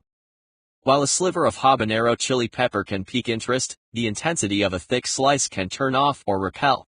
Rather than focusing solely on Vice, use it as one ingredient in an overall strategy. Subtlety works best. Over-explanation, justification, and backtracking all kill Vice as surely as flipping on fluorescent lights in a candlelit restaurant and watching cockroaches scurry from view. Combining Vice with other triggers. Two triggers, used together, can be stronger than either one alone. Just as sliced green apples complement a crisp Sauvignon Blanc, certain triggers perfectly pair together with Vice. A few time-tested favorites. Vice plus Alarm. Box office sales prove the winning partnership of Vice and Alarm. Depravity, evil, and gore lure in crowds. While other Hollywood movie genres slip, the horror genre takes in hundreds of millions without traditional star vehicles. Friday the 13th has 11 movies in the franchise and a TV series. If Jason isn't your thing, you can choose from 6 Saw films, 5 Child's Play, 8 Hellraiser, and 6 Texas Chainsaw Massacre films. Vice plus Power. When a mogul lights up a fat Cuban cigar in a non-smoking restaurant, he seems to imply that for him, ordinary rules simply do not apply. Same for corporate con men at Enron, or recall Leona Helmsley's infamous "only the little people pay taxes." With power, studies show, comes an entitlement to break the rules. If power makes people more likely to indulge in unrestrained behavior, it's certainly a highly compatible partner to Vice, which tempts us to bend the rules. Social psychologist Deborah Grunfeld studies the effect that power has upon powerful people. A Stanford Business article by Marguerite Rigoglioso shares her research. As people experience power, says Grunfeld, they become disinhibited, less likely to control themselves and their behavior, less concerned with what others think of them, and more likely to flaunt cultural constraints and consequences. When people experience power, they stop trying to control themselves. They forget that there are social consequences. Vice plus lust. When vice meets lust, naughty things happen. Just ask Hugh Grant. As you might recall, Grant, the charming rogue movie star, was infamously interrupted in an oral dalliance with a Hollywood prostitute named Divine Brown. For many, this was especially perplexing in light of the fact that not only was Hugh Grant wealthy enough to rendezvous with someone who lived in the 310 area code, but at the time his longtime partner was Uber supermodel Elizabeth Hurley. It's unclear why Grant was attracted to Ms. Brown, but it's clear why he was attracted to the combination of vice plus lust. Even if your audience isn't deviant, you probably want them to deviate from their current behavior at least. The purpose of a message with vice isn't to lure your audience into sin, but rather to lure them away from their standard choices. A message with vice encourages people to change their patterns and try something different, a most useful tactic for anyone who wants to change ingrained beliefs or behavior. If you're interested in building a long-term relationship, vice isn't your trigger. Trust is. After peeking at mystique, alerting to alarm, and flirting with vice, let's now find out how to build meaningful and authentic relationships over time. Trust. Why we're loyal to reliable options. Hum a few bars of "O Come All Ye Faithful," sip your eggnog, and gather round the fireplace to roast chestnuts, kids. It's time to tell the story of how the trust trigger brought us our traditional holiday classic, It's a Wonderful Life. Upon its release in 1946, It's a Wonderful Life wasn't quite the success it is today. Actually, it flopped. Soundly. Earnings didn't come close to the cost of production, the studio was disappointed, and the director, Frank Capra, was criticized and humiliated. The holiday movie seemed destined to fade into obscurity. But then, serendipitously, trust came into play. In 1974, the film's copyright protection slipped. It became public domain. Now, television stations could air It's a Wonderful Life for free. And air it they did. Every year, the movie played throughout the Christmas season. Families gathered to watch. Children grew up with Jimmy Stewart and the Angels. Americans saw the same images year after year. Jimmy Stewart and the Angels became emblazoned on our collective concept of holidays, hope, and American optimism. From a marketing perspective, the movie has become an ingrained part of the Christmas brand architecture along with gift-wrapped toys, caroling, and the colors red and green. It's a tradition. Yet like many traditions, one might argue, this one succeeds not because it's the highest quality option, but because it's the most familiar. Familiarity and repetition have turned the movie into a fascinating holiday message. We love It's a Wonderful Life because, unlike the audiences in 1946, we know it. What is trust? The other 6 triggers can fascinate us in a short time frame. The sound of an ambulance siren instantly triggers alarm. A magazine article's provocative title sucks us in with mystique. One glance at the latest iPhone summons lust. Trust, however, is fascination of a different sort. This trigger is more complex than the other 6. It's more nuanced, more fragile, harder to earn, and much easier to lose. You can dabble in prestige or experiment with power, but you can't dip in and out of trust. It must be established consistently. Other triggers often guide our decision-making by provoking us in some way. Alarm thrills us with immediacy or change. Mystique stimulates us with curiosity. Trust, however, guides everyday decision-making in a different way, familiarity and comfort. For example, we choose to put on our favorite old college sweatshirt because we trust it to feel exactly the same as it has felt for years. We trust the opinions of our friends or acquaintances over that of a random stranger. We repeat family traditions, like watching It's a Wonderful Life, because they provide reassuring shared continuity for the group. As we've seen, we're living in an ad world. Even if we ourselves don't have ad, we have to deal with fragmented schedules, competing demands, and priorities pulling our attention in different directions. Even our relationships change more frequently, making everyday life feel more scattered. In the face of overwhelming stimuli, the most trusted options relax and reassure us. Continuity makes us feel safe. How to establish and enhance trust? 5 pillars for trust: become familiar, repeat and retell, be authentic, accelerate trust in a shorter time frame, and unfascinate an unhealthy message. Messages will use different pillars depending upon their stage and purpose, but as our strongest pillar in relationships, drawing upon one or more of these pillars can win the battle for attention. Become familiar. The word familiar comes from familia, meaning family. Family is more than just an emotional bond, and so is familiarity.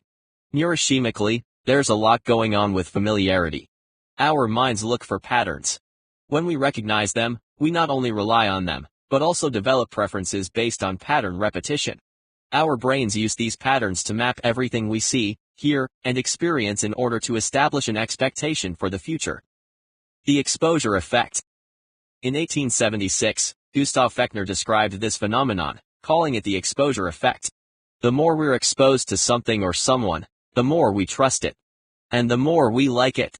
Scientists have since used the exposure effect to describe why we might like a song more after hearing it a few times, why we feel more comfortable around friends than strangers, and why we're inclined to feel as though we personally know celebrities we see frequently.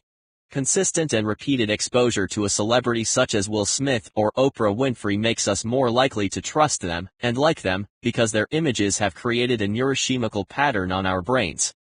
These patterns can slowly accumulate over the course of years, as with It's a Wonderful Life. But does that mean only adults experience trust? Do we experience the exposure effect early in life? McNuggets, milk, and the golden arches. McDonald's earns fascination through many triggers. The sight, smell and taste of a Big Mac build lust. Their fries rouse vice with sodium-laden goodness. And through repetition of messaging and consistency of experience, they earn trust. It doesn't take long for McDonald's to build trust in young diners. In a study designed to show the effects of marketing on young children, researchers at the Stanford University School of Medicine and Lucile Packard Children's Hospital presented children ages 3 to 5 with 2 different sets of chicken nuggets. They wrapped one set of nuggets in McDonald's packaging, and the other in plain, unmarked packaging. Which group of nuggets tasted better? They asked. The twist: the packaging was different, but the nuggets themselves were exactly the same. Overwhelmingly, the young patrons rated the McDonald's branded food as tasting better than the unbranded food, even though the food was exactly the same. Thomas Robinson, director of the Center for Healthy Weight at Packard Children's Hospital, reports, kids don't just ask for food from McDonald's, they actually believe that the chicken nugget they think is from McDonald's tastes better than an identical, unbranded nugget.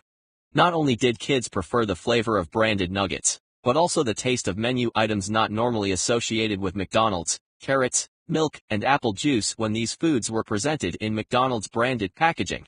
By age 3, their taste buds were already tricked into imagining superior taste. To fascinate diners with trust, Mickey D's doesn't just invest in becoming the most familiar option. It also allows people to know what to expect from each encounter by maintaining predictability. Maintaining predictability. Earning trust demands an investment of time and effort, because predictability requires a guaranteed certainty. Trusted brands carefully pay attention to detail, reinforcing consistency between expectations they set and results they deliver. In return, the reward for earning trust is a big one: loyalty. Loyalty acts as a rudder of decision-making, because in certain circumstances, we want to know exactly what to expect. Surprises aren't fun when it comes to an auto manufacturer's warranty auto deposit of a paycheck, or the skill of our cardiac surgeon. In these types of relationships, we seek reliable options. Safety is paramount and excitement is bad, so we're drawn to stability. Year after year, we might return to the same accountant not for her keen fashion sense or witty banter, but because we don't have to worry if our 1040 form will pass muster. I'll have the usual.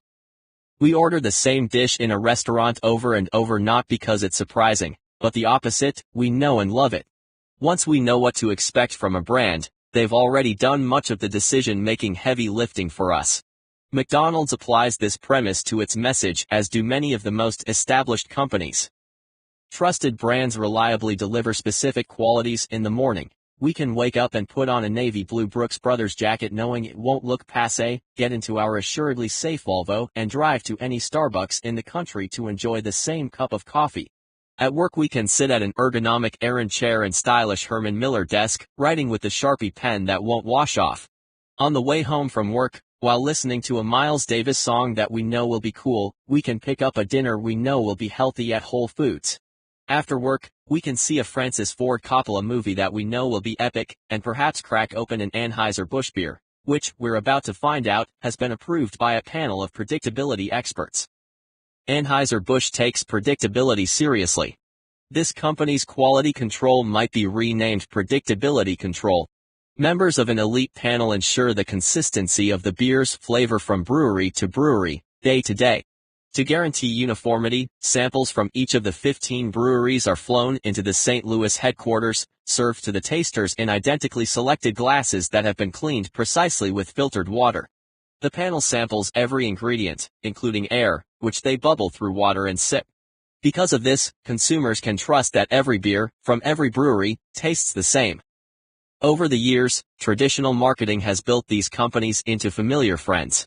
Even if we've never driven a Volvo or worn a Brooks Brothers, we develop expectations based on their reputations.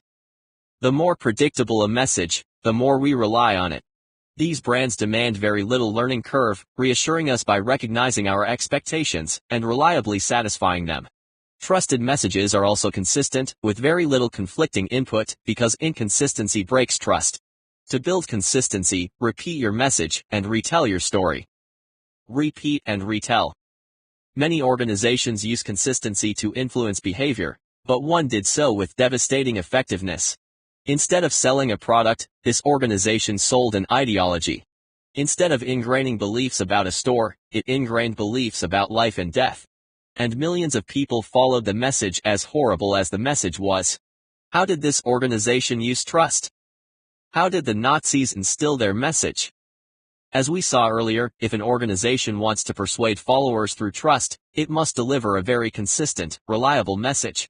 If people hear that message repeatedly and consistently, and if that message has few deviations and little conflicting information around it, they trust it. In the absence of conflicting input, even a false message will be trusted. If there are opposing viewpoints, however, if an audience hears a variety of messages, then as a whole, they're more likely to start asking questions. They form opinions and make their own decisions, becoming less likely to blindly trust any one specific message. The audience fragments, trusting different messages. If you're a propagandist, this presents a real problem. Propagandists don't want opposing viewpoints. That is especially true of a propagandist whose message violates his audience's deeper beliefs. For these communicators, it is not enough to merely repeat the message, dissenters must also be squelched. Propagandists use information control to enforce exact consistency. They monitor every possible piece of information their audience might absorb, rigorously reinforcing their agendas while going to great lengths to prevent outside contradicting influences. No matter how illogical or heinous their argument may be, followers are almost forced to trust it. It's all they know. Nazi propaganda chief Joseph Goebbels was a master of manipulating trust through consistent repetition. He wrote, "If you tell a lie big enough and keep repeating it, people will eventually come to believe it." It thus becomes vitally important for the state to use all of its powers to repress dissent. Adolf Hitler, in his autobiography Mein Kampf My Struggle, instructs that the purpose of propaganda is to attract the attention of the crowd, so skillfully that everyone will be convinced that the fact is real, by not overestimating the intelligence of the masses. He summarizes, "The greater the lie, the greater the chance that it will be believed. Make the lie big, make it simple, keep saying it, and eventually they will believe it." All propaganda is marketing. Hitler even applied this to marketing, reinforcing a need for absolute declaration. What, for example, would we say about a poster that was supposed to advertise a new soap and that described other soaps as good? We would only shake our heads. Exactly the same applies to political advertising. In a quote that could just as easily come from a Marketing 101 class, Hitler teaches, "The art of propaganda lies in understanding the emotional ideas of the great masses and finding, through a psychologically correct form, the way to the attention and thence to the heart of the broad masses." Marketing isn't necessarily propaganda. All propaganda, however, is marketing.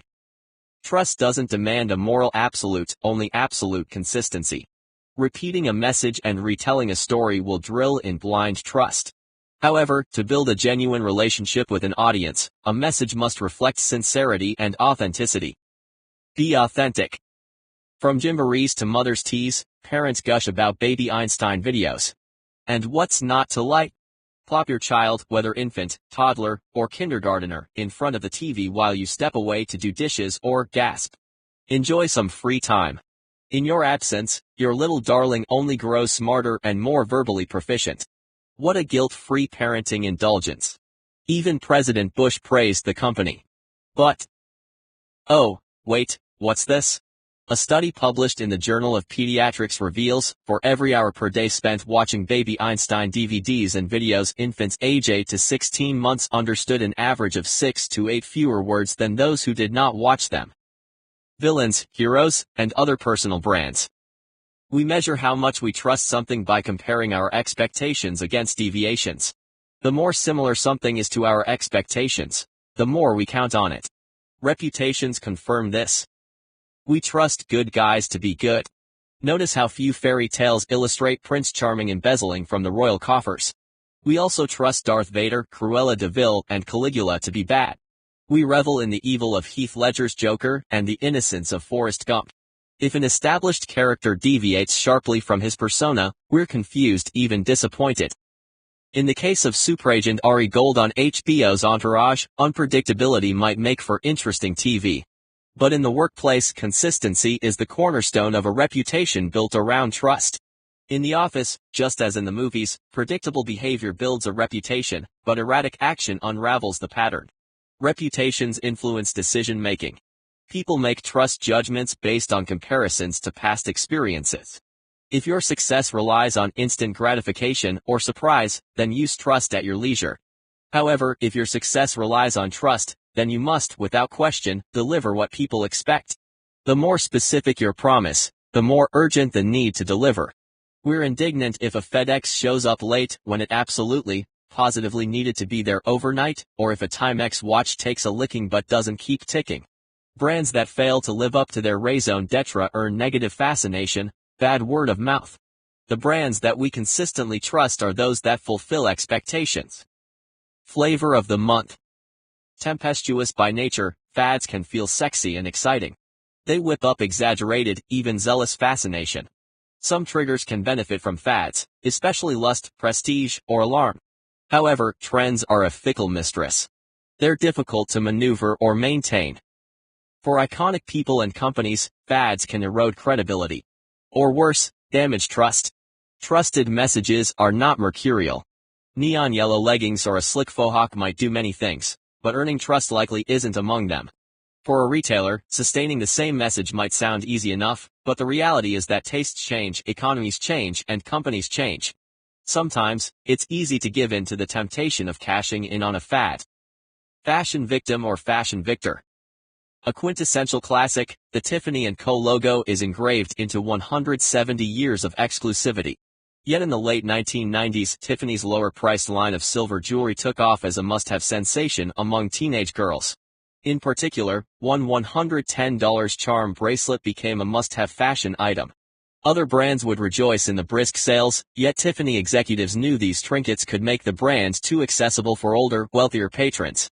As the company's stock prices rose, so did the concerns. In a controversial move, Tiffany raised prices on the silver pieces to put the brakes on this trend. This decision probably lost short-term profits from shoppers wanting an affordable look, but preserved prestige from the company's long-term wealthy base. It's a risk to remain unchanged. Ruts are sticky. But for companies that rely on long-standing trust as a primary trigger, every message must communicate stability. Contradictory input kills trust. We're wired to attach our own security and safety to the idea of trust, so when those bonds are broken, we feel threatened. Broken trust can have disastrous effects, requiring serious effort, time, and a savvy plan to rebuild. A situation that no homeowner has ever faced, a contractor who finishes a remodeling job later than expected. If a contractor promises to have a remodel finished in 1 month, but you're living in your bedroom for 3 months, they've created a contradiction between their message, completion promised in a month, and their results, completion in 3 months, thereby introducing a dissonance between what they say and do. Instead of trust, the contractor is more likely triggering alarm around deadlines. In the workplace, loss of fascination can translate to loss of a job, especially when deadlines and budgets are tight. Breaking and rebuilding trust. Everyone makes mistakes. Even with the best intentions, messages can turn out differently than planned, especially after making a mistake. They point out the break in expectations in order to rebuild patterns of trust. For Odwalla, the natural juice company, trust is a main trigger of the brand. Along with lust for their juicy flavors, the company built itself on absolute freshness without pasteurization. But since there was no pasteurization to kill bacteria on the apples needed to be picked only directly from the trees. A worker in the grove apparently took a fruit from the ground, and the resulting E. coli outbreak killed a little girl named Anna. Rather than explaining or hiding, Odwalla worked directly with everyone in the supply chain. They removed all fruit juices from the shelves, and within just 5 weeks of the recall, developed a flash pasteurization method of preserving fresh flavor for both quality and consumer safety. Odwalla broke trust, then repaired it. And they did so on an accelerated time frame. If you don't have years to build trust, it is possible to speed the process by weaving existing associations in with your message. Even without a 170-year-old reputation on your side, like Tiffany & Co. Accelerate trust. A message can become established fairly quickly, as Hitler's did, through repetition without contradictory input. In most cases, however, an enduringly trusted message takes time to build. The message doesn't need to be biggest, or best, or first of its kind. The eventual success of It's a Wonderful Life showed how retelling a story makes it more trusted over time. Repetition alone is rarely enough to make a message fascinating. To earn trust, ideally the message itself will extend over time. To accelerate trust, however, a message can tap into values that extend over time. Reinventing cues from the past. Yesterday's tired facts can be reinvented anew. And just about anything from your past is fair game. Colt 45, the malt liquor favored by the urban poor, turned a flinch-worthy truth into a street-smart marketing tool. Instead of hiding from the fact that the oversized bottles are usually carried in small brown paper bags, they created cool hand-drawn ads printed directly on small brown paper bags. The campaign used its heritage to do the seemingly impossible, reposition Colt 45 to hipster drinkers. Companies occasionally rebuild trust by going back into their own history and bringing back old marketing devices. Maxwell House returned to good to the last drop, Star-Kissed Tuna reintroduced Charlie the Tuna, and Burger King invited us to once again have it our way. Companies lacking in perennial trust cues often simply borrow someone else's. Sencott Laxatives borrow James Brown's I Feel Good, and Viagra regaled us with Viva Viagra. C-Bond denture adhesive brought back Bye Bye Love. If a song isn't quite exactly right off the rack, many TV commercials take poetic license as long as they pay to license the song. Love's Diapers paraphrases the Beatles' All You Need Is Love's. And Kraft Cheese Crumbles brought us their version of Unbelievable, the hum-worthy Crumbelievable. Are dead celebrities off limits for conjuring trust cues? Maybe not always the best idea. Using old footage, amid a 1997 outcry, a Dirt Devil commercial featured Fred Astaire dancing with a vacuum cleaner.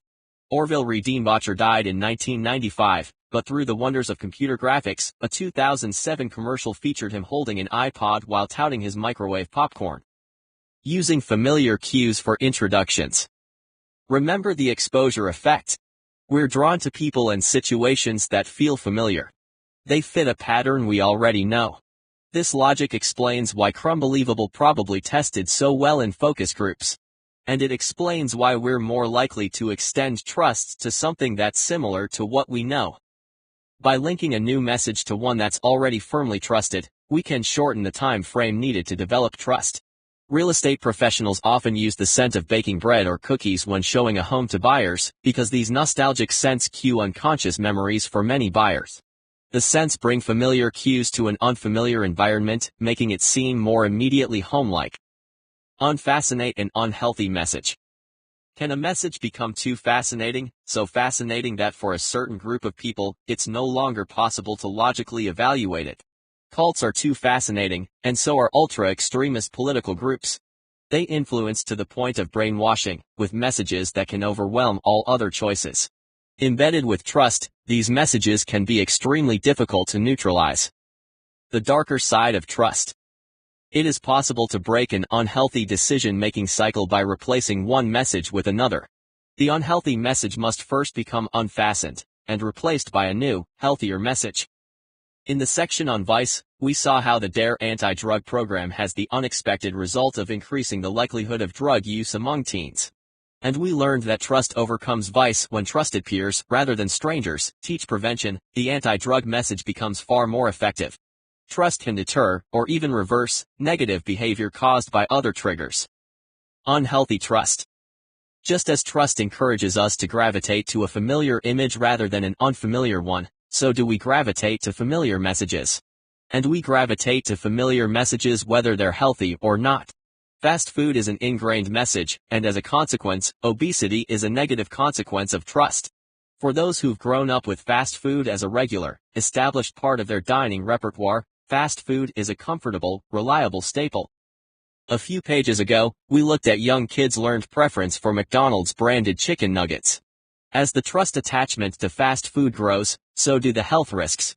We've all seen the news reports and articles on childhood obesity. The numbers keep getting worse. According to the Centers for Disease Control and Prevention, the number of overweight or obese children ages 2 to 19 years old has tripled since 1980. But let's be fair. Assuming we could hide McDonald's signs from our children and never allow them to watch TV commercials or play with the Happy Meal toys, would they choose rhubarb over a candy bar?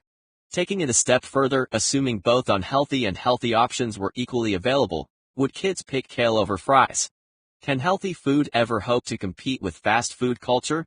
Is it possible for our society to win the battle against childhood obesity, a battle against billion-dollar marketing budgets, against the body's natural appetite for salt and fat and sugar, and against even the force of a deeply ingrained trigger of trust? In one little schoolyard parking lot, fast food is starting to lose the battle.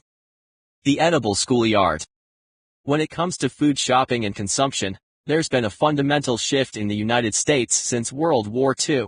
Instead of purchasing food directly from farmers, we've shifted to a processed model, purchasing food from manufacturers such as fast food restaurants.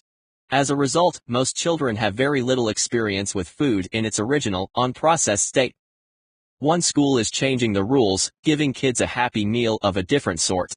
This lunch doesn't come in a box printed with puzzles, but rather from a garden planted by the kids themselves. Alice Waters, a major proponent of the organic food movement who is credited with developing California cuisine, piloted the edible schoolyard. Waters started the program in 1994 in Berkeley, an outgrowth of the Chez Panisse Foundation at the Martin Luther King Jr. Middle School. Students turned the school's parking lot into a garden, or an edible schoolyard. Teachers and students cleared the land and developed a garden to teach kids about the entire process of how food comes from the earth to their plates. Kids don't just eat the food, they experience it. And they start to choose it over unhealthy food.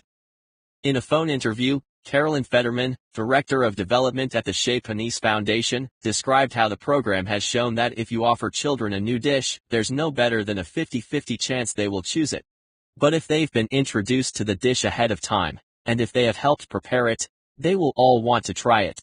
The kids say, for example, "I've learned that vegetables are better than I thought." Banning unhealthy practices, or rejecting negative beliefs will only spark vice, creating forbidden fruit. But applying principles from the edible schoolyard, we might turn around negative habits or beliefs by replacing those beliefs with a new set of trusted experiences. Lessons to learn and apply from the edible schoolyard. At some point, many of us face the difficult task of reversing a deeply ingrained opinion or belief. By identifying a new positive message and introducing a variety of new ways to experience that message, we can start to loosen the grip of the old one. People learn by doing, because it ingrains new trust beliefs and habits in a variety of ways. For the edible schoolyard program, for instance, food is an academic subject. Kids translate vegetable names from one language to another in Spanish class, in math class they convert grams to ounces, and in history class they learn about indigenous cultures and the origins of recipes. Go beyond rational data, and instead provoke creativity and emotion around your intended message. Cumulatively, these experiences fascinate by building a new trust.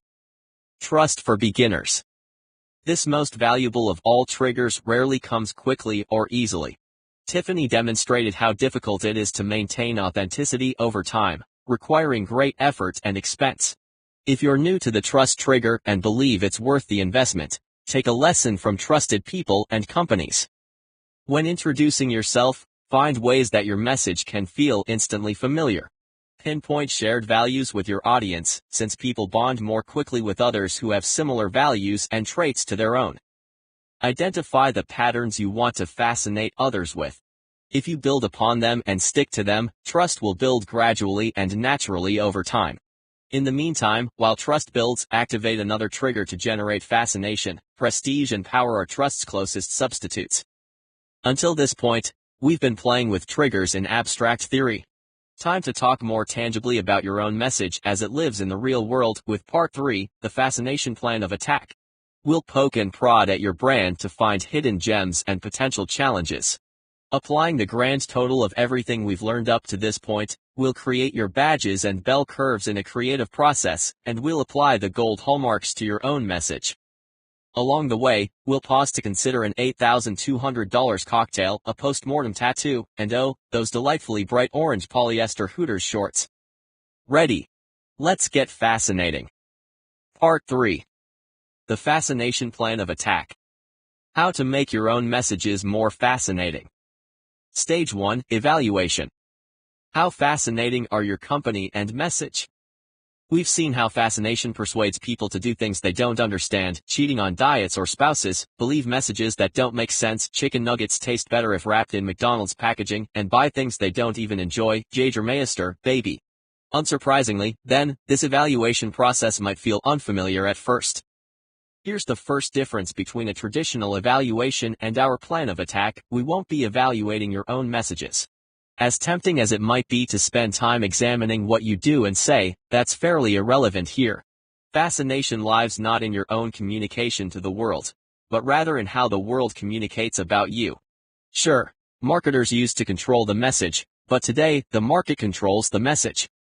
Messages take off and become fascinating through the 6 gold hallmarks introduced in Part 1. By tweaking the hallmarks, we can more easily use them to evaluate your own company and message. Take a deep breath, and a good, hard look. How is your company performing against these criteria? Gold hallmarks of a fascinating message. Do we provoke strong and immediate emotional reactions? Do we create advocates? Are we cultural shorthand for a specific set of actions or values? Do we incite conversation? Do we force competitors to realign around us? Do we trigger social revolutions? Let's take a moment to apply each. Exercise: evaluate whether you're provoking strong and immediate emotional reactions. The unfortunate reality is that most marketers set out to create messages that offend the fewest people. They're playing not to lose. Yet, as we saw with World Championship Poker, Landmark Education, and Jay Nospolis, strong and immediate reactions are a key characteristic of fascinating brands. Some reactions are positive, some not, but they do fascinate. If you're not generating a negative reaction from someone, you're probably not fascinating anyone. List the reactions, both positive and negative, that you provoke. Exercise: evaluate whether you're creating advocates. Your fans may be a small slice of your overall base, but they're the most passionate and vocal, and they'll participate in your marketing work. Fiskars, yes, that old scissors company, created a crafting ambassadors program called Fiska-Tiers. These scrapbooking aficionados and craft connoisseurs get to learn from one another, and the company gets an ongoing focus group of free research on potential new products, lifestyle insight, and new product ideas. Fiskars doesn't talk to its audience; instead, it gives the audience ways to connect through the brand. Maker's Mark Bourbon Whiskey harnesses the power of its greatest fans, allowing them to play an integral role in the growth of the brand. Each ambassador gets his own Maker's Mark barrel of whiskey, marked with his name. The company sends regular updates about this personal barrel, with the opportunity to taste and purchase from this batch. Maker's Mark even provides ambassadors with business cards. These consumers aren't just consumers, they're activists. Can you create ambassadors? How would you reward them, inspire them, and support their communication with you, and with one another? If you don't currently have a fan base for your message, challenge yourself with the following questions. What would it take to compel someone to pay for a t-shirt bearing your logo? What would it take to make people stand in line for hours to purchase your product? What would it take for people to pay double to obtain your product, even if the utility of the product didn't change? What would it take for your product to become so beloved that it never, ever went on sale? Exercise, evaluate whether you're embodying specific core values. In an attempt to be all things to all people, most brands end up saying nothing to anyone. Fascinating companies earn attention by focusing on a specific message: Home Depot, do-it-yourself; Patagonia, sustainability; Target, accessible style; Nordstrom, overachieving service; or De Beers, romantic expression. Tiffany & Co. made a tough decision to reduce their line of trendy silver pieces, but in doing so, preserved trust and prestige. Even tiny details represent bigger core values. Pret a Manger, a gourmet takeout chain, stirs its granola by hand with a 4-foot-long wooden oar. Sure, they could far more easily stir it with a mechanical mixer, but according to Pret's slow food beliefs, this would damage their oatmeal's flavor and texture. That wooden oar stirs not only the oatmeal, but also our imagination. That oar tidbit, while not advertised or promoted anywhere, tells us that all of Pret's food will be as homemade as a New York deli's can be. Ask yourself, do you represent such a distinct point of view that you can stand as a symbol for certain values? What's the one essential quality without which your brand would not survive? A more challenging question: what core values is your brand so committed to that it would be willing to go out of business before sacrificing them? If you have trouble with this question, the alarm trigger should be activating right about now. Exercise, evaluate whether your cultural shorthand for a set of actions or values. Early Volkswagen Bug and Porsche owners would wave to one another, bonding over their shared choice in cars. Airstream motorhomes have ID numbers, so Airstream owners can tell who just passed them. People identify with fascinating brands. They identify themselves, their opinions, and their community. As the commercial says, are you a Mac or PC? Ask yourself, how do customers use your product or message to tell the world about themselves and their point of view? Exercise, evaluate whether you're inciting conversations. People don't want to connect with brands. They want to connect with one another. The U.S. military created a way for members of its target audience to connect with one another over a product. When the number of military recruits dropped, the military started conversations among potential recruits by creating a video game. Future Force Company Commander, or F2C2, portrays the nation's futuristic military as an invulnerable high-tech organization, giving its consumers, teenage boys, a carefully controlled glimpse of battle. It doesn't matter if you agree with the game. You can't ignore why it got so many potential recruits talking and connecting. The more people become fascinated by you and your message, the more they want to interact with you, playing with you, talking about you, learning from you, and above all, connecting with you and then with one another. Ask yourself, what opportunities do you create for people to connect with one another? Exercise, evaluate whether you're forcing competitors to realign. Zappos.com forced its competitors, and its category, to realign. For many consumers, shopping online had two big barriers: the potential inconvenience of returns and potential shipping costs. To lower the alarm trigger, Zappos offers free shipping both ways, thereby killing two risks with one stone. Zappos.com also triggers power by giving consumers more control with a highly visual site and multiple product shots for the gratification of lust. Prestige enters the mix with Zappos Couture, featuring Vivienne Westwood, Moschino, and other decidedly un-Zappos-like designers. And since we're talking about women and shoes, it's also a vice combination. This online model, while deceptively simple, defines its category through innovation with multiple triggers. In 2009, Amazon bought the company for $928 million, leaving many competitors flat-footed. Ask yourself, how could you communicate so distinctively that your innovations turn into your consumers' expectations? How can you set your competitors on the defensive? Exercise, evaluate whether you're tapping into, or triggering, social revolutions. When people become fascinated, they merge with larger groups of people fascinated by the same message. These groups can do much of your work for you, inciting others to join a bigger cultural movement. Harley-Davidson revolutionized a category, and sparked a revolution. Jim Nelson, executive creative director at ad agency Carmichael Lynch, explains that in the 60s, the public had an extremely negative opinion of motorcycle riding. To refute this, Cycle World magazine published an article claiming that 99% of bikers were law-abiding, responsible citizens. The other 1% of outlaw bikers were giving the rest a bad name. Harley riders took that 1% as a badge of honor, calling themselves the 1%ers. In response, Honda came out with a campaign that said, "You meet the nicest people on a Honda." Harley didn't back down on its message.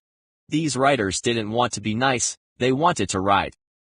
Social revolutions aren't once-in-a-decade events. They're happening constantly, every single day, from political beliefs, use of technology, fashion, and consumption of media, to local communities and family structure. Even if you don't trigger a social revolution, as Harley did, you can certainly tap into cultural changes. Ask yourself, how can your message capitalize on emerging changes? For instance, could your advertising pinpoint a new trend and use it to your advantage? Could you tie your message into what people are already doing and saying around a specific cause? What groups, communities, and tribes could your message excite and activate, so that they champion your message as part of their own? Identifying your primary trigger. You're already using triggers, whether you intend to or not, and whether you want to or not. By now you probably have an idea of your primary fascination trigger, the one that most closely embodies the way in which you fascinate others. You might also have an idea of your secondary triggers. While clarifying your triggers, and the ways in which you use them, it helps to print out a list of the 7 triggers to have in front of you. Lust is the desire or craving for sensory gratification. Mystique lures with a puzzle or unanswered question. Alarm threatens with immediate consequences. Prestige earns respect through symbols of achievement. Power is command over others. Vice tempts with forbidden fruit, causing us to step outside our usual habits or behaviors. Trust comforts us with certainty and reliability. In parts I and 2 of this book, we saw how fascination already shapes our actions and opinions in surprising ways. An effective fascination plan harnesses this power. Once you understand the triggers that drive your customers' behavior and design your plan with your triggers and badges in mind, you can direct this force of attraction. Are you using the right triggers in the right way to get your desired result? Your brand's chemistry set. Let's take a few well-known brands and check out how their current branding successfully activates specific triggers. There's some degree of subjectivity involved with this exercise, so expect and enjoy healthy debate. The point is to identify and establish patterns. The appeal of lust plus trust for mass brands. We don't necessarily think of Coke, Olive Garden, and Rachel Ray as similar brands. However, they all rely on the same 2 triggers as many mainstream food-oriented brands, lust and trust. Many craft products have almost exactly the same formula as Olive Garden. Each brand uses different secondary triggers, in addition to lust and trust. For instance, we saw how Coke amps up mystique through mythology. Olive Garden adds a bit of the alarm trigger with notorious wait times for a table and time-limited specials. And Rachel Ray gives a splash of vice when she encourages viewers to tweak recipes as they go, or when she sneaks in extra delish bites. Trend-oriented brands. In contrast to the lust plus trust combination, brands that tap into trends tend to trade on other triggers without emphasis on the consistency and safety of trust. Coke, Olive Garden, Rachel Ray.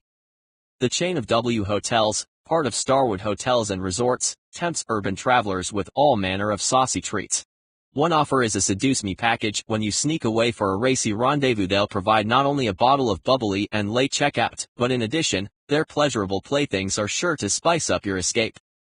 Have you ever been inside a Sephora? This sophisticated cosmetics and beauty store not only allows consumers to sample products, but spurs them on to experience and experiment with all the trendiest fragrances, imported creams, and shimmering makeups. Stage 2, Development. Create and heighten fascination. By now we have an idea of how you generate fascination, and how much of it you generate. The next stage is my favorite part of the whole process: develop new ways to fascinate others. Time to put creativity to work for us. Fascination badges. No matter what type of brand you are, no matter what type of message you spread, you already have raw ingredients to be fascinating. I call these ingredients fascination badges because they're emblematic of what you represent. So how, exactly, are you fascinating? 7 potential areas. 1. Purpose, your reason for being, your function as a brand. 2. Core beliefs, the code of values and principles that guide you, what you stand for. 3. Heritage, your reputation and history, the backstory of how you came to be. 4. Products, the goods, services, or information you produce. 5. Benefits, the promises of reward for purchasing the product, both tangible and abstract, overt and implied. 6. Actions, how you conduct yourself. 7. Culture, all the characteristics of your identity, including personality, executional style, and mindset. Badges allow employees, customers, and fans to identify themselves with you, and through you, beyond product usage. They invite people inside your brand, allowing them to participate and take ownership. Find them, and then methodically refine and expand them. Exercise, create new badges. One by one, go through the 7 types of badges, and brainstorm every possible association for each.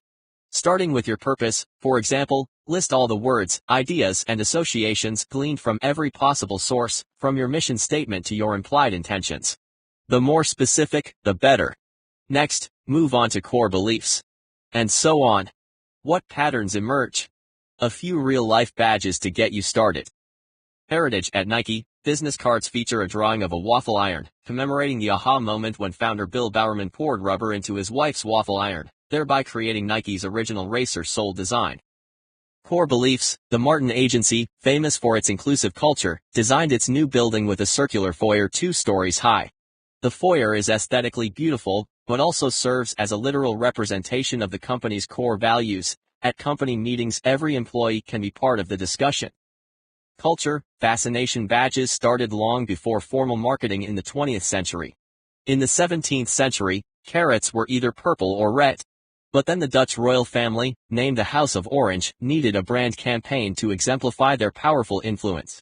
They could have sewn a bigger flag, or painted a fancier crest, or trained a fiercer army.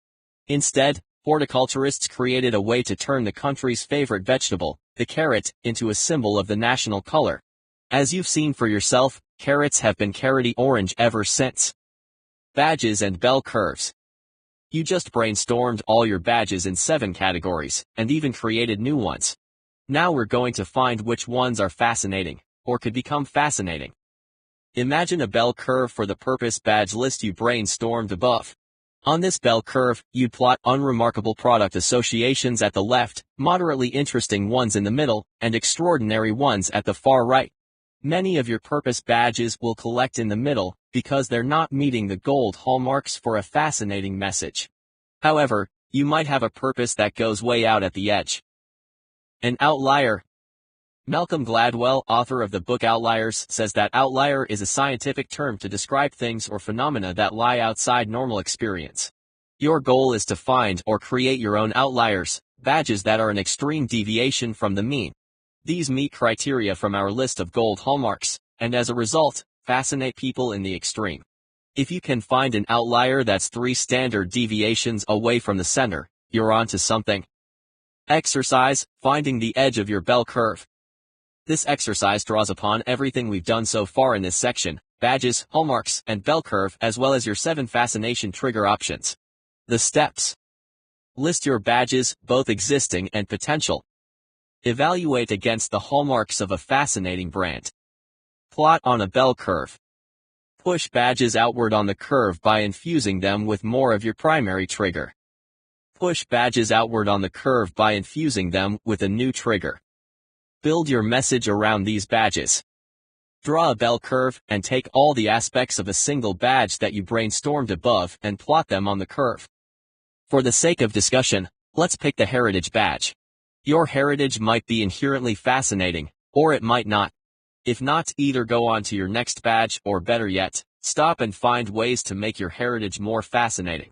A furniture company with an 18th century legacy or noteworthy story behind the founder could have an outlier, because those badges would score highly on the hallmarks.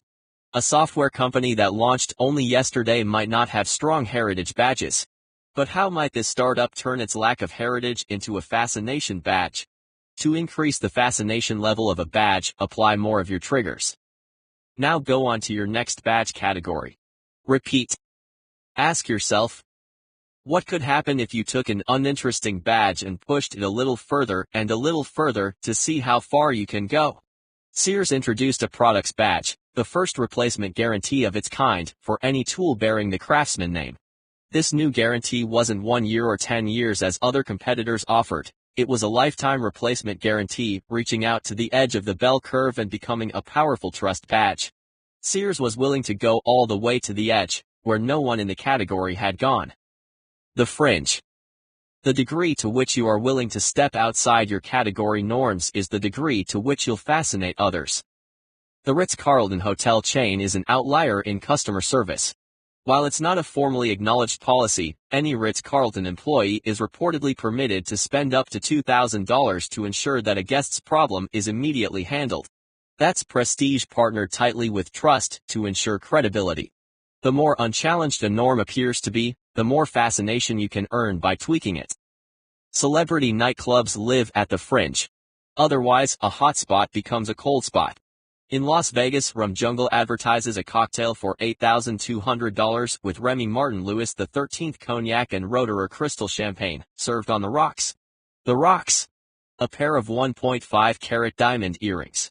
That's the prestige trigger, mixed liberally with vice and lust. If crystal isn't your thing, try Hooters. The chain restaurant, whose tagline is delightfully tacky, yet unrefined, offers a meal package with 20 chicken wings and a bottle of Dom Perignon. That's the prestige trigger combined with orange dolphin shorts in size XS and tan pantyhose. Fringes have no boundaries. In the safe confines of the creative process, explore as far as you can into the fringe wilderness.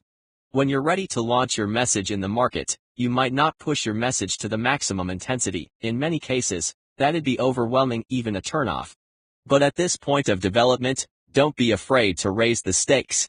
Better to be exceptional in 1 or 2 areas than pretty good in all. Exercise: identify outliers of your fringe. Remember the chemistry set? Now that you know your main trigger, how far can you push it? If your trigger is prestige, how can you embody that in the extreme? In this exercise, the goal is to see just how far you might extend to the outermost tip of the bell curve. Here, you'll find prime fascination territory.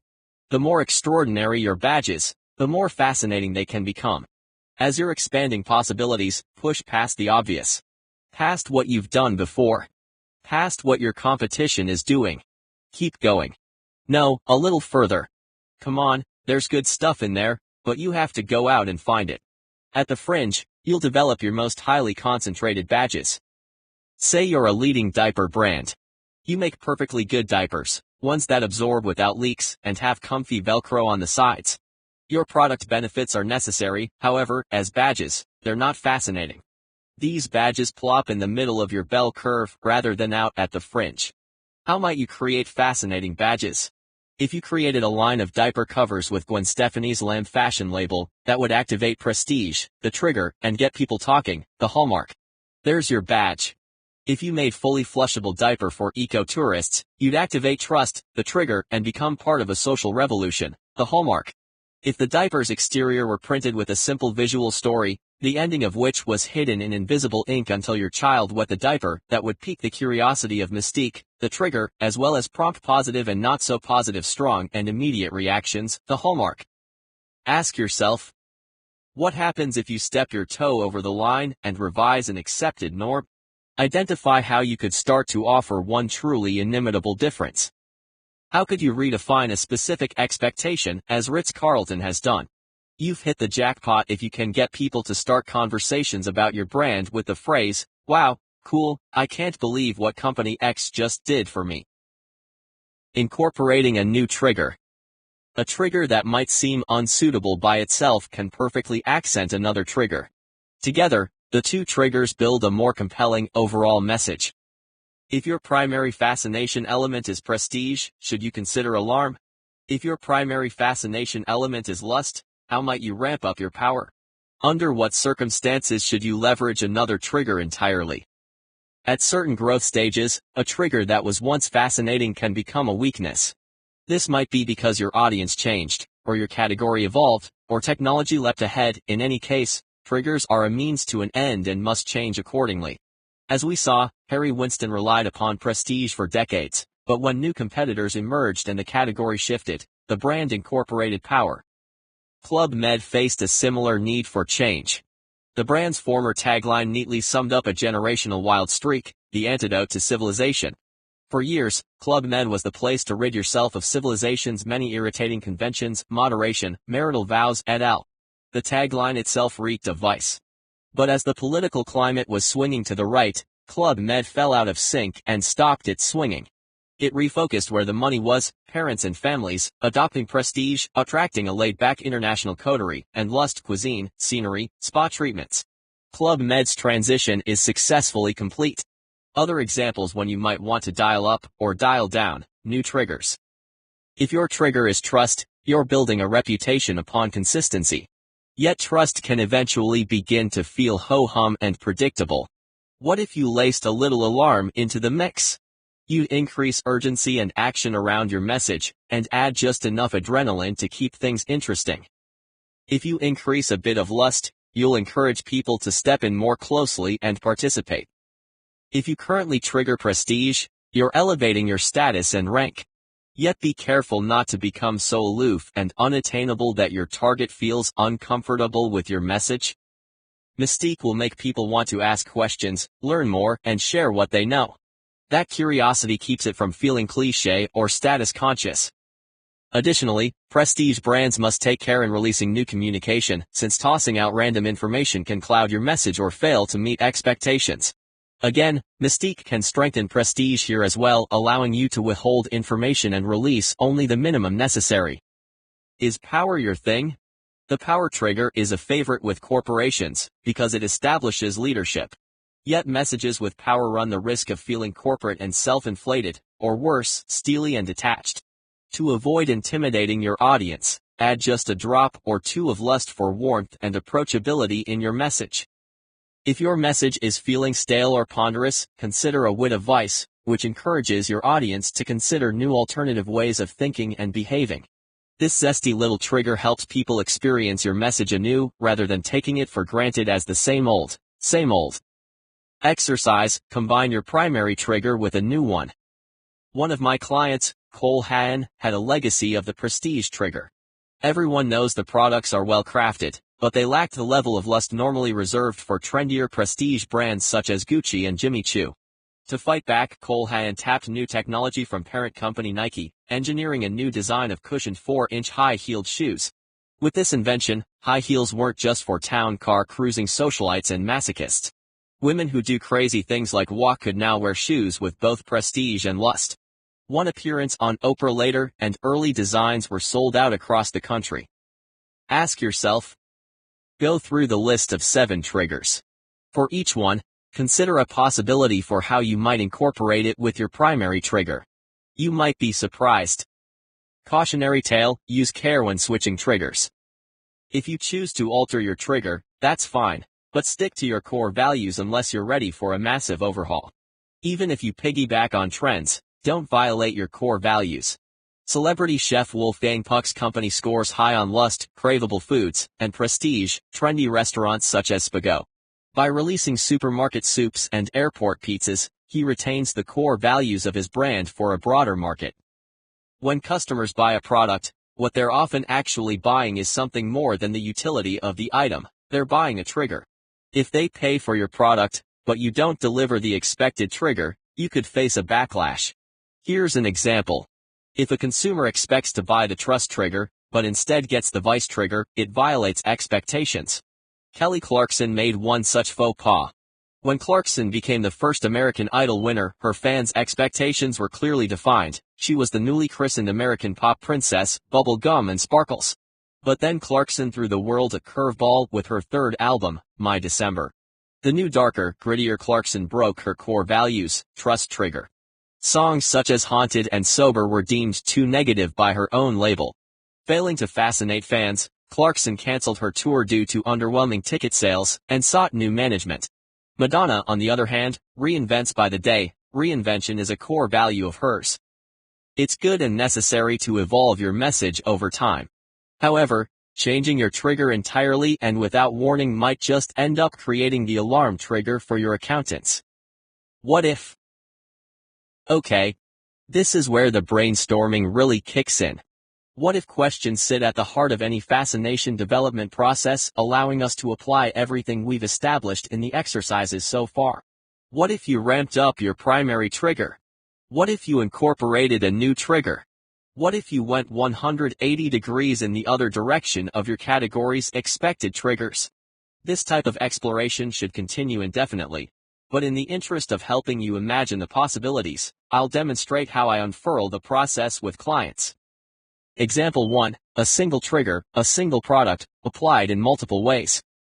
What if you applied the prestige trigger to an unprestigious item? Prestige and the t-shirt. Prestige, as you'll recall, is why we fixate on symbols of rank and respect. Items of prestige have cultural meaning because they communicate a group's priorities and values. How could a mass-market product, such as a t-shirt, trigger prestige? Obviously you could sew a designer logo or emboss it with rhinestones, sure. But what if? What if you made the t-shirt scarce? Create t-shirt designs by famous artists that are available only in limited editions of 10,000. Or editions of 100. Or editions of 1. When an edition is sold out, it's gone forever, or at least until it pops up, ding, on eBay. What if you turn the t-shirt's purchase into a prestigious experience? Design a high-end mobile t-shirt boutique that visits customers at bachelorette parties or baby showers. Bring consumers a carefully curated selection of t-shirts, thereby increasing their perceived value. What if you made it from culturally significant materials? Make the shirt from a fabric that holds special appeal. Sew it from distressed concert t-shirts or UK football jerseys. What if you made it feel customized? Allow customers to customize their t-shirt design, lettering, color, embroidery, etc. And then watch online in real time, via streaming video, as their t-shirt is made in the workshop. By the time the shirt arrives, customers already have an attachment to their shirt. What if people had to earn the t-shirt? Make consumers pay for your t-shirt, above and beyond the price tag. My nephew has a t-shirt from Cancun that announces his tequila prowess, I ate the worm. Now, admittedly, that might not be my personal idea of fascinating prestige, but it is for his target audience. What if you made the t-shirt too expensive not just for most consumers, but for almost all consumers? How can you make the ubiquitous white t-shirt less ubiquitous? Chanel makes a $500 trillion shirt, Prada, a $1,500 one. Both have sold fairly briskly. Who says you can't make a $15,000 trillion shirt? You might never, ever sell a single one. And that's not the point. You'd provoke conversations. What if you tapped into deeper values? People pay more for brands whose beliefs connect with their own.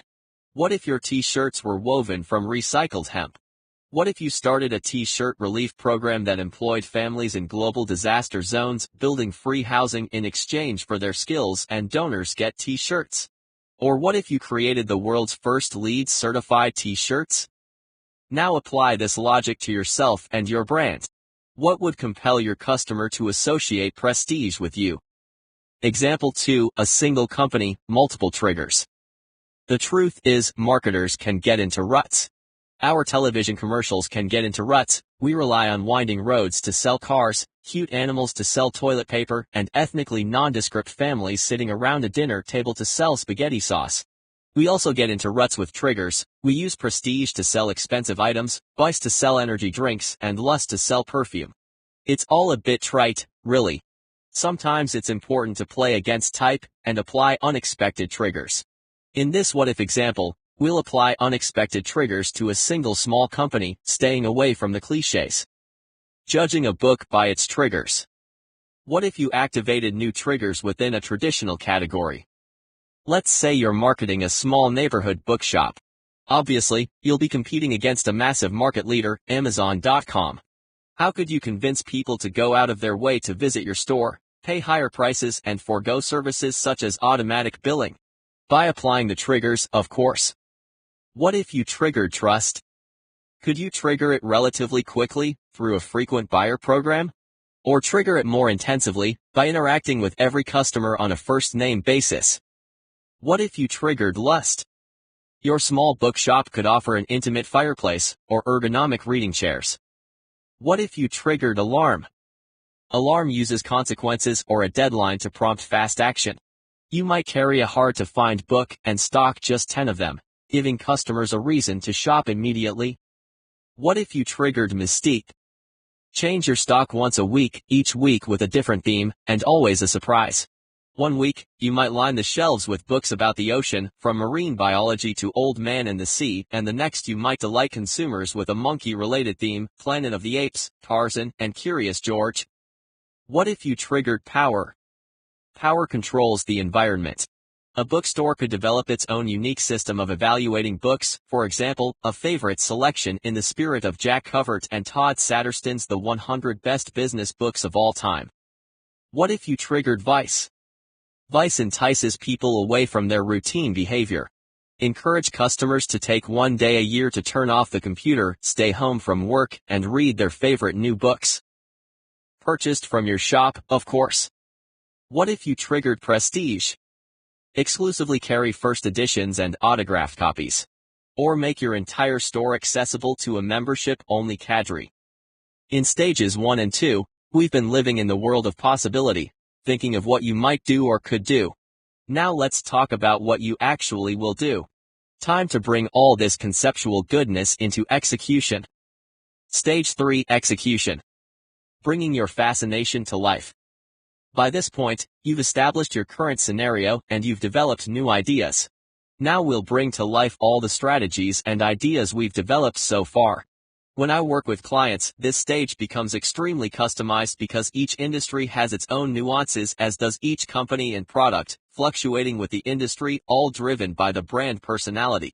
Stage 3 won't outline exercises, because by this point, your plan of attack will be different from anyone else's, and will depend entirely upon your context, because as we now know, ideas are only precious in a specific context. Yet short of working together in person, let's continue with your plan of attack. There isn't one defined approach, but there are defined principles. Before you unleash your new plan with your main audience, you must first consider how you will help it become fascinating within your own group. Building internal support for your fascination plan.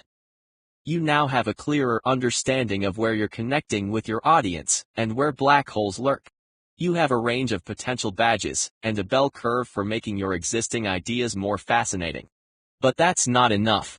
You also need your team's full support. Every message needs advocates in order to survive. When presenting ideas, as is always the case, fascination isn't measured in what you say, but in what others say about you. Sharing your fascination plan with others. It's one thing to come up with new ideas, but quite another to create advocates from your partners, clients, investors, board of directors, or anyone else holding the mighty approval stamp. At first, fascinating ideas can feel risky, so managing this process wisely takes extra thought.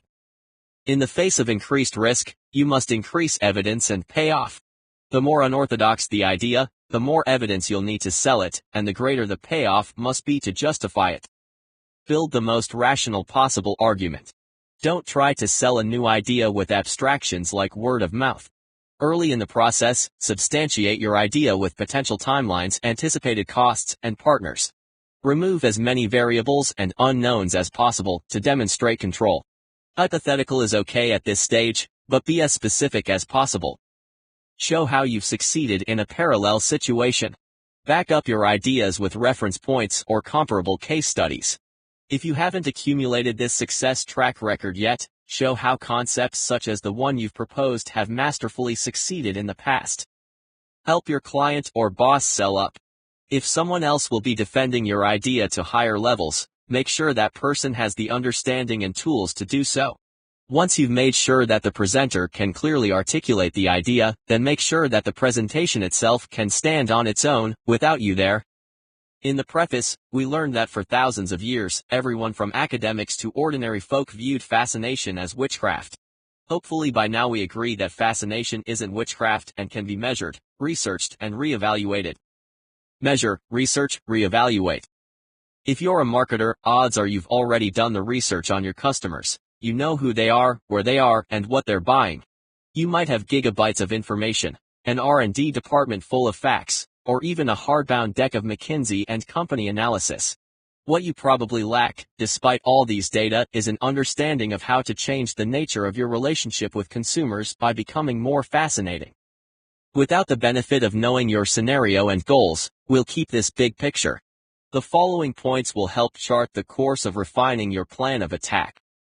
Moving beyond traditional research. In your market research, are you asking the right questions and looking in the right places to measure fascination? It's not always a simple matter.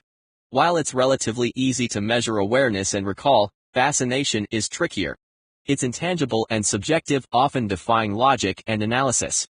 Unlike measurements such as share of voice, we can't easily calculate fascination metrics such as share of attraction or share of mystique. However, we do have guidelines, our gold hallmarks of a fascinating message, and your F-score. As you consider these, also keep 2 points in mind. 2 points to remember. Don't just track the message you create. Instead, track the ways in which your message inspires others to create messages about you. The effectiveness of your message is measured not by how many people hear that message or even remember it, but by how many listen to it, talk about it with other people, and ultimately, take action on it. Traditional analysis works well for traditional messages. But with fascination, you'll need to slightly alter the ways in which you follow through. Start by reconsidering a few basic points. Reconsider your goals. Traditional marketing had generalized goals, such as increased sales and greater loyalty. But in today's fragmented ad world, those are way too general. Your plan will benefit from more specific goals, and fascination can help. Do you want to increase foot traffic in your retail locations by pulling people into your stores to interact with your products as Apple and Sephora do with Lust? The more specific your goals, the more accurately you can reach them. Reconsider your metrics. What metric will be most useful for your overall goals? Measuring awareness of your message is good and standard practice, yet by itself, awareness is too passive and limited.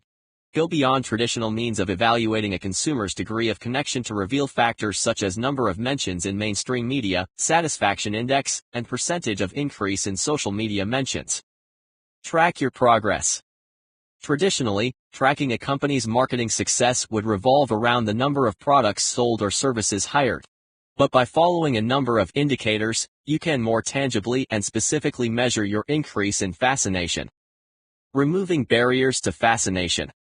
Companies that fascinate audiences over the long term share certain qualities. Evaluation, development, and execution of fascinating ideas should be a collective goal, one with resources and support from the C-suite all the way through the ranks.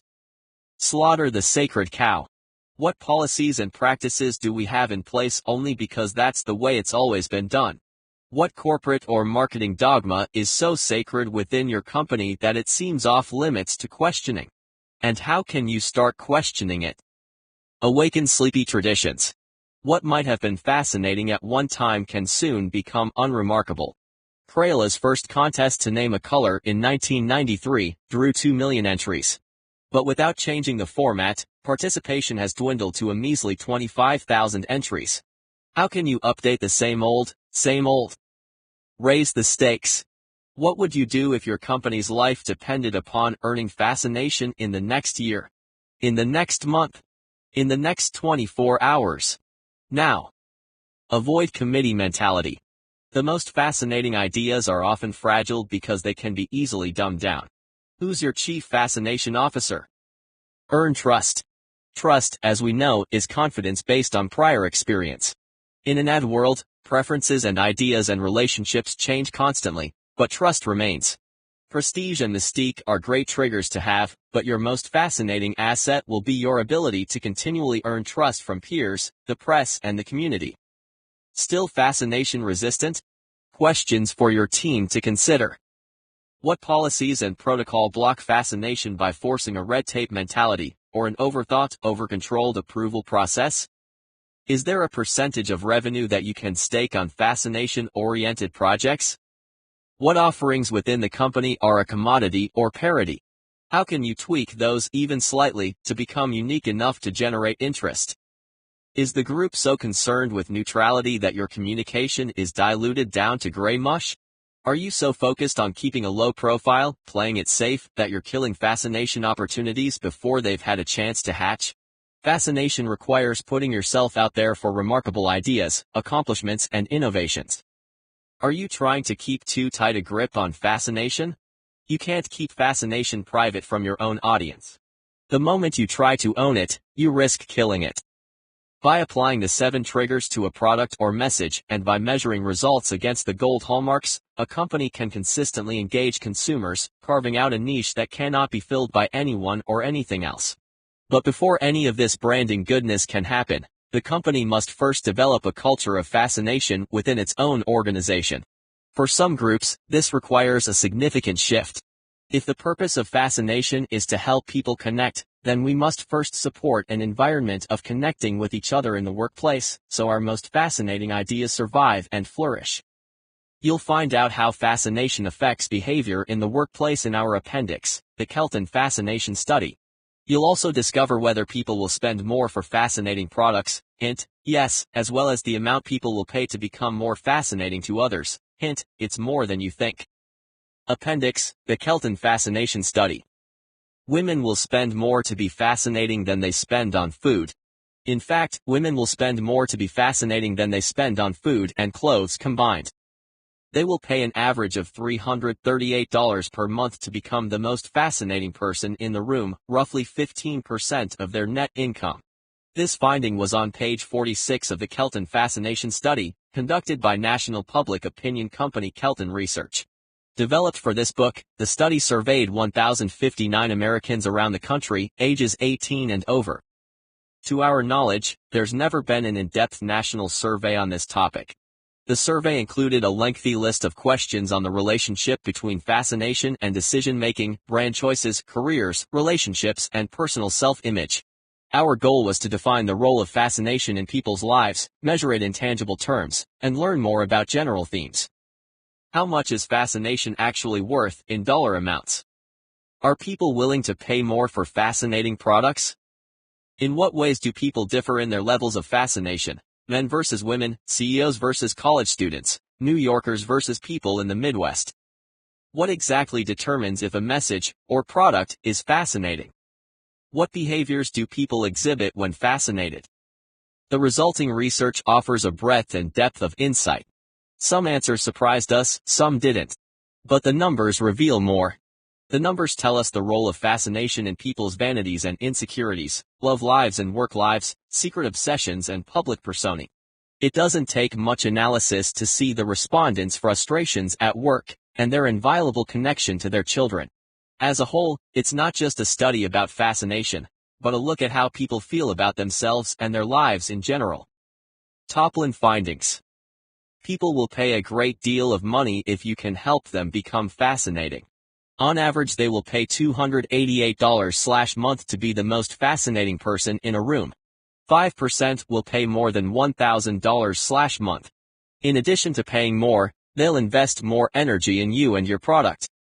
People will pay a great deal of money if you can help them feel fascinated. A fascinating brand can charge more than an unfascinating one. People also will pay a premium for brands that activate desired triggers. In the presence of a fascinating product, people report a physical, intellectual, and emotional response, and sometimes even an adrenaline rush. People will go to surprising lengths to have a more fascinating life. They want to feel more engaged and immersed. And not only will they pay to be fascinated, but when asked how far they would go for a fascinating life, 6 out of 10 people said they would bend their morals, standards, or loyalties. Among unmarried people, that number rises to 7 out of 10. The role of fascination in personal and marketing messages. How can fascination shape decision-making? If you want to measure whether you're fascinating someone. When fascinated by a product, 80% report behaving differently, doing research, talking to friends, protecting it, touching it, or even reporting a physical response when in contact with the item of their fascination. If you're a marketer, track tangible behaviors to know whether your product is effectively fascinating consumers. If you're interested in communicating to a younger audience. Younger consumers are more interested in being fascinating than fascinated. By giving them opportunities to captivate others, You open the door to higher sales and a price point for your brand. If you're thinking about abandoning the personal touch, while the digital space offers endlessly unique experiences, 81% of us have most fascinating conversations in person rather than online. In-person contact is still the most compelling and can drive deeper relationships. If you're thinking about hiring a celebrity spokesperson, we think of celebrities as fascinating. However, 78% of Americans are more fascinated with the lives of their families. Yet, as we'll see below, they're still bored by their own lives. If you're wondering about customizing your message for different parts of the country, people respond differently based on their geography. Lust is more fascinating on the West Coast. Trust is most fascinating in the Midwest. And in the Northeast, it's about power. Those lucky Northeasterners also report having more fascinating lives than anyone else in the country. If you want to align yourself with something that's already fascinating, by a landslide, the most fascinating entity in people's lives is their own children. An overwhelming 96% of parents find their own children fascinating. If you want to tap into groups that are already fascinated, groups most likely to report feeling fascinated by their own lives: parents, married people, women, people ages 18 to 39, those who earn more than $50,000 per year, and those with a hobby. If you're still wondering if fascination matters for marketers, people will pay up to 3 times as much for a product or experience that they find intensely captivating. The Kelton Study at Work. Fascinating your bosses, employees, co-workers, and clients. Fascinated employees are more engaged with their work and more loyal to their bosses and companies.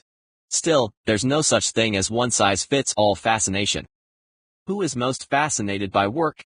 Those at the beginning of their careers, and those at the peak of success. Those in their 20s are highly fascinated by their careers, as are CEOs and senior managers. Married employees are also likely to be extremely fascinated at work.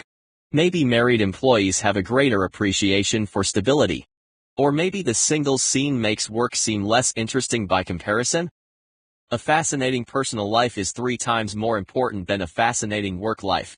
Another reason companies should support a healthy work-life balance. Perhaps giving employees a day off with family is more important than that office holiday party. We're at our peak of fascination with work while in our 40s.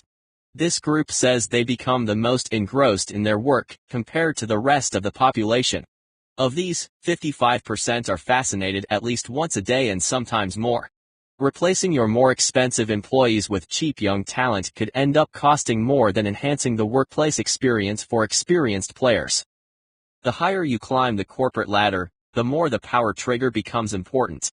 There's a clear and steady increase in the desire to be perceived as powerful, starting at entry level to C-level. People who make over $50,000 a year are twice as likely to be fascinated by power than those who make under $50,000. If you're trying to fascinate a senior manager, reread the section about the power trigger. Lower-level employees are more fascinated by attractiveness than by power.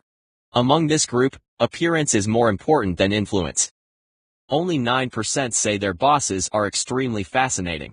The majority of people don't find their bosses even mildly fascinating.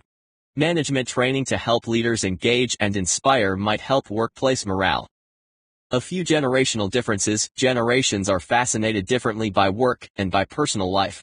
It's important not only to evaluate which trigger to use with your groups, but to persuade and influence behavior. You must also customize for their age and professional level. Our priorities change throughout our careers.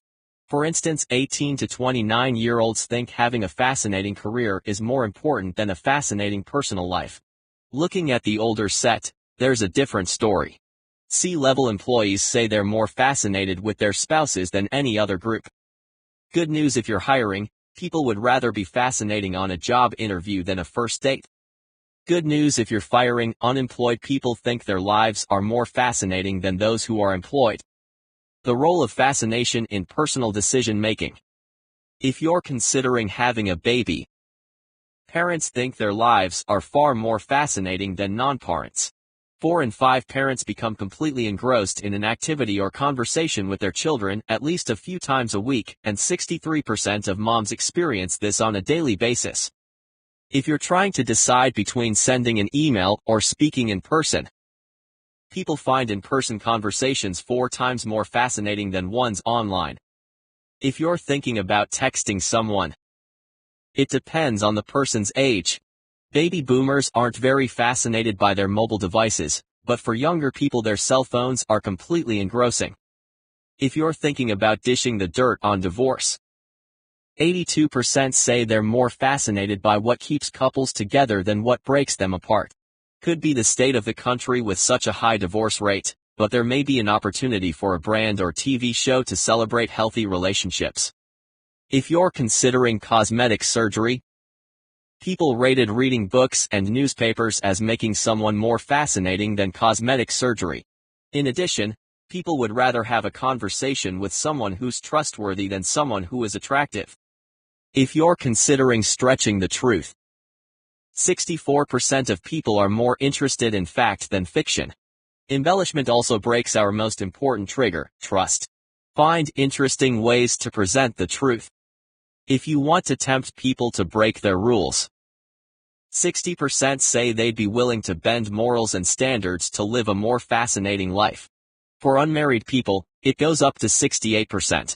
For the majority, it might seem doing what's wrong isn't so wrong if it nets a positive outcome.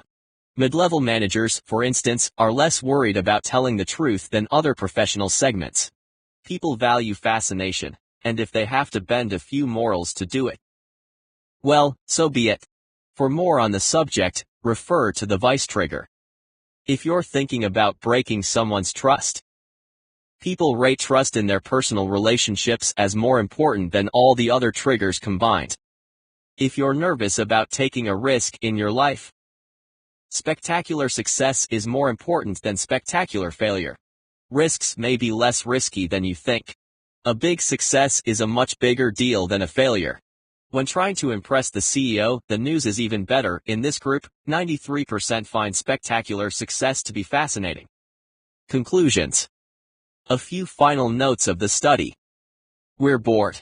We're overwhelmed by messages, but unsatisfied by the ones we do have. We're doing too much, but are not fascinated by the things we are doing. All those messages and experiences aren't getting the job done.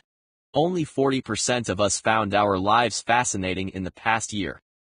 Most people don't feel fascinating. We feel shy about admitting that we want to be fascinating, but we do. On a personal level, we want to attract the respect and attention of others. We go to great effort and expense for products and experiences that can help us become more fascinating in the eyes of others. Fascination makes us feel more alive. In the presence of someone or something that fascinates us, we talk more, react more, and connect more. The 3 main things we seek: relationships, trust, and fascination.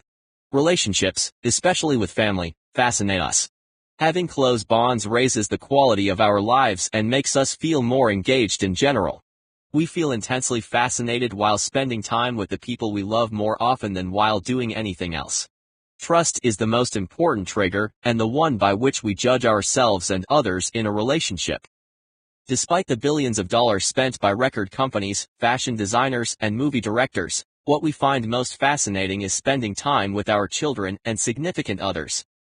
On the very first page of the survey, at the top of the page, participants read the following opening statement. For the purpose of this survey, we are describing fascination as an intense captivation.